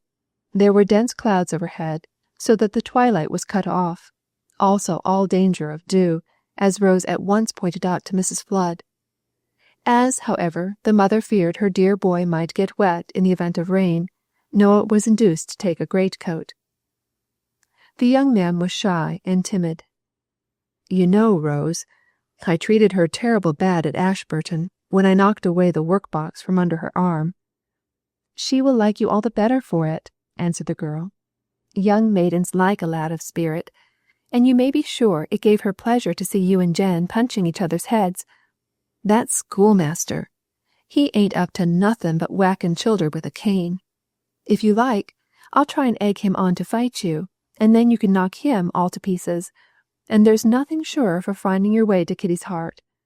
If she's like me, she'll like to see lads fighting about her." "You don't think, Rose, she really had anything to do with the fire?" "The fire?" snapped the girl. "No more than you or I. Her uncle did it. He wanted the insurance money. That's a fine tale, that she set fire to the warehouse because her uncle wouldn't hear of her marrying the schoolmaster, and now, of her own accord, she throws the fellow over. If she had been so set on him, she wouldn't have done that. Can't you see, Noah, or are you stupid, that her giving up Mr. Bramber is the best answer to that story? It shows that it could not have been. And then, as to that other tale, that Mr. Pepperell sent her back to set the place in a blaze, no one who knows Kitty could believe that. She's not the girl to do a wrong thing at anyone's bidding. Besides, what good would it have been to her?" Noah did not answer. "You can't do better than go right up to her and ask her to be yours. Now, everything is in your favour. Folk talk a passel of nonsense and spiteful lies about her. It makes her cruelly unhappy. She's been doing little else but cry for some days. You show her you don't mind one snap what folks say, and you don't believe a word of the lies against her, and I tell you she'd jump into your arms. It's my belief that the schoolmaster turned nasty, that he began to show her he thought there might be something in it, that he knew people said they'd take away their subscription if he married her, and he made it so unpleasant for Kitty that she gave him up. And now, you march in and conquer." "I'll do so," said Noah. "And," pursued Rose, "you must begin by making Kitty cry. That's the preparing of the ground." "How am I to do that?" "Talk about her father. Ask if she has heard any news of him." "Why? It don't seem kind to make her cry." "What a noodle you are, Noah! Nothing is more profitable for what you intend than to get her into a crying mood, a regular soft and tender, and then pity her about her father, and so out with it when she's in tears. That's the way to win her." Noah mused a while, walking by the side of Rose, in silence. After a minute he said, "What is your notion, Rose? I mean about Jason Quorm. Is he dead or not?" "Of course he is. Burnt to ashes." "But the ashes were not found." "My dear Noah, you saw the fire as well as I. You know with what fury it burnt, and how it lasted 3 days. He was no Shadrach, Meshach, and Abednego, all pounded into one." "You really think he is dead?" "Sure of it. Would he not have turned up and let folk know he was alive, if he had not perished? Would he have allowed Kitty to go on, and not Kitty alone, his sister Zira as well, all this long time, suffering and miserable, because they believed he died a terrible death, if he could relieve their minds by a letter, or, better still, by appearing?" Suddenly Rose started, caught her cousin by the arm, and drew back. "What is the matter?" asked the young man. "There's something there, moving, in the hedge." They were in a true Devonshire lane, with the hedges high on each side, planted with trees that extended their branches overhead, almost interlocking. Through the boughs and leaves the grey sky glimmered, and the soil in the lane here and there showed in the light from above, but all was indistinct and dark. A turn in the lane, and a fork beyond the turn, lay before them, and through one of the lanes the light of the estuary reflecting the sky made a partial gleam, as though the lane were a tube with ground glass at the end. Both remained motionless and listened. "Hark!" whispered Rose. "Did you hear something?" "I heard you speaking." "Before I spoke, a clitter, as of a foot on stones." "Well, what of that? This is a road, and people may go along it, I reckon." "Look, look!" gasped Rose, pointing down the funnel-like lane, at the end of which was the light of the steely water. Rose maintained her grasp of Noah. The young man looked in the direction indicated, and both saw a figure on the vista, lurching as it went along, as though lame, a thick-set figure as far as they could make out in the uncertain light. In another moment it had disappeared. "Go after it," said Rose, relaxing her hold. "It? What do you mean?" "That's just like Jason Quarm." "But he's dead. You said so." "I know he is, but that's his ghost. Run, Noah, and force it to speak. It's walking because it cannot rest without burial." "I won't," said Noah. "Go yourself." "You are a man. Oh, it's vanished now. That's the way to the cottage he had, which Kitty gave up to the Redmores. Oh, Noah, do run." "I'll do nothing of the sort. Come on, Rose. We are going along t'other lane, thanks be. Lord, that we should have seen a ghost. I shan't be able to propose. I shall be so terrible took aback." "Nonsense, Noah." "But consider, it's terrible frightening to propose right on end to a ghost's daughter." Chapter 49. Flagrante Delicto. Noah and Rose reached the cellars just as Pascoe and his family were about to seat themselves to supper. Pepperell somewhat boisterously welcomed them, and insisted on their sharing the evening meal.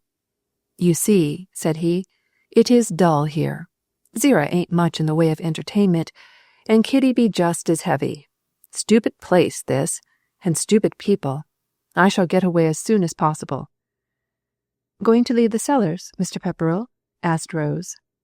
"I don't find 'em lively enough for me, now I'm a man of independent means.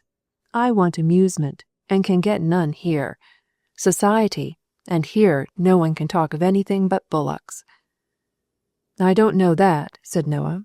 "There is the fire. Everyone is talking of that." Rose cast a reproachful glance at her cousin. His remark made Pascoe wince, and Zerah look down into her plate. "You see," pursued Pepperell, "having come in for a little property—" "The insurance money?" asked the blundering Noah. "My uncle's little fortune," answered Pascoe hastily.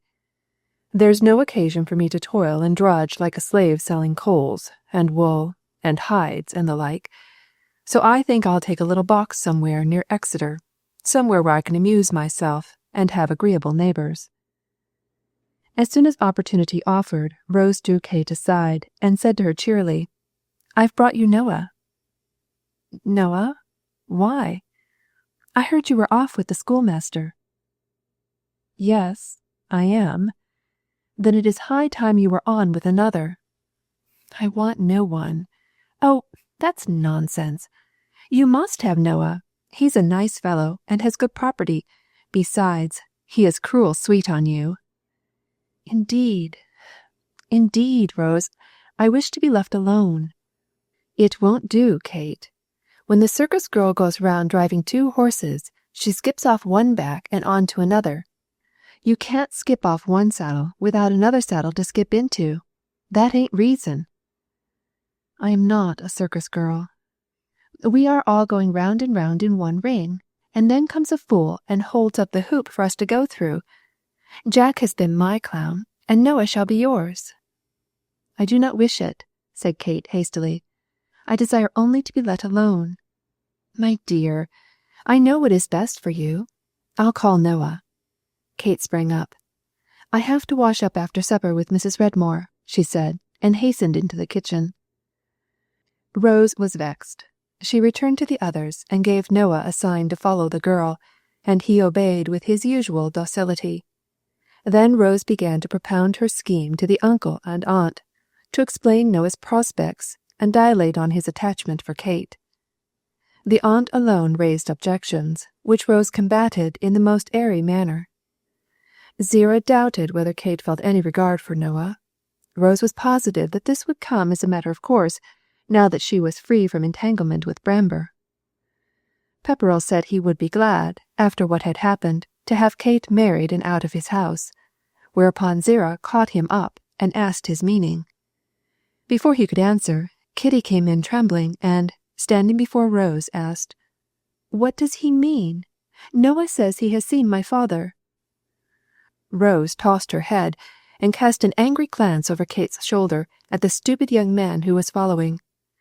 "Noah is a blundering fellow," she said, "and does not know what he says. Your father. Do you think that if we had seen him, we would not at once have made him come on here with us?" "You told me," began Noah apologetically. "Whatever I may have said, you are too dull to understand, and you turn everything cat in the pan." Apparently satisfied, Kate prepared to go back into the kitchen, and Noah would have followed her, but she stood in the doorway and said firmly, "No, I do not wish to have you in the kitchen. If you persist in following, I shall pin a dust clout to your back. Jane Redmore wants to get home to her little ones. The night is dark as pitch. I must help her to clean up, and we can have no one to interfere with us. You nearly made me break a dish with what you said just now." "Come here," said Rose. "You are a duffer and don't know how to manage." And Noah obeyed and seated himself in the settle. Kate shut the kitchen door. "What was that you said about my brother Jason?" asked Zira. "It was nonsense," answered Rose sharply. "But Noah meant something when he said he had seen him. Noah is a fool. Are you not, Noah?" "I suppose you know," answered the young man meekly. "Tell me what it was made Kate nigh on drop the dish," persisted Zira, always a resolute woman to have her way. "It was naught but a parcel of nonsense," said Rose evasively. "There must have been something," persisted Zira. "Well, I don't mind saying," Rose replied. "That is, if you will hear. But it was fancy, I reckon." "What was fancy?" "Thinking we saw him. I had told Noah to propose to Kate and get her into proper humour for accepting, first by making her cry, and then I told him he could make her cry by speaking in a sort of sympathizing way about her father. And like an old bufflehead, he went and said he had seen his ghost." "His ghost!" exclaimed Zira, and Pasco drew back in the settle with a scared expression on his face. "We were coming down the road from Noah's, and before us was the fork of the lane," said Rose. "Well, then, if you will hear all, Noah and me, us thought us seed someone in the lane as went towards Jane Redmore's cottage. The night was dark, but there was light at the end of the lane because of the Tyne, which was full of the tide, and there was, sure enough, someone walking down that road. Us seed him, whoever he was. He walked like a lapwing." "'Twas Jones Maker, the roadman," said Pasco, in a voice that was not firm. "He's lame." "He goes on a crutch," answered Rose. "What we saw was different. Was it not so, Noah?" "Yes," assented the young man. "He walked lop, this side like, just the same as Jason Quarm." "'Twas Jonas Maker," persisted Pasco. "It can't have been Jonas," answered Rose. "Jonas is tall, and this we saw was stout and thick-set." "Did he speak?" asked Zira breathlessly. Pasco fidgeted in his seat. "No, he did not. Us wasn't very near, and I axed Noah to run on and catch him, and ax him questions why he walked, but he wouldn't." "I reckon Mr. Pepperrell would have been shy to do that," growled Noah. Then a dead silence fell on all, and in that dead silence a sound like the tread of a man with a limp was audible, coming up the steps to the door. Next, as if a hand were laid on the door hasp, and all saw that the latch was raised and cautiously lowered, without the door being opened. Then ensued the halting hobble down the steps again. No one stirred. Every face was blank. Possibly one of those present would have stirred up and gone to the door to look forth into the black night, but at this moment Kate entered and, going up to a crook, took down a lantern. "Jane Redmore's going home," she said, "and she's asked me to show her off the premises and into the lane with a light. It's too dark to find the way at once, when one's been in the room with plenty of light." Kate opened the lantern and looked in. "There's a candle," she said, and proceeded to ignite it. Rose looked at Noah, and Noah at Rose. "I think," said the girl, "we will ask you, Kate, to show us a light on our way presently, after you have put Jane Redmore into hers."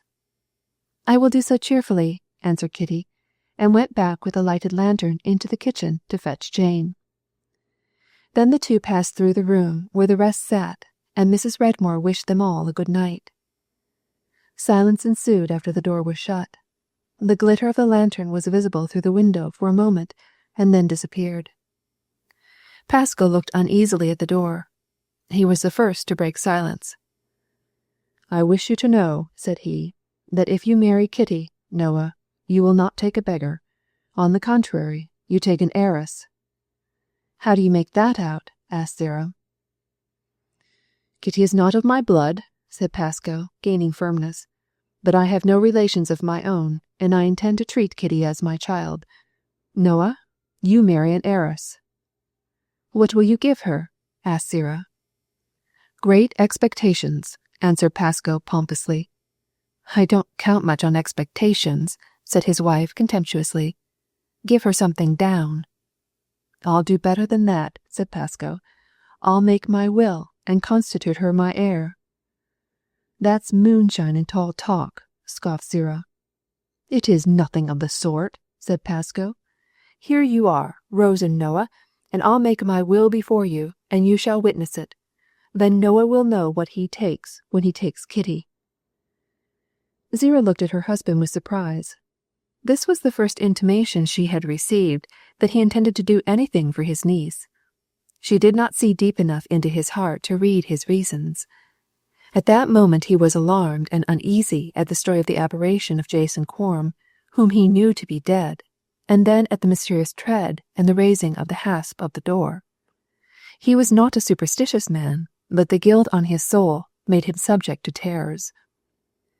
He thought that the spirit of the man he had brought to death might be walking and would trouble him, not only on account of the wrong done to him, but also to his daughter.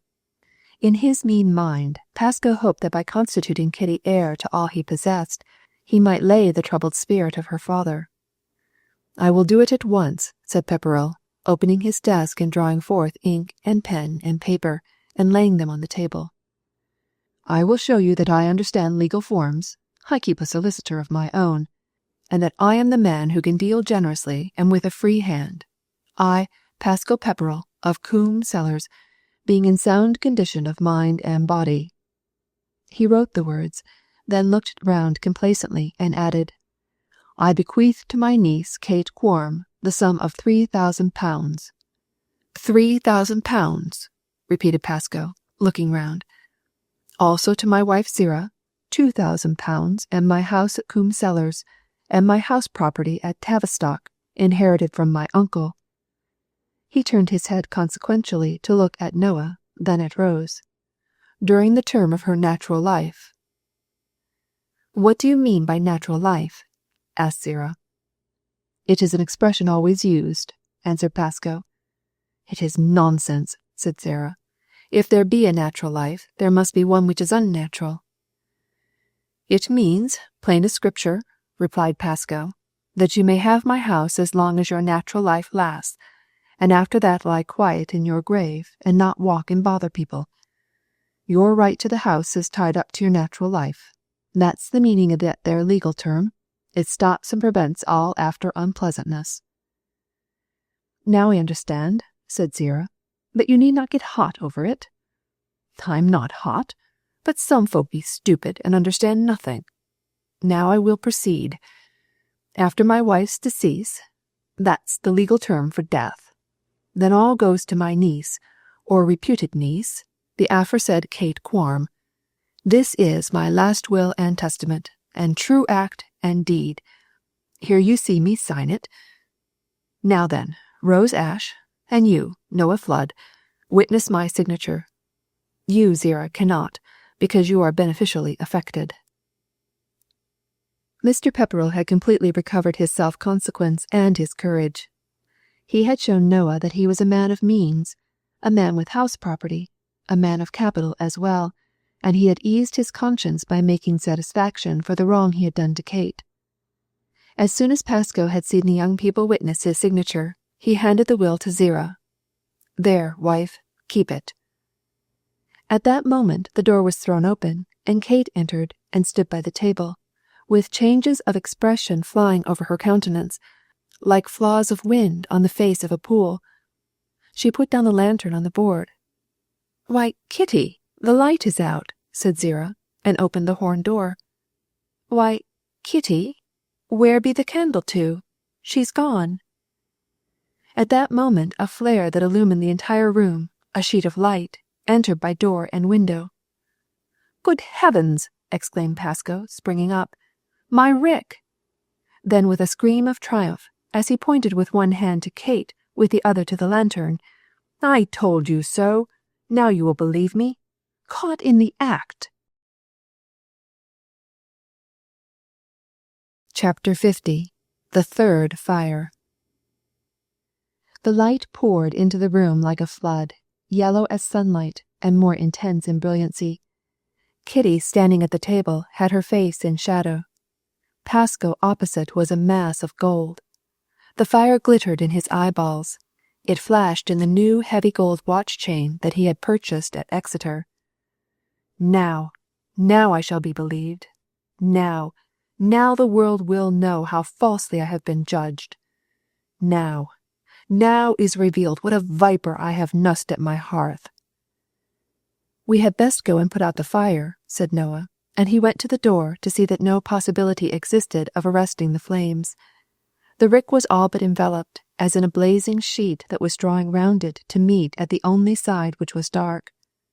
Little wind blew, so that the flame poured up in one tongue.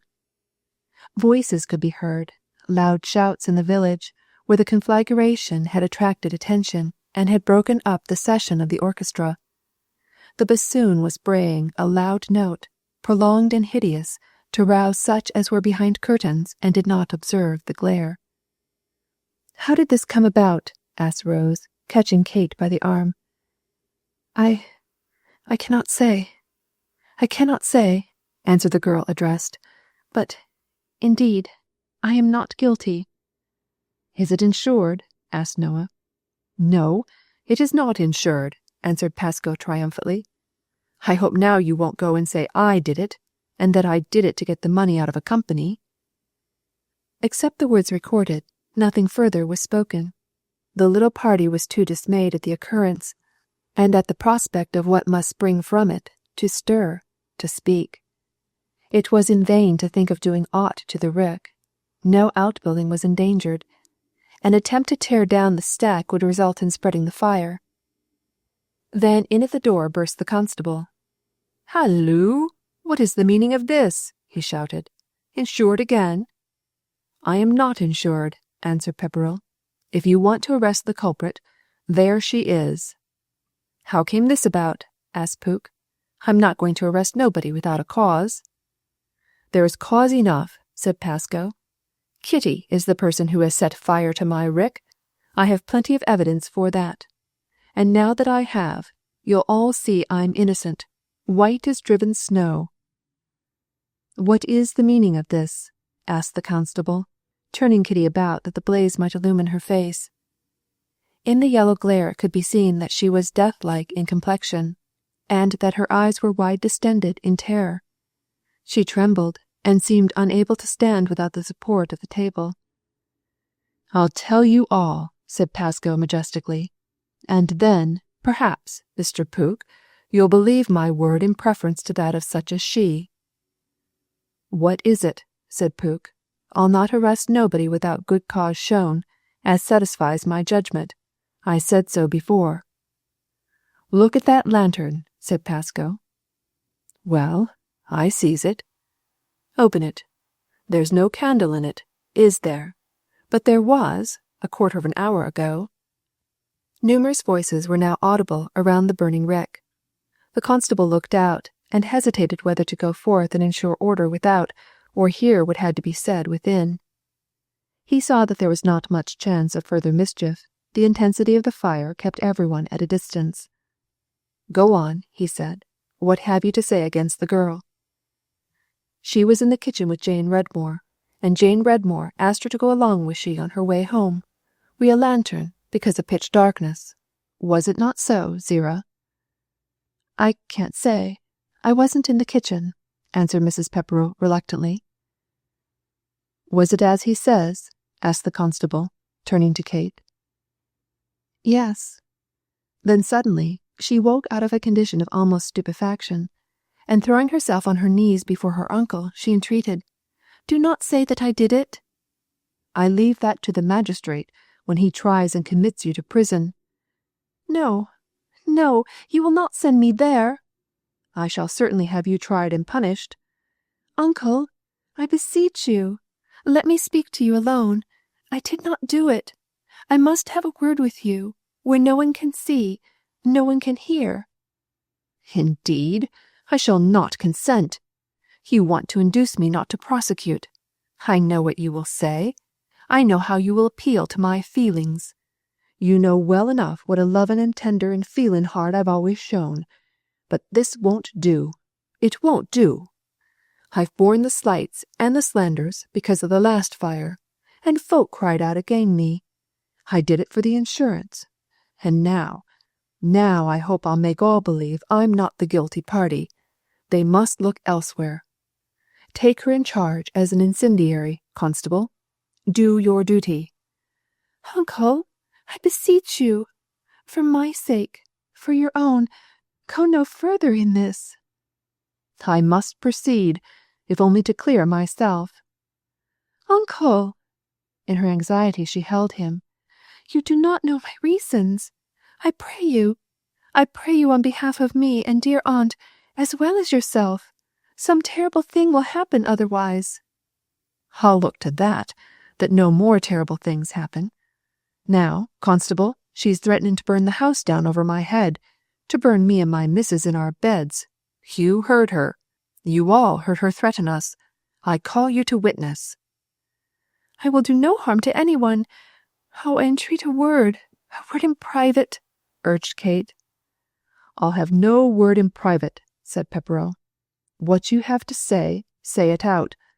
Lies all it will be," he added. "I cannot say it before all.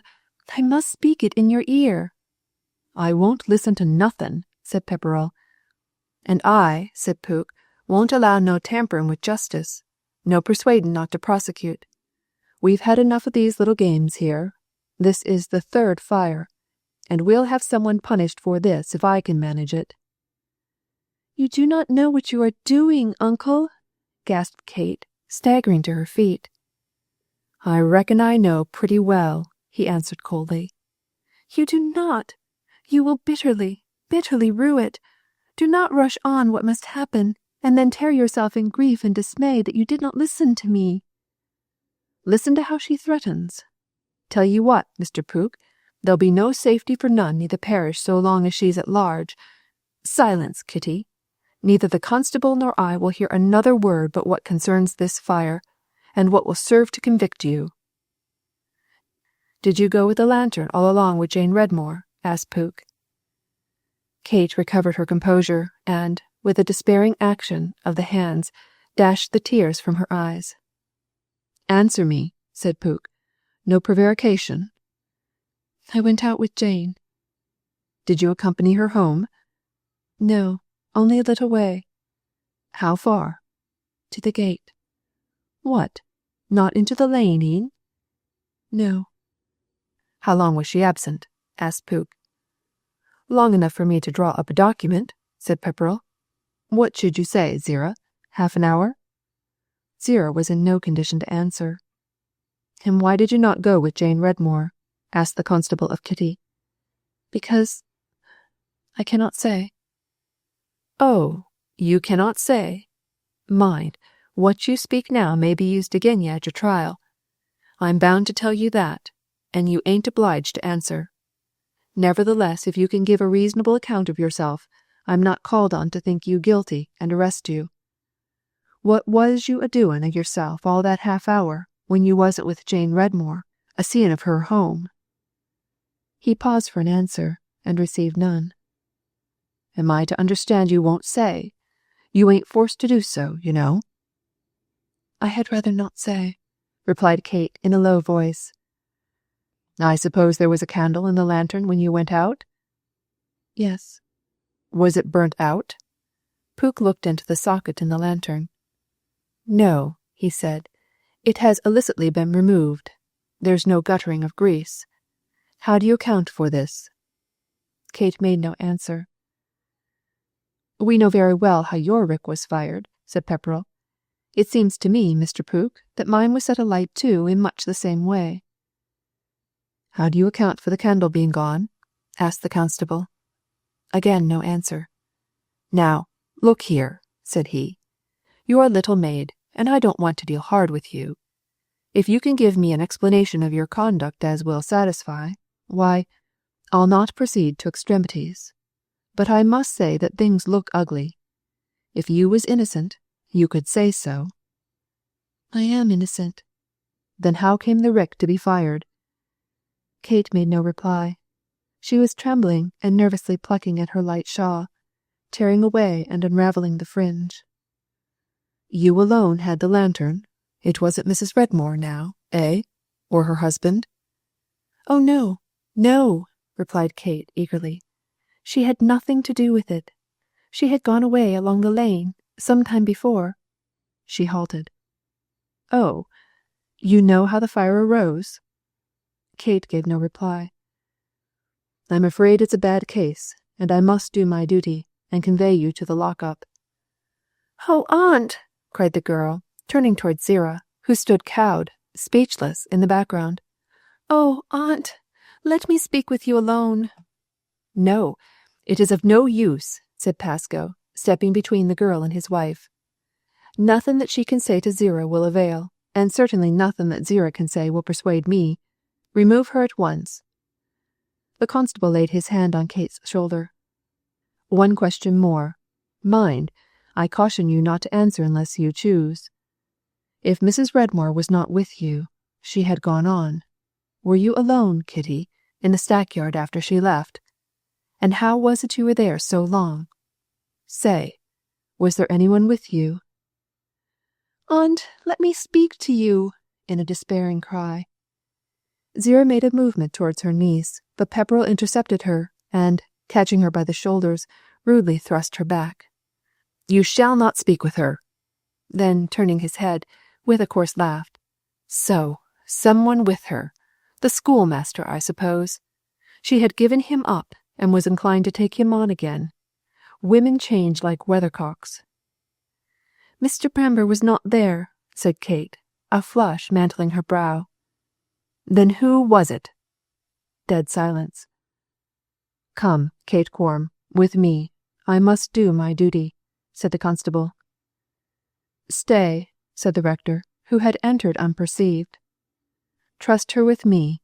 I solemnly promise that I will keep her secure. Let her go with me to the parsonage, and do not, in pity, take the frightened, innocent child." "Innocent?" in a mocking tone from Pascoe. "Innocent child," repeated the rector, with his eye on Pepperrell, who dropped his at once. "Mr. Pook, rely on me to produce her when you require. In pity, do not frighten her. She may be able easily to clear herself. That she is innocent, I stake my word. Trust her to me." The constable hesitated. The lock-up was in a bad condition. It had not been occupied for years, and had been turned into a poultry house. "Come, Kitty," said the rector. "I have made myself answerable for you, and I am proud to do so." Chapter 51. The Passon's Prescription. Not a word on that evening would the old rector allow himself to speak to Kitty relative to the fire, nor would he suffer her to speak about it. He saw that she was in a condition of nervous excitability, and that she must be tranquilized. But, indeed, she made hardly an attempt to speak about the rick and how it was set on fire, and directly the rector put up his hand to indicate that the topic was taboo, she submitted with a sense of relief. Mr. Fielding had a kind, motherly housekeeper, with tact, and, at a word from him, she understood how that Kate was to be treated. The rector was, indeed, alarmed lest the fright and mental excitement he found the girl labouring under might throw her into fever. He knew that she was not strong in constitution, and that she was endowed with high-strung and sensitive nerves. Walter Bramber, having heard of the fire and of the threatened arrest of Kate, of her having been taken to the rectory, hastened to the parsonage in the hope of seeing her, but this Mr. Fielding would not allow. The young man was greatly agitated, grievously distressed. He entreated to be permitted an interview, but the rector was peremptory in refusing it. Remember, all is off between you, at all events for a time. That she likes you, and has not ceased to like you, I am convinced. In her present trouble the sight of you would but increase her distress. There is something behind all this, something of mystery, which I do not fathom. Kitty cannot justify herself. Not that she is guilty, that neither you nor I credit, but there is something that ties her tongue. She is, perhaps, afraid of compromising another, and who that is I do not know. I believe, said Walter, impetuously, that this is a wicked conspiracy against Kitty. Mr. Pepperell, to clear himself of the suspicion that he caused the burning down of his stores, painfully laboured to spread the report that Kitty had done it, and done it out of revenge because he refused to allow of my suit. And now he has contrived, by some means or other, to get his rick fired, which is not insured, in such a manner as to make it appear that Kitty, and Kitty alone, could have done it. It is a vile plot to ruin her, and she is innocent as a lamb. That she is innocent, I am assured, said the rector. How this last fire has come about I cannot even venture to guess. The material for forming an opinion is not to hand. Till Kitty speaks we probably shall not know, and I do not know what will induce her to speak. Of one thing be confident, Walter. Whatever Kitty believes is right, that she will do. I would not urge her to speak, because her sense of duty, her conscience, tells her to be silent. I have that perfect, unshaken trust in her, that I simply leave matters alone, and all I seek is to relieve her of unnecessary trial. I am a poor man, said Bramber, but I will give every penny I have. I will sell my books, I, and my violin, to secure the best counsel for her defence, if it comes to that. You need not trouble yourself on that score, said Mr. Fielding, with a smile. Kitty has other friends besides you. There is her aunt, who loves her, and there is her pastor, who watches over her with much care. Bramber moved in restless unhappiness. The rector saw how wretched the young man was, and he said gently, Bramber, do you not see that the case is taken almost completely out of our hands? I suppose it is, to some extent. Almost entirely. I will not urge Kitty to say what she thinks should be withheld. There is but one thing you and I can do, and that is what I shall advise Kitty before she goes to bed. That which will be better than any sleeping draught. That which alone will strengthen her to bear what is to come. That will cool the fevered heart and calm the working brain. What is that? I have tried my violin. Music will not ease my mind. No, it is something else. A prescription I had long ago from a great physician. One I have often tried, and never found to fail. What is that? Cast all your cares upon God, for he careth for you. Walter clasped the old rector's hand. He could not speak. Something rose in his throat. He turned away and found that the prescription availed. Before Kitty went to bed that night, the rector sought her. She had been standing for an hour at a window, looking in the direction of the cellars. In the few hours that had passed, she had become whiter, more sunken under the eyes, more tremulous in her limbs and mouth. It was with her as the rector surmised. Her mind was torn with doubt as to what course she should pursue. If she were to save herself, it must be at the cost of others. "Mr. Fielding, is it possible to prevent my being brought before the magistrates? That is, can I see my uncle in private here, and induce him to withdraw what he has said?" "I do not think it is possible." "I could tell him something which would make him most anxious to hush the matter up." "Nevertheless, he cannot withdraw. He has made a charge against you. It has gone beyond the stage at which a recall is possible. Remember, Kitty, this is not a mere prosecution for an injury done. It is a criminal charge, and your uncle dare not now hold back without making himself guilty of compounding a felony. I am nothing of a lawyer, but I fancy such is the law. Even if your uncle did not take the matter up, Mr. Pooke would be bound to do so. You must make up your mind to that." "Then something dreadful will happen." "Kitty," said the rector, "you will have to take my prescription. Not mine, but one given by the greatest of physicians. Unless you do that, you will have no rest for mind or body, no sleep, and you will be worn out before the trial." "What is that?" He told her. "The matter, you see, is taken out of your hands. You can do nothing by torturing your brain with thoughts how to avoid this, how to modify that." "It is so." "Then cast all your cares upon God, for he careth for you. Now go to sleep, and be fresh tomorrow."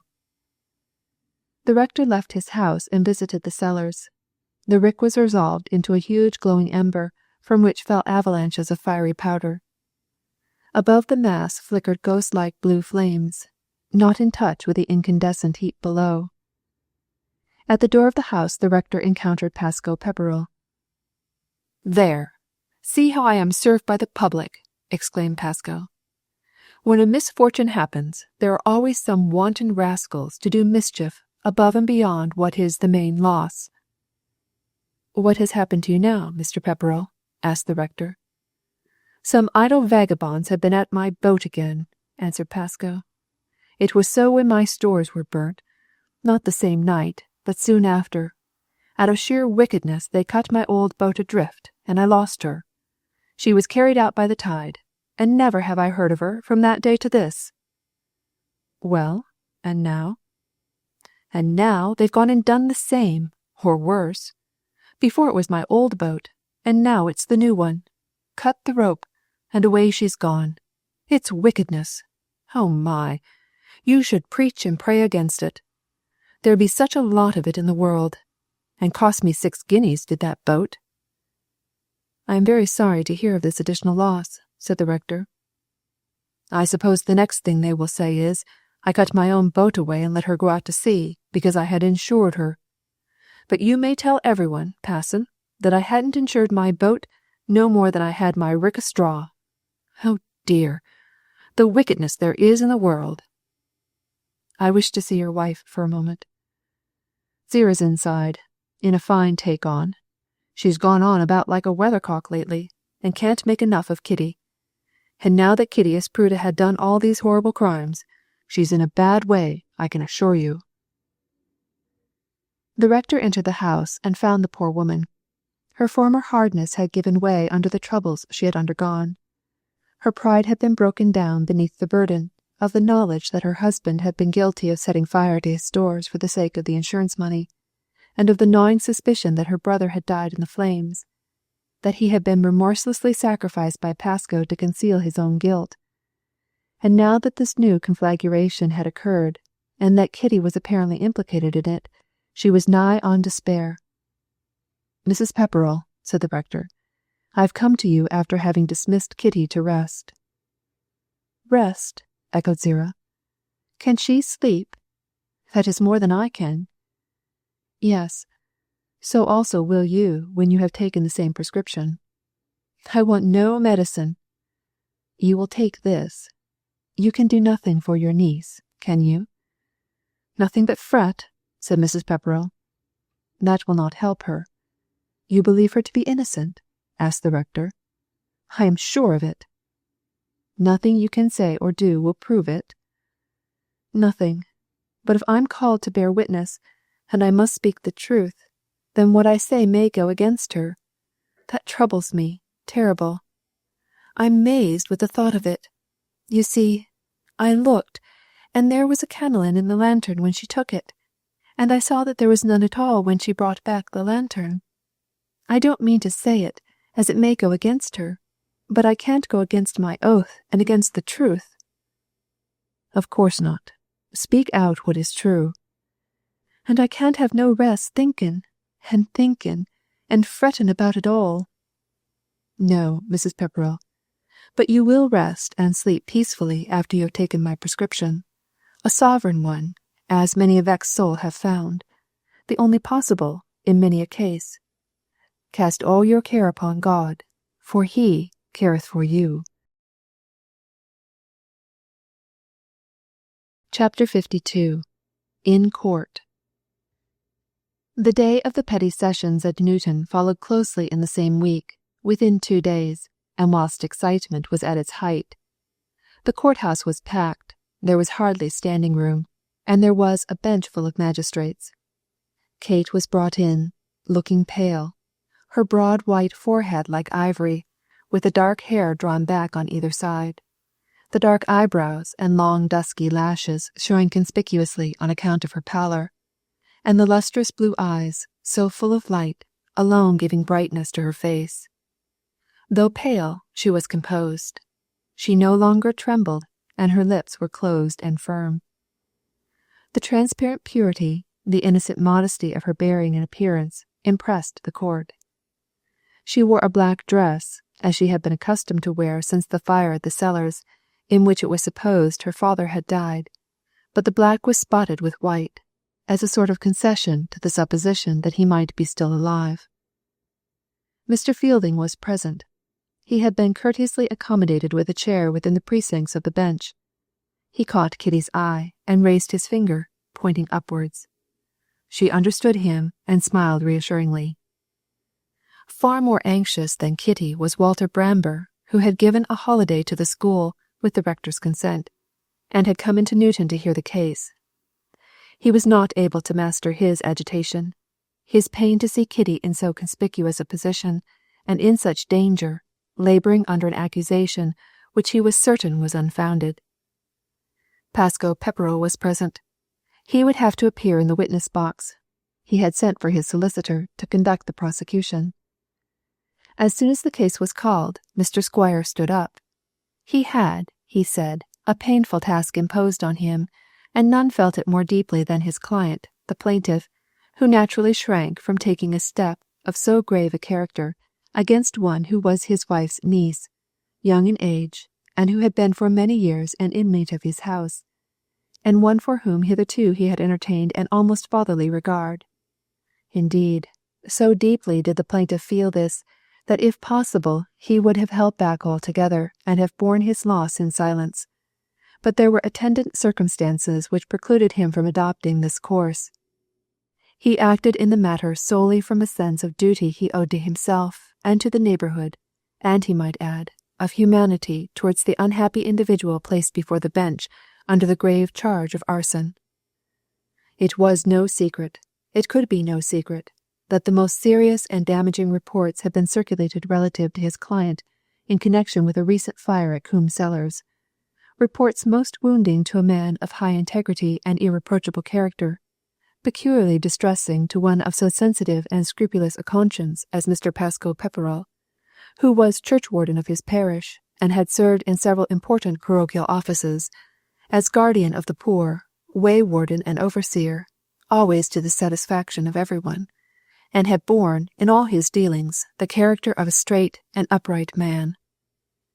Mr. Pepperell had formed his own opinions relative to the fire that had occurred on his premises previous to this last, but with them he, Mr. Squire, would not trouble the bench.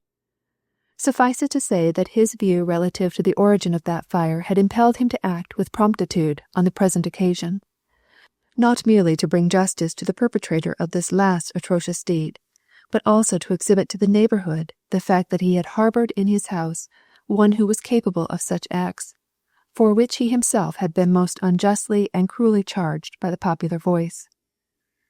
Moreover, in consideration of the fact that 3 cases of malicious burning had taken place within a 12-month in the parish of Coombe, Mr. Pepperell had thought himself morally bound, in the interest of the public, to prosecute in this last instance, where the criminal had been taken, so to speak, red-handed.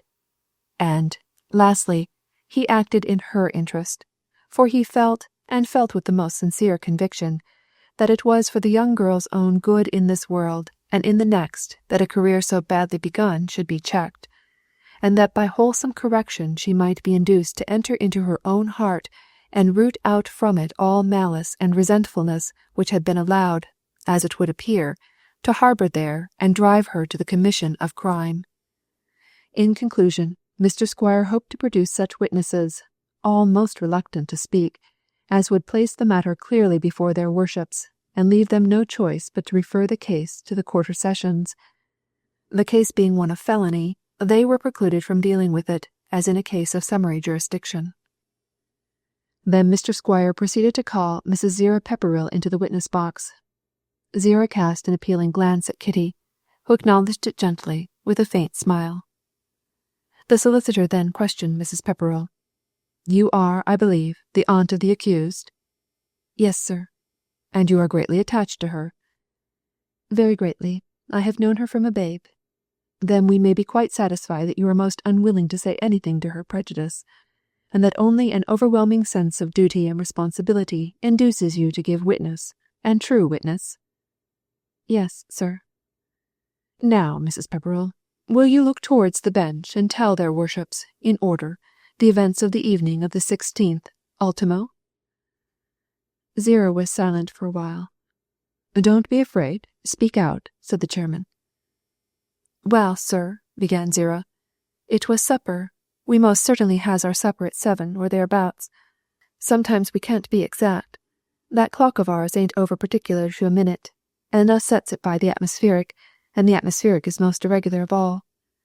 Then us took the clock to Mr. Ford, to Newton, to have him put to rights, and us paid un 7 and 6, and he sent him home worse than it was before. He used to go, regular, right on in till he was run down, though he didn't always keep time exactly. But after Mr. Ford took it in hand, then he began to stand still, after he were wind up, out of pure wickedness. And if you gentlemen would make Mr. Ford pay me back that there 7 and 6. The chairman interrupted her. "Come to the point, please, Mrs. Pepperell." "Is it the leg of pork, you mean?" asked Zerah. "I'm coming to her directly. You see, sirs, 'tweren't cured proper, not as I likes it, and so the maggots got into the bone. Which do your worships like, gentlemen? Rubbin' in the salt dry, or soaking in the brine? I hold to the dry rubbin', that is, if it be well done. But to have a thing well done you must do it yourself, and you can't trust nobody now, and so the maggots—" "Never mind the maggots, my good woman." "So I said to Pascoe, us can't waste thicky leg of pork. Us must eatin', and so I'll gettin' out as well as I can, and you go and take plenty of exercise and work up a cruel strong appetite, and you won't make no count of there having been maggots in the leg of pork." The chairman again intervened, and requested Mr. Squire to extract what was necessary to be known from this good woman by interrogation. If allowed her own course, she would not know where to stop, like the clock before taken in hand by Mr. Ford, and run clean away, as well as threatened by the leg of pork. "Mrs. Pepperell," said Mr. Squire, "you seem to be diffusive in your evidence. However engrossing may be the interest attaching to your clock and leg of pork, still we are not concerned, thank goodness, with either. Especially, thank goodness, we are not here to discuss that same leg of pork." "The leg ought to have been turned in the brine twice a day, and her wasn't. If her had been, her'd have been famous." "I rather think, Mrs. Pepperell, this leg of pork is likely to become famous now, as I see a local reporter present, and it will appear in the paper. But this leg is blocking our way. Let us lay it on the shelf and proceed, as the French say, to our mutton. Where were you at 7, or maybe 7:30, on the evening of the 16th ultimo? I don't think I was nowhere. What? Nowhere 3 days ago? That were the 29th of August. Well, I said so. Beg pardon, sir. You asked for the 29th of ultimo, and I never heard tell of that month. It ain't in the calendar. Come. On the evening of the 29th last, were you at supper with your husband and others? Yes. And those others were? Rose Ash and Noah Flood. They came in. Never mind that. Answer shortly my questions. Where was Kate Quarm? She had her supper too. And when she had done, did she go into the back kitchen to clean up? Yes, sir. Was anyone with her then? Yes, sir. Jane Redmore. And when Jane Redmore went home, did your niece accompany her? She said she was going with her. Did your niece take a lantern? Yes, sir. And did you see that there was a candle in the lantern? Yes, sir. Sufficient to burn for an hour? I don't know that exactly. Well, 3/4 of an hour. Perhaps so. I didn't notice exactly how long the candle was. Anyhow, it would have burnt for more than 1/4 of an hour. Oh, yes. Or for half an hour. I dare say it would. You know it would. Now be careful as to your statements, Mrs. Pepperell. You are quite sure it would have burnt for 3/4 of an hour, if not an hour? Perhaps. I cannot say. You can say it would have lasted 3/4, but are not sure it would last an hour? I suppose so. It is not the way of candles, like legs of pork, to run away of themselves, is it? I don't understand you, sir. I mean that if you put a candle into a lantern, it will remain in the lantern until it is burnt out. Unless someone takes it out. Exactly. And when the lantern was brought back by Kate Quarm, was the candle there? No. It was not there. It was not burnt out, and it had not run away, eh? I suppose so. Then someone must have removed the candle. This is a point, your worships, I wish to establish, and that you should observe. Kate Quarm went out with a lantern in her hand, in which was a piece of candle that would certainly last 3/4 of an hour, if not an entire hour. When she returned, no candle was in the socket. I shall call other witnesses to establish this, and the fact that there were no signs of the candle having melted away. Indeed, the lantern is here. Constable, please to produce it. If the bench will kindly look at it, your worships will perceive that the candle was put in with a piece of brown paper wrapped about it. The paper is still there. The candle is gone. It was taken out. I will call the constable presently to testify that he took charge of the lantern immediately after the event, and that it has not been tampered with since. I now proceed to ask Mrs. Pepperell how long a time Kate Quarm was absent after she went out with Mrs. Jane Redmore. Now, Mrs. Pepperell, pray concentrate your mind and exercise your memory. How long was Kate absent? What, washing up? Asked Sarah. No, we have nothing to do with the washing up. After that, when she went out with Jane Redmore. I didn't look at the clock. About how long? I can't say. Do you think it was half an hour? It might be so. Or less? I really can't tell. Then she was absent for half an hour at the outside, possibly. I suppose so. You may go now. I shall want you again. I proceed to summon Jane Redmore. This poor woman was in such a nervous condition that she would have fainted had she not been provided with a chair. Nothing but what was of absolute importance could be drawn from her, which was that Kitty had not accompanied her beyond the gate from the Coombe premises, a distance of hardly 300 yards. This, said the solicitor, is what I require. I will not trouble this feeble and timorous creature any longer. We have ascertained that the defendant, Kate Quarm, went out with Mrs. Redmore, under the pretext that she was going to accompany her home. I do not think this point was established, said the chairman. I beg your worship's pardon. You are right. The next witness I shall call will establish the pretext without a doubt. I summon Pascoe Pepperell. Stay a moment. What is this noise, this disturbance in the court? Called the chairman. It is not possible for me or my brother magistrates to hear what is said. Unless the disturbance be allayed instantly, I shall give orders for the court to be cleared. The requisite stillness ensued. Now then, Mr. Pepperell, stand forward, take the book, and such answers, etc.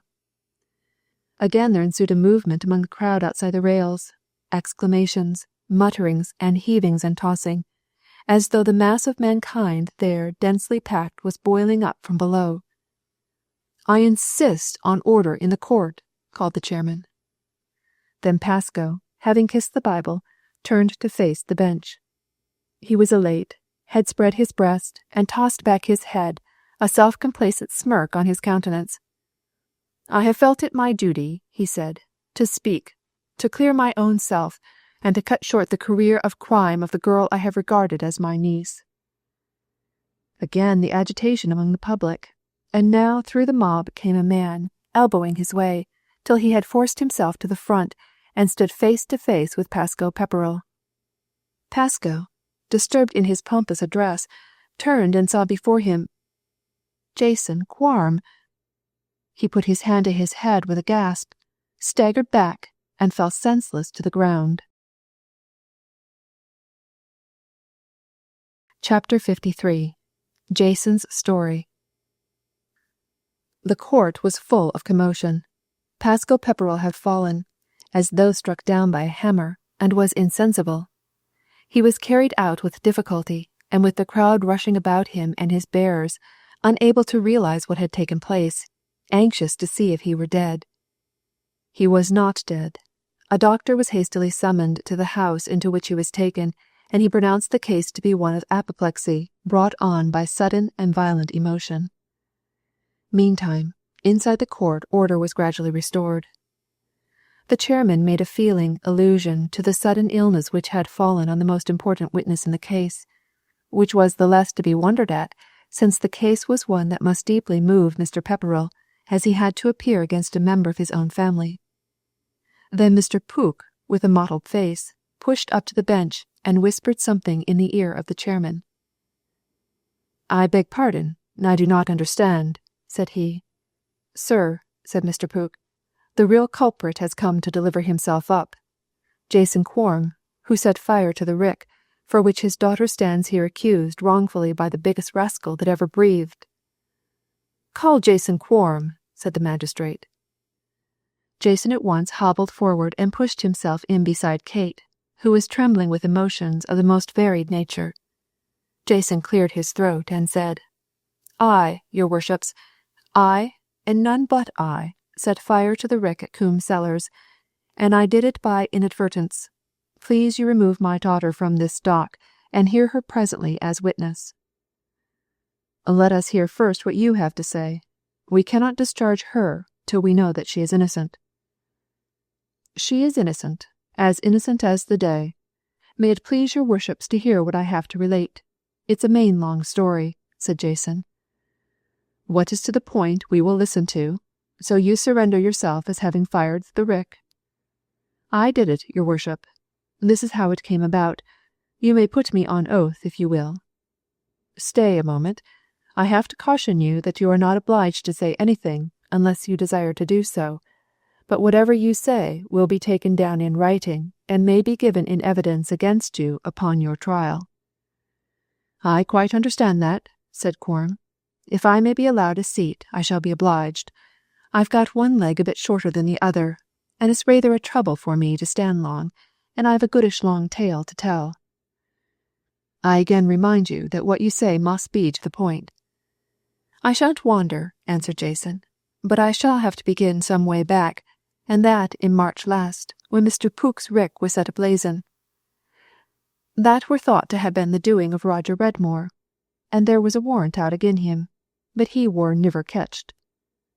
Does this concern the case before the court?" "Aye, it do, intimate-like." "Very well, then, proceed. We have ordered you to be accommodated with a chair, and your daughter likewise."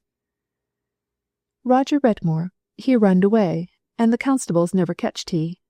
My daughter Kitty, her took on terrible over the poor wife as was turned out of house and home by Mr. Pook, and her persuaded me to let the woman have my cottage, for she and the little ones.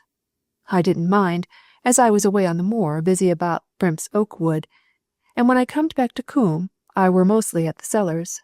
My sister Zira, she be that rapscallion Pasco's wife, you understand, your worship."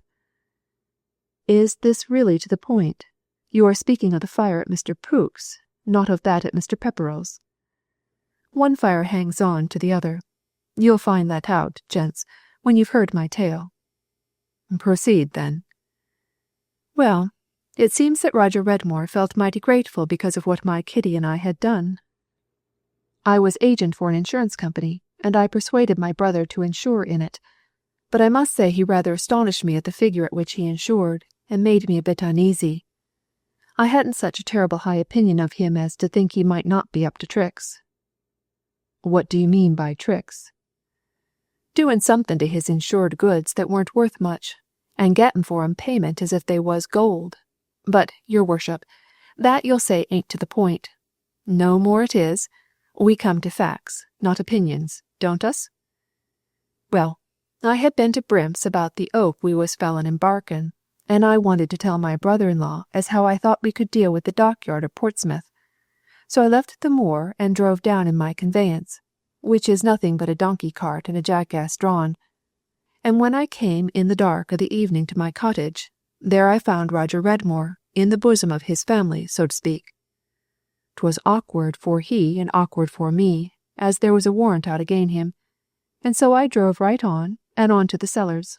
I found Pasco there in the house, all by hisself, which was curious. He had sent his wife, my sister Zira, away somewhere, and Kitty, my daughter, away somewhere else, and he was in a pretty take-on because I turned up unexpected. I didn't quite understand why he was in so poor a temper, and why he should turn me out of the house as he did, and I had got nowhere to go to for a night's lodging. You see, your worships, I couldn't go home, well, with all the beds and every hole and corner chock full of childer as thick as fleas on a dog's back, not to mention the woman and the chap Roger in hiding, who didn't want to be found. But Pasco, he wouldn't listen to reason, and he was that suspicious and queer in all his goings-on, that I thought some mischief were up, and that I'd bide handy and keep an eye on him. Well, gentlemen, when he jostled me out of the house door, I went to the warehouse, and it wasn't locked up, so I stepped in and found the ladder and clambered up that. Thinks I to myself, if Pasco don't mean no wickedness, well, I can sleep here comfortable enough, anyhow. There were plenty of fleeces. They weren't over clean and sweet, but in such a case one can't be particular. I hadn't been there a terrible long time before I heard the door open, and I seed a light. So I went to the ladder head and looked down, and there sure enough were Pasco. I watched him a while to see what May games he were up to, and at last I spied what it were. He were arranging and settling shavings among the coal knobs, so as to make up grand fires, and he was getting everything ready to burn down the whole concern, coals and fleeces and building, and me in it, if I were that jack fool to bide where I was. So I hollered out to he, and let 'n understand who was there, and that I marked his little game. I were on the ladder. He looked towards me, and came at me, and shook the ladder, and shook me down, and I fell on my head, I reckon, and remember nothing more, till I came to myself, bound hand and foot in a sack, and throwed atop a heap of coal, that were afire and fizzing out in flame and smoke, and almost stifled I were, and didn't know exactly where I were, whether I'd got to the wrong place down below. I cried out, and I tried to get free, but couldn't move, and then I rolled myself down over fire and coals, and scorched I were a bit. But what 'ud be the end I cannot tell, if it had not been for Roger Redmore, who broke open the door and came in and dragged me out of the smoke and smother, and cut the bands and got me out of the sack, and helped me off to where his missus were, that is to say, my cottage. Jason paused, and looked about him. That, I reckon, is the first chapter. Now to go on. When I came there, I thought it all over, and I got Roger to put me in the outhouse, where none of the children might see, and he himself durst bide more than the night, lest he be took, but he told Jane to mind me and let me have what I wanted. Well, I turned the matter well over in my head, and thought as how Pasco were my brother-in-law, and if all came out, I'd bring trouble on Zira and my own child. I'd have to say as how Pasco had fired his own building so as to get the insurance money, and tried to kill me too, 'cause I seed what he were up to. So I didn't like to do that, and I thought it would be best for all parties if I got out of the way, and durst stir all the day that followed. But at night I got out when I knowed the tide was suitable, and took the old boat at the Cellars, and I made off with that, and I rowed out to sea, and rowed along the course to Torquay, and landed there, and there I ha' been, unbeknown to the Coombe folk, there or in London. When I'd been a bit at Torquay, I seemed to smell money. I seed as how a lot of fortune could be got there by building and making a great place of it for invalids and such folk, and I went up to London to start a company and get a building firm to take the matter up. I've been off and on about this idee, and a fine idee it is like to turn out, so I reckon. I did hear as how Pasco, he'd drawed £1,200 out of the insurance company. Blessed if I knowed exactly what I should do. On the one side, I were agent for the company.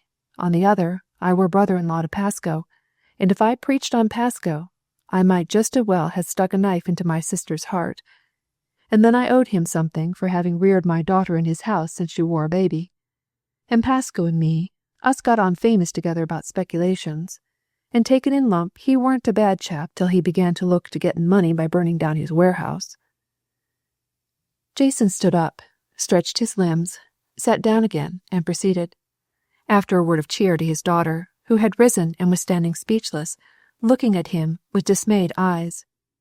She knew that her uncle was false, but Jason had revealed a depth of wickedness in the man which she had not conceived to be possible. She had been satisfied that he had set fire to his magazines for the sake of the insurance, and she knew that, basely, he endeavored to throw the guilt of the act upon her. She had feared that her father had been sacrificed when the warehouse was burned, but had never supposed that her uncle had done this deliberately. Now, continued Quorum, I reckon I come to the third chapter. After a bit I thought I'd come back to Coombe, but not openly, and see how Kitty were getting along. So I came unbeknown to everyone, and went to Mrs. Redmore, and her put me in the same old outhouse as I were in before, and I told her, as she worked at the Cellars, to say nothing about it to Kitty, but find an excuse for getting her out of the house after dark. That is what Jane Redmore did, and I met Kitty at the rick, and us went together behind the rick, so as the light might not be seen from the house whilst we talked. Well, I'd been without my bagpipe for some time, and, seeing as how Kitty had a light, I told her to open the lantern, and I'd have a bit o' a smoke for a comfort. Her opened the lantern door, but lor, gentlemen, I hadn't told you how struck with amaze and main glad the little maid was to see her father, whom she had believed to be dead, come to life again, hearty and with fine prospects of making money out of building speculations to Torquay. But you must imagine all that, your worships. It ain't, as you may say, to the point, but this here little affair of the pipe and lightin' it is. Well, when she opened the lantern door, I took out the bit end of a candle that was therein, and I put it to my pipe to kindle my baccy. She was talking and telling of me all as had happened, and when her said how as Pascal Pepperell had tried to lay the firing of his warehouse on she, then I were that angry I burnt my fingers with a candle end, not thinking what I were about, and throwed it down right among the straw, and afore I could say Jack Robinson, there was a blaze as no stampin' would put out. The first thing Kate did was to run in, and the first thing I did was to tumble into the boat and make off. I didn't know what the consequences might be, and I first thought I'd consider it, and learn what came of it all before I stirred. If Pasco didn't make a fuss, why, it might pass, and no harm come of it. If he made a stir, why, all must come out. The little maid, I reckon, she would say nothing, because her knowed it was my doing the stat catching alight, and thought she'd bring me into trouble. And then there was that other fire behind. She didn't know what might come if it were examined into, and I made my appearance as one returned from the dead. But I heard of it all. Jane Redmore sent to tell me. And now, your worships, I reckon I'm the guilty one of the fire, but it was an accident, and she's innocent and may be discharged. That is my story." The bench withdrew for a few minutes. When the magistrates returned, the buzz of voices in the court ceased at once. "We have decided," said the chairman, "that the case against Kate Quorum be dismissed. She leaves the court without any imputation against her character. You, Mr. Jason Quorum, must stand security in yourself, and find 2 others to stand bail for you to reappear before the court when required." Chapter 54. Confectuoso Capriccio. Pasco Pepperell did not recover. The shock had been too great. It had sent the blood rushing to his head, and his consciousness never returned. By midnight he was a dead man. Now that he was gone, the will, made partly in a moment of scare, partly out of compunction, partly also out of boastfulness, came into force, and Kitty was provided with a small income of her own. The first thing done by her and her aunt, as soon as the will was proved, was to refund to the insurance company the whole of the money paid by them to Pasco on account of the burned stores. The cellars belonged now to Zira for her life. It was not long before an understanding was reached between Walter Bramber and Kitty, the purport of which was that next spring Kitty should cease to be alone. No inscription, such as the girl had desired, had been cut in the bark of the mulberry tree, and now, were one to be traced there, it would be of a different nature, a legend of 2 who met and parted, and met again, never more to part. Jason Quorum for once had succeeded in a speculation. The Torquay Building Society promised to be a prosperous company and to pay good dividends. Jason was not able to contribute much in capital, but as promoter of the scheme he received certain shares. He was occupied, his mind engrossed in carrying out the plans of the company, in making contracts, in buying materials, in supervising, in altering, the scheming terraces and detached villas, in planting belle vues, and sea prospects, and rosebank cottages, and lavender walks, and marine parades, and he could afford no time to be at Coombe. Zira was wrapped up in her niece. She could not have loved her more dearly had Kitty been her own child. The hardness in the woman's character gave way. The trouble she had undergone had softened and sweetened a nature really good and kind, but ruffled and soured by adverse circumstances and uncongenial associations. A great change had taken place in the opinion of the public in Coombe and Tynehead relative to Kitty. The general feeling was that she had been hardly treated, in having a crime attributed to her of which she had been guiltless, that she had been reserved in her manner, it was her way, and all folks were not constituted alike, that if she asked questions, no one was bound to answer them unless he liked, and if he couldn't give the required information. Kitty was quiet. She harmed nobody. She had done Rose Ash a great favour in stepping out of the way when Jan Pook was inclined to make a fool of himself with her. She was worth £3,000 for certain, and it was said that her father was piling up a fortune in Torquay. Coombe Cellars would ultimately be hers, as well as the little bit of ground about it, or rather, at the back of it, which was what remained of the farm. And she had been grown in Coombe. She had a foothold there, and all knew the worst of her, and that weren't so cruel bad. Finally, and conclusively, Mr. Puddicombe pronounced in her favour. So public opinion veered round, and was prepared to make much of Kate. The worst that could be spoken of her was that she had taken up with that schoolmaster again.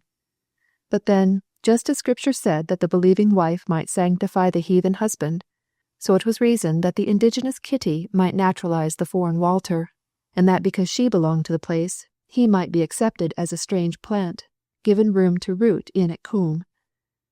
It was very well known that sometimes a stray cat came to a house from nobody knew where, and meowed, entreating to be fed and harboured, and few housewives would shut it out. They would take in the stranger, give it milk and a place by the fire, and domesticate it. Even so came this Walter Bramber into Coombe out of space. Whom he had belonged to, and from what sort of habitation, no one knew. He asked to be domiciled in Coombe, and Kitty took him in. What was allowable to a cat was surely not to be refused to a schoolmaster.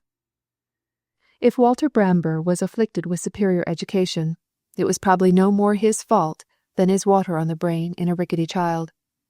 And if he was a schoolmaster by profession, perhaps it was not his fault, but his misfortune. He'd been bred to it by his unfeeling and unnatural parents, just as in London some boys were brought up to be thieves and pickpockets. Mr. Puddicombe, indeed, had taken up schoolmastering, but that was a different matter. He had not been reared to anything of the sort, and had adopted it rather as a pastime than a profession, and had never allowed it to interfere with his robust and intelligent pleasures, such as cockfighting. And Mr. Puddicombe drank and smoked, and swore sometimes, and all that showed he was a man.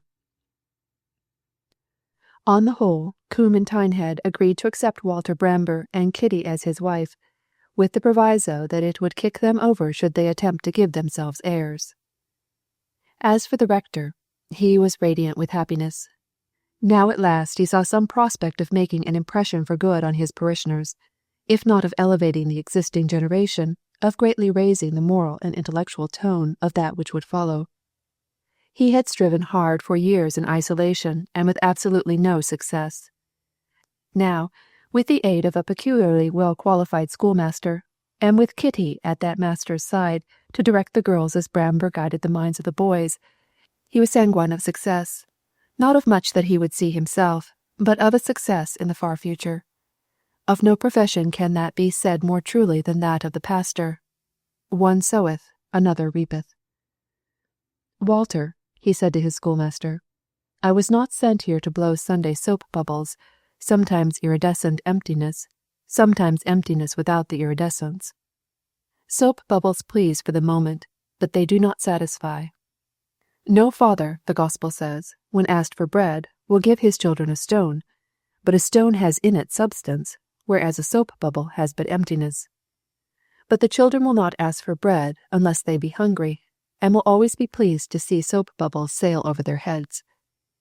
I believe the apostles were sent forth to be the salt of the earth. Their successors are self-satisfied if they be but insipid carbonate of soda. I have striven to feed, not to amuse, but nothing can avail till hunger come. You find that in the school, I find it in the church. Some Indians chew clay because they have not bread. Our people have quite a fancy for this stodgy substance. We have to rectify their appetites, so that they may come to desire nourishing diet, and not what is merely stuffing, to seek for instruction and not amusement. You in your sphere, I in mine, have a similar office, and similar obligations weighing on us, and similar difficulties to encounter. If you seek for popularity, make Puddicombe your model. Take the level of the people among whom you are set, and do not stir to cure them of clay chewing. If you seek to do your duty, then do not expect to have a path of soft herbage to tread, but one of thorns. If I had been indefinite, flowery, hollow in my teachings here, I should have been the most popular man in the parish, and after 40 years' menstruation would have passed away with a smile of self-satisfaction that I had given no offence to anyone, only to awake in the vast beyond to the startling conviction that I had done no good to anyone. Cast your bread on the waters, and you will find it after many days. Cast chaff, and it will be blown, washed, rotted away. Many a man in my profession, and in yours, we are both teachers, is like the cuckoo-spittle insect, which throws out a great froth bubble about it. So do some of my profession who surround themselves with a copious discharge of words without substance.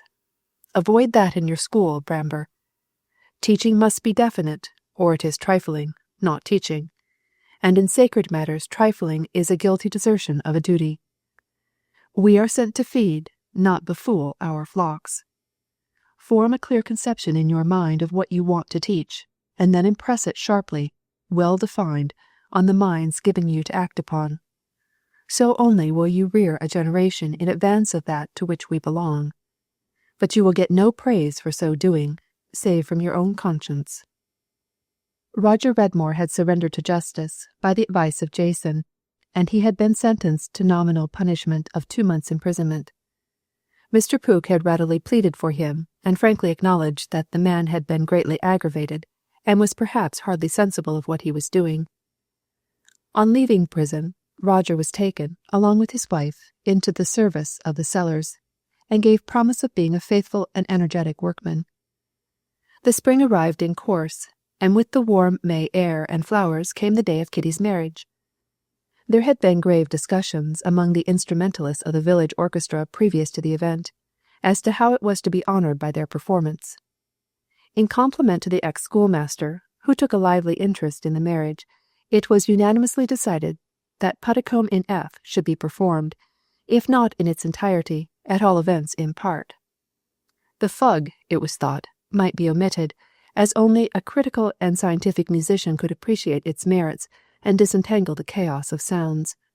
But there was the largo molto confectioso capriccio at their disposal. As largo molto meant, turn the score upside down, then if the score were not inverted, it would flow in the melody of Kitty Alone and I. Mr. Puddicombe was approached with the demand whether it were permissible to execute the movement without the largo molto, i.e., the inversion of the score. Puddicombe at once assented. That, as he pointed out, was the magnificent brilliancy of the composition, that it could be turned about anyhow and played right off, and the effect was superb any way. Let them disregard largo molto and simply play confectioso capriccio, which meant go ahead with the score upright, and there you are. Accordingly, after the ceremony, when the bride and bridegroom issued from the church, the orchestra, which was in readiness, struck up the movement of Puddicombe in F, con affectuoso capriccio, and most certainly as it so stood on the score, and so was performed, the air was none other than The Frog and the Mouse, Cock-a-my-daisy, Kitty Alone. Forward marched the band, playing hautboy, clarinet, first fiddle, second fiddle, the bass labouring along as best as he could, tumbling over his viol, throwing out a grunt and a growl when he was able. The people of Coombe and Tynehead were at their doors wishing happiness to the young couple. The children strewed flowers, and every now and then broke into chorus. Cock-a-my-daisy, Kitty Alone. The ploughmen whistled the air and waved their caps. The church bells burst out into clamour and drowned it. The rooks in the elms of the churchyard poured forth volleys of caw, caw, caw, introducing a new element into the musical melody. Through the street went the little procession, headed by children, who danced and sang before the band. Then came the musicians, lastly the married young people. They were on their way to the cellars, where Zero was waiting for them, and had brought forth cake and ale in abundance, to feast children, musicians, well-wishers, everyone who would drink to the health of bride and bridegroom. Then, when the regaling was over, and thundering cheers had been given for the schoolmaster, for Kitty, for Zero, Walter Bramber and Kitty appeared at the door, and half singing, with a smile on his face, to the strain of The Frog and the Mouse, Walter thus tendered his thanks. Curtsy, Kitty, and say with me, neighbours, thanks for company. On all the world we will shut the door. In all the world I need nothing more than Kitty, my wife, and Kitty alone, Kitty alone and I. The end of Kitty Alone by Sabine Baring Gould.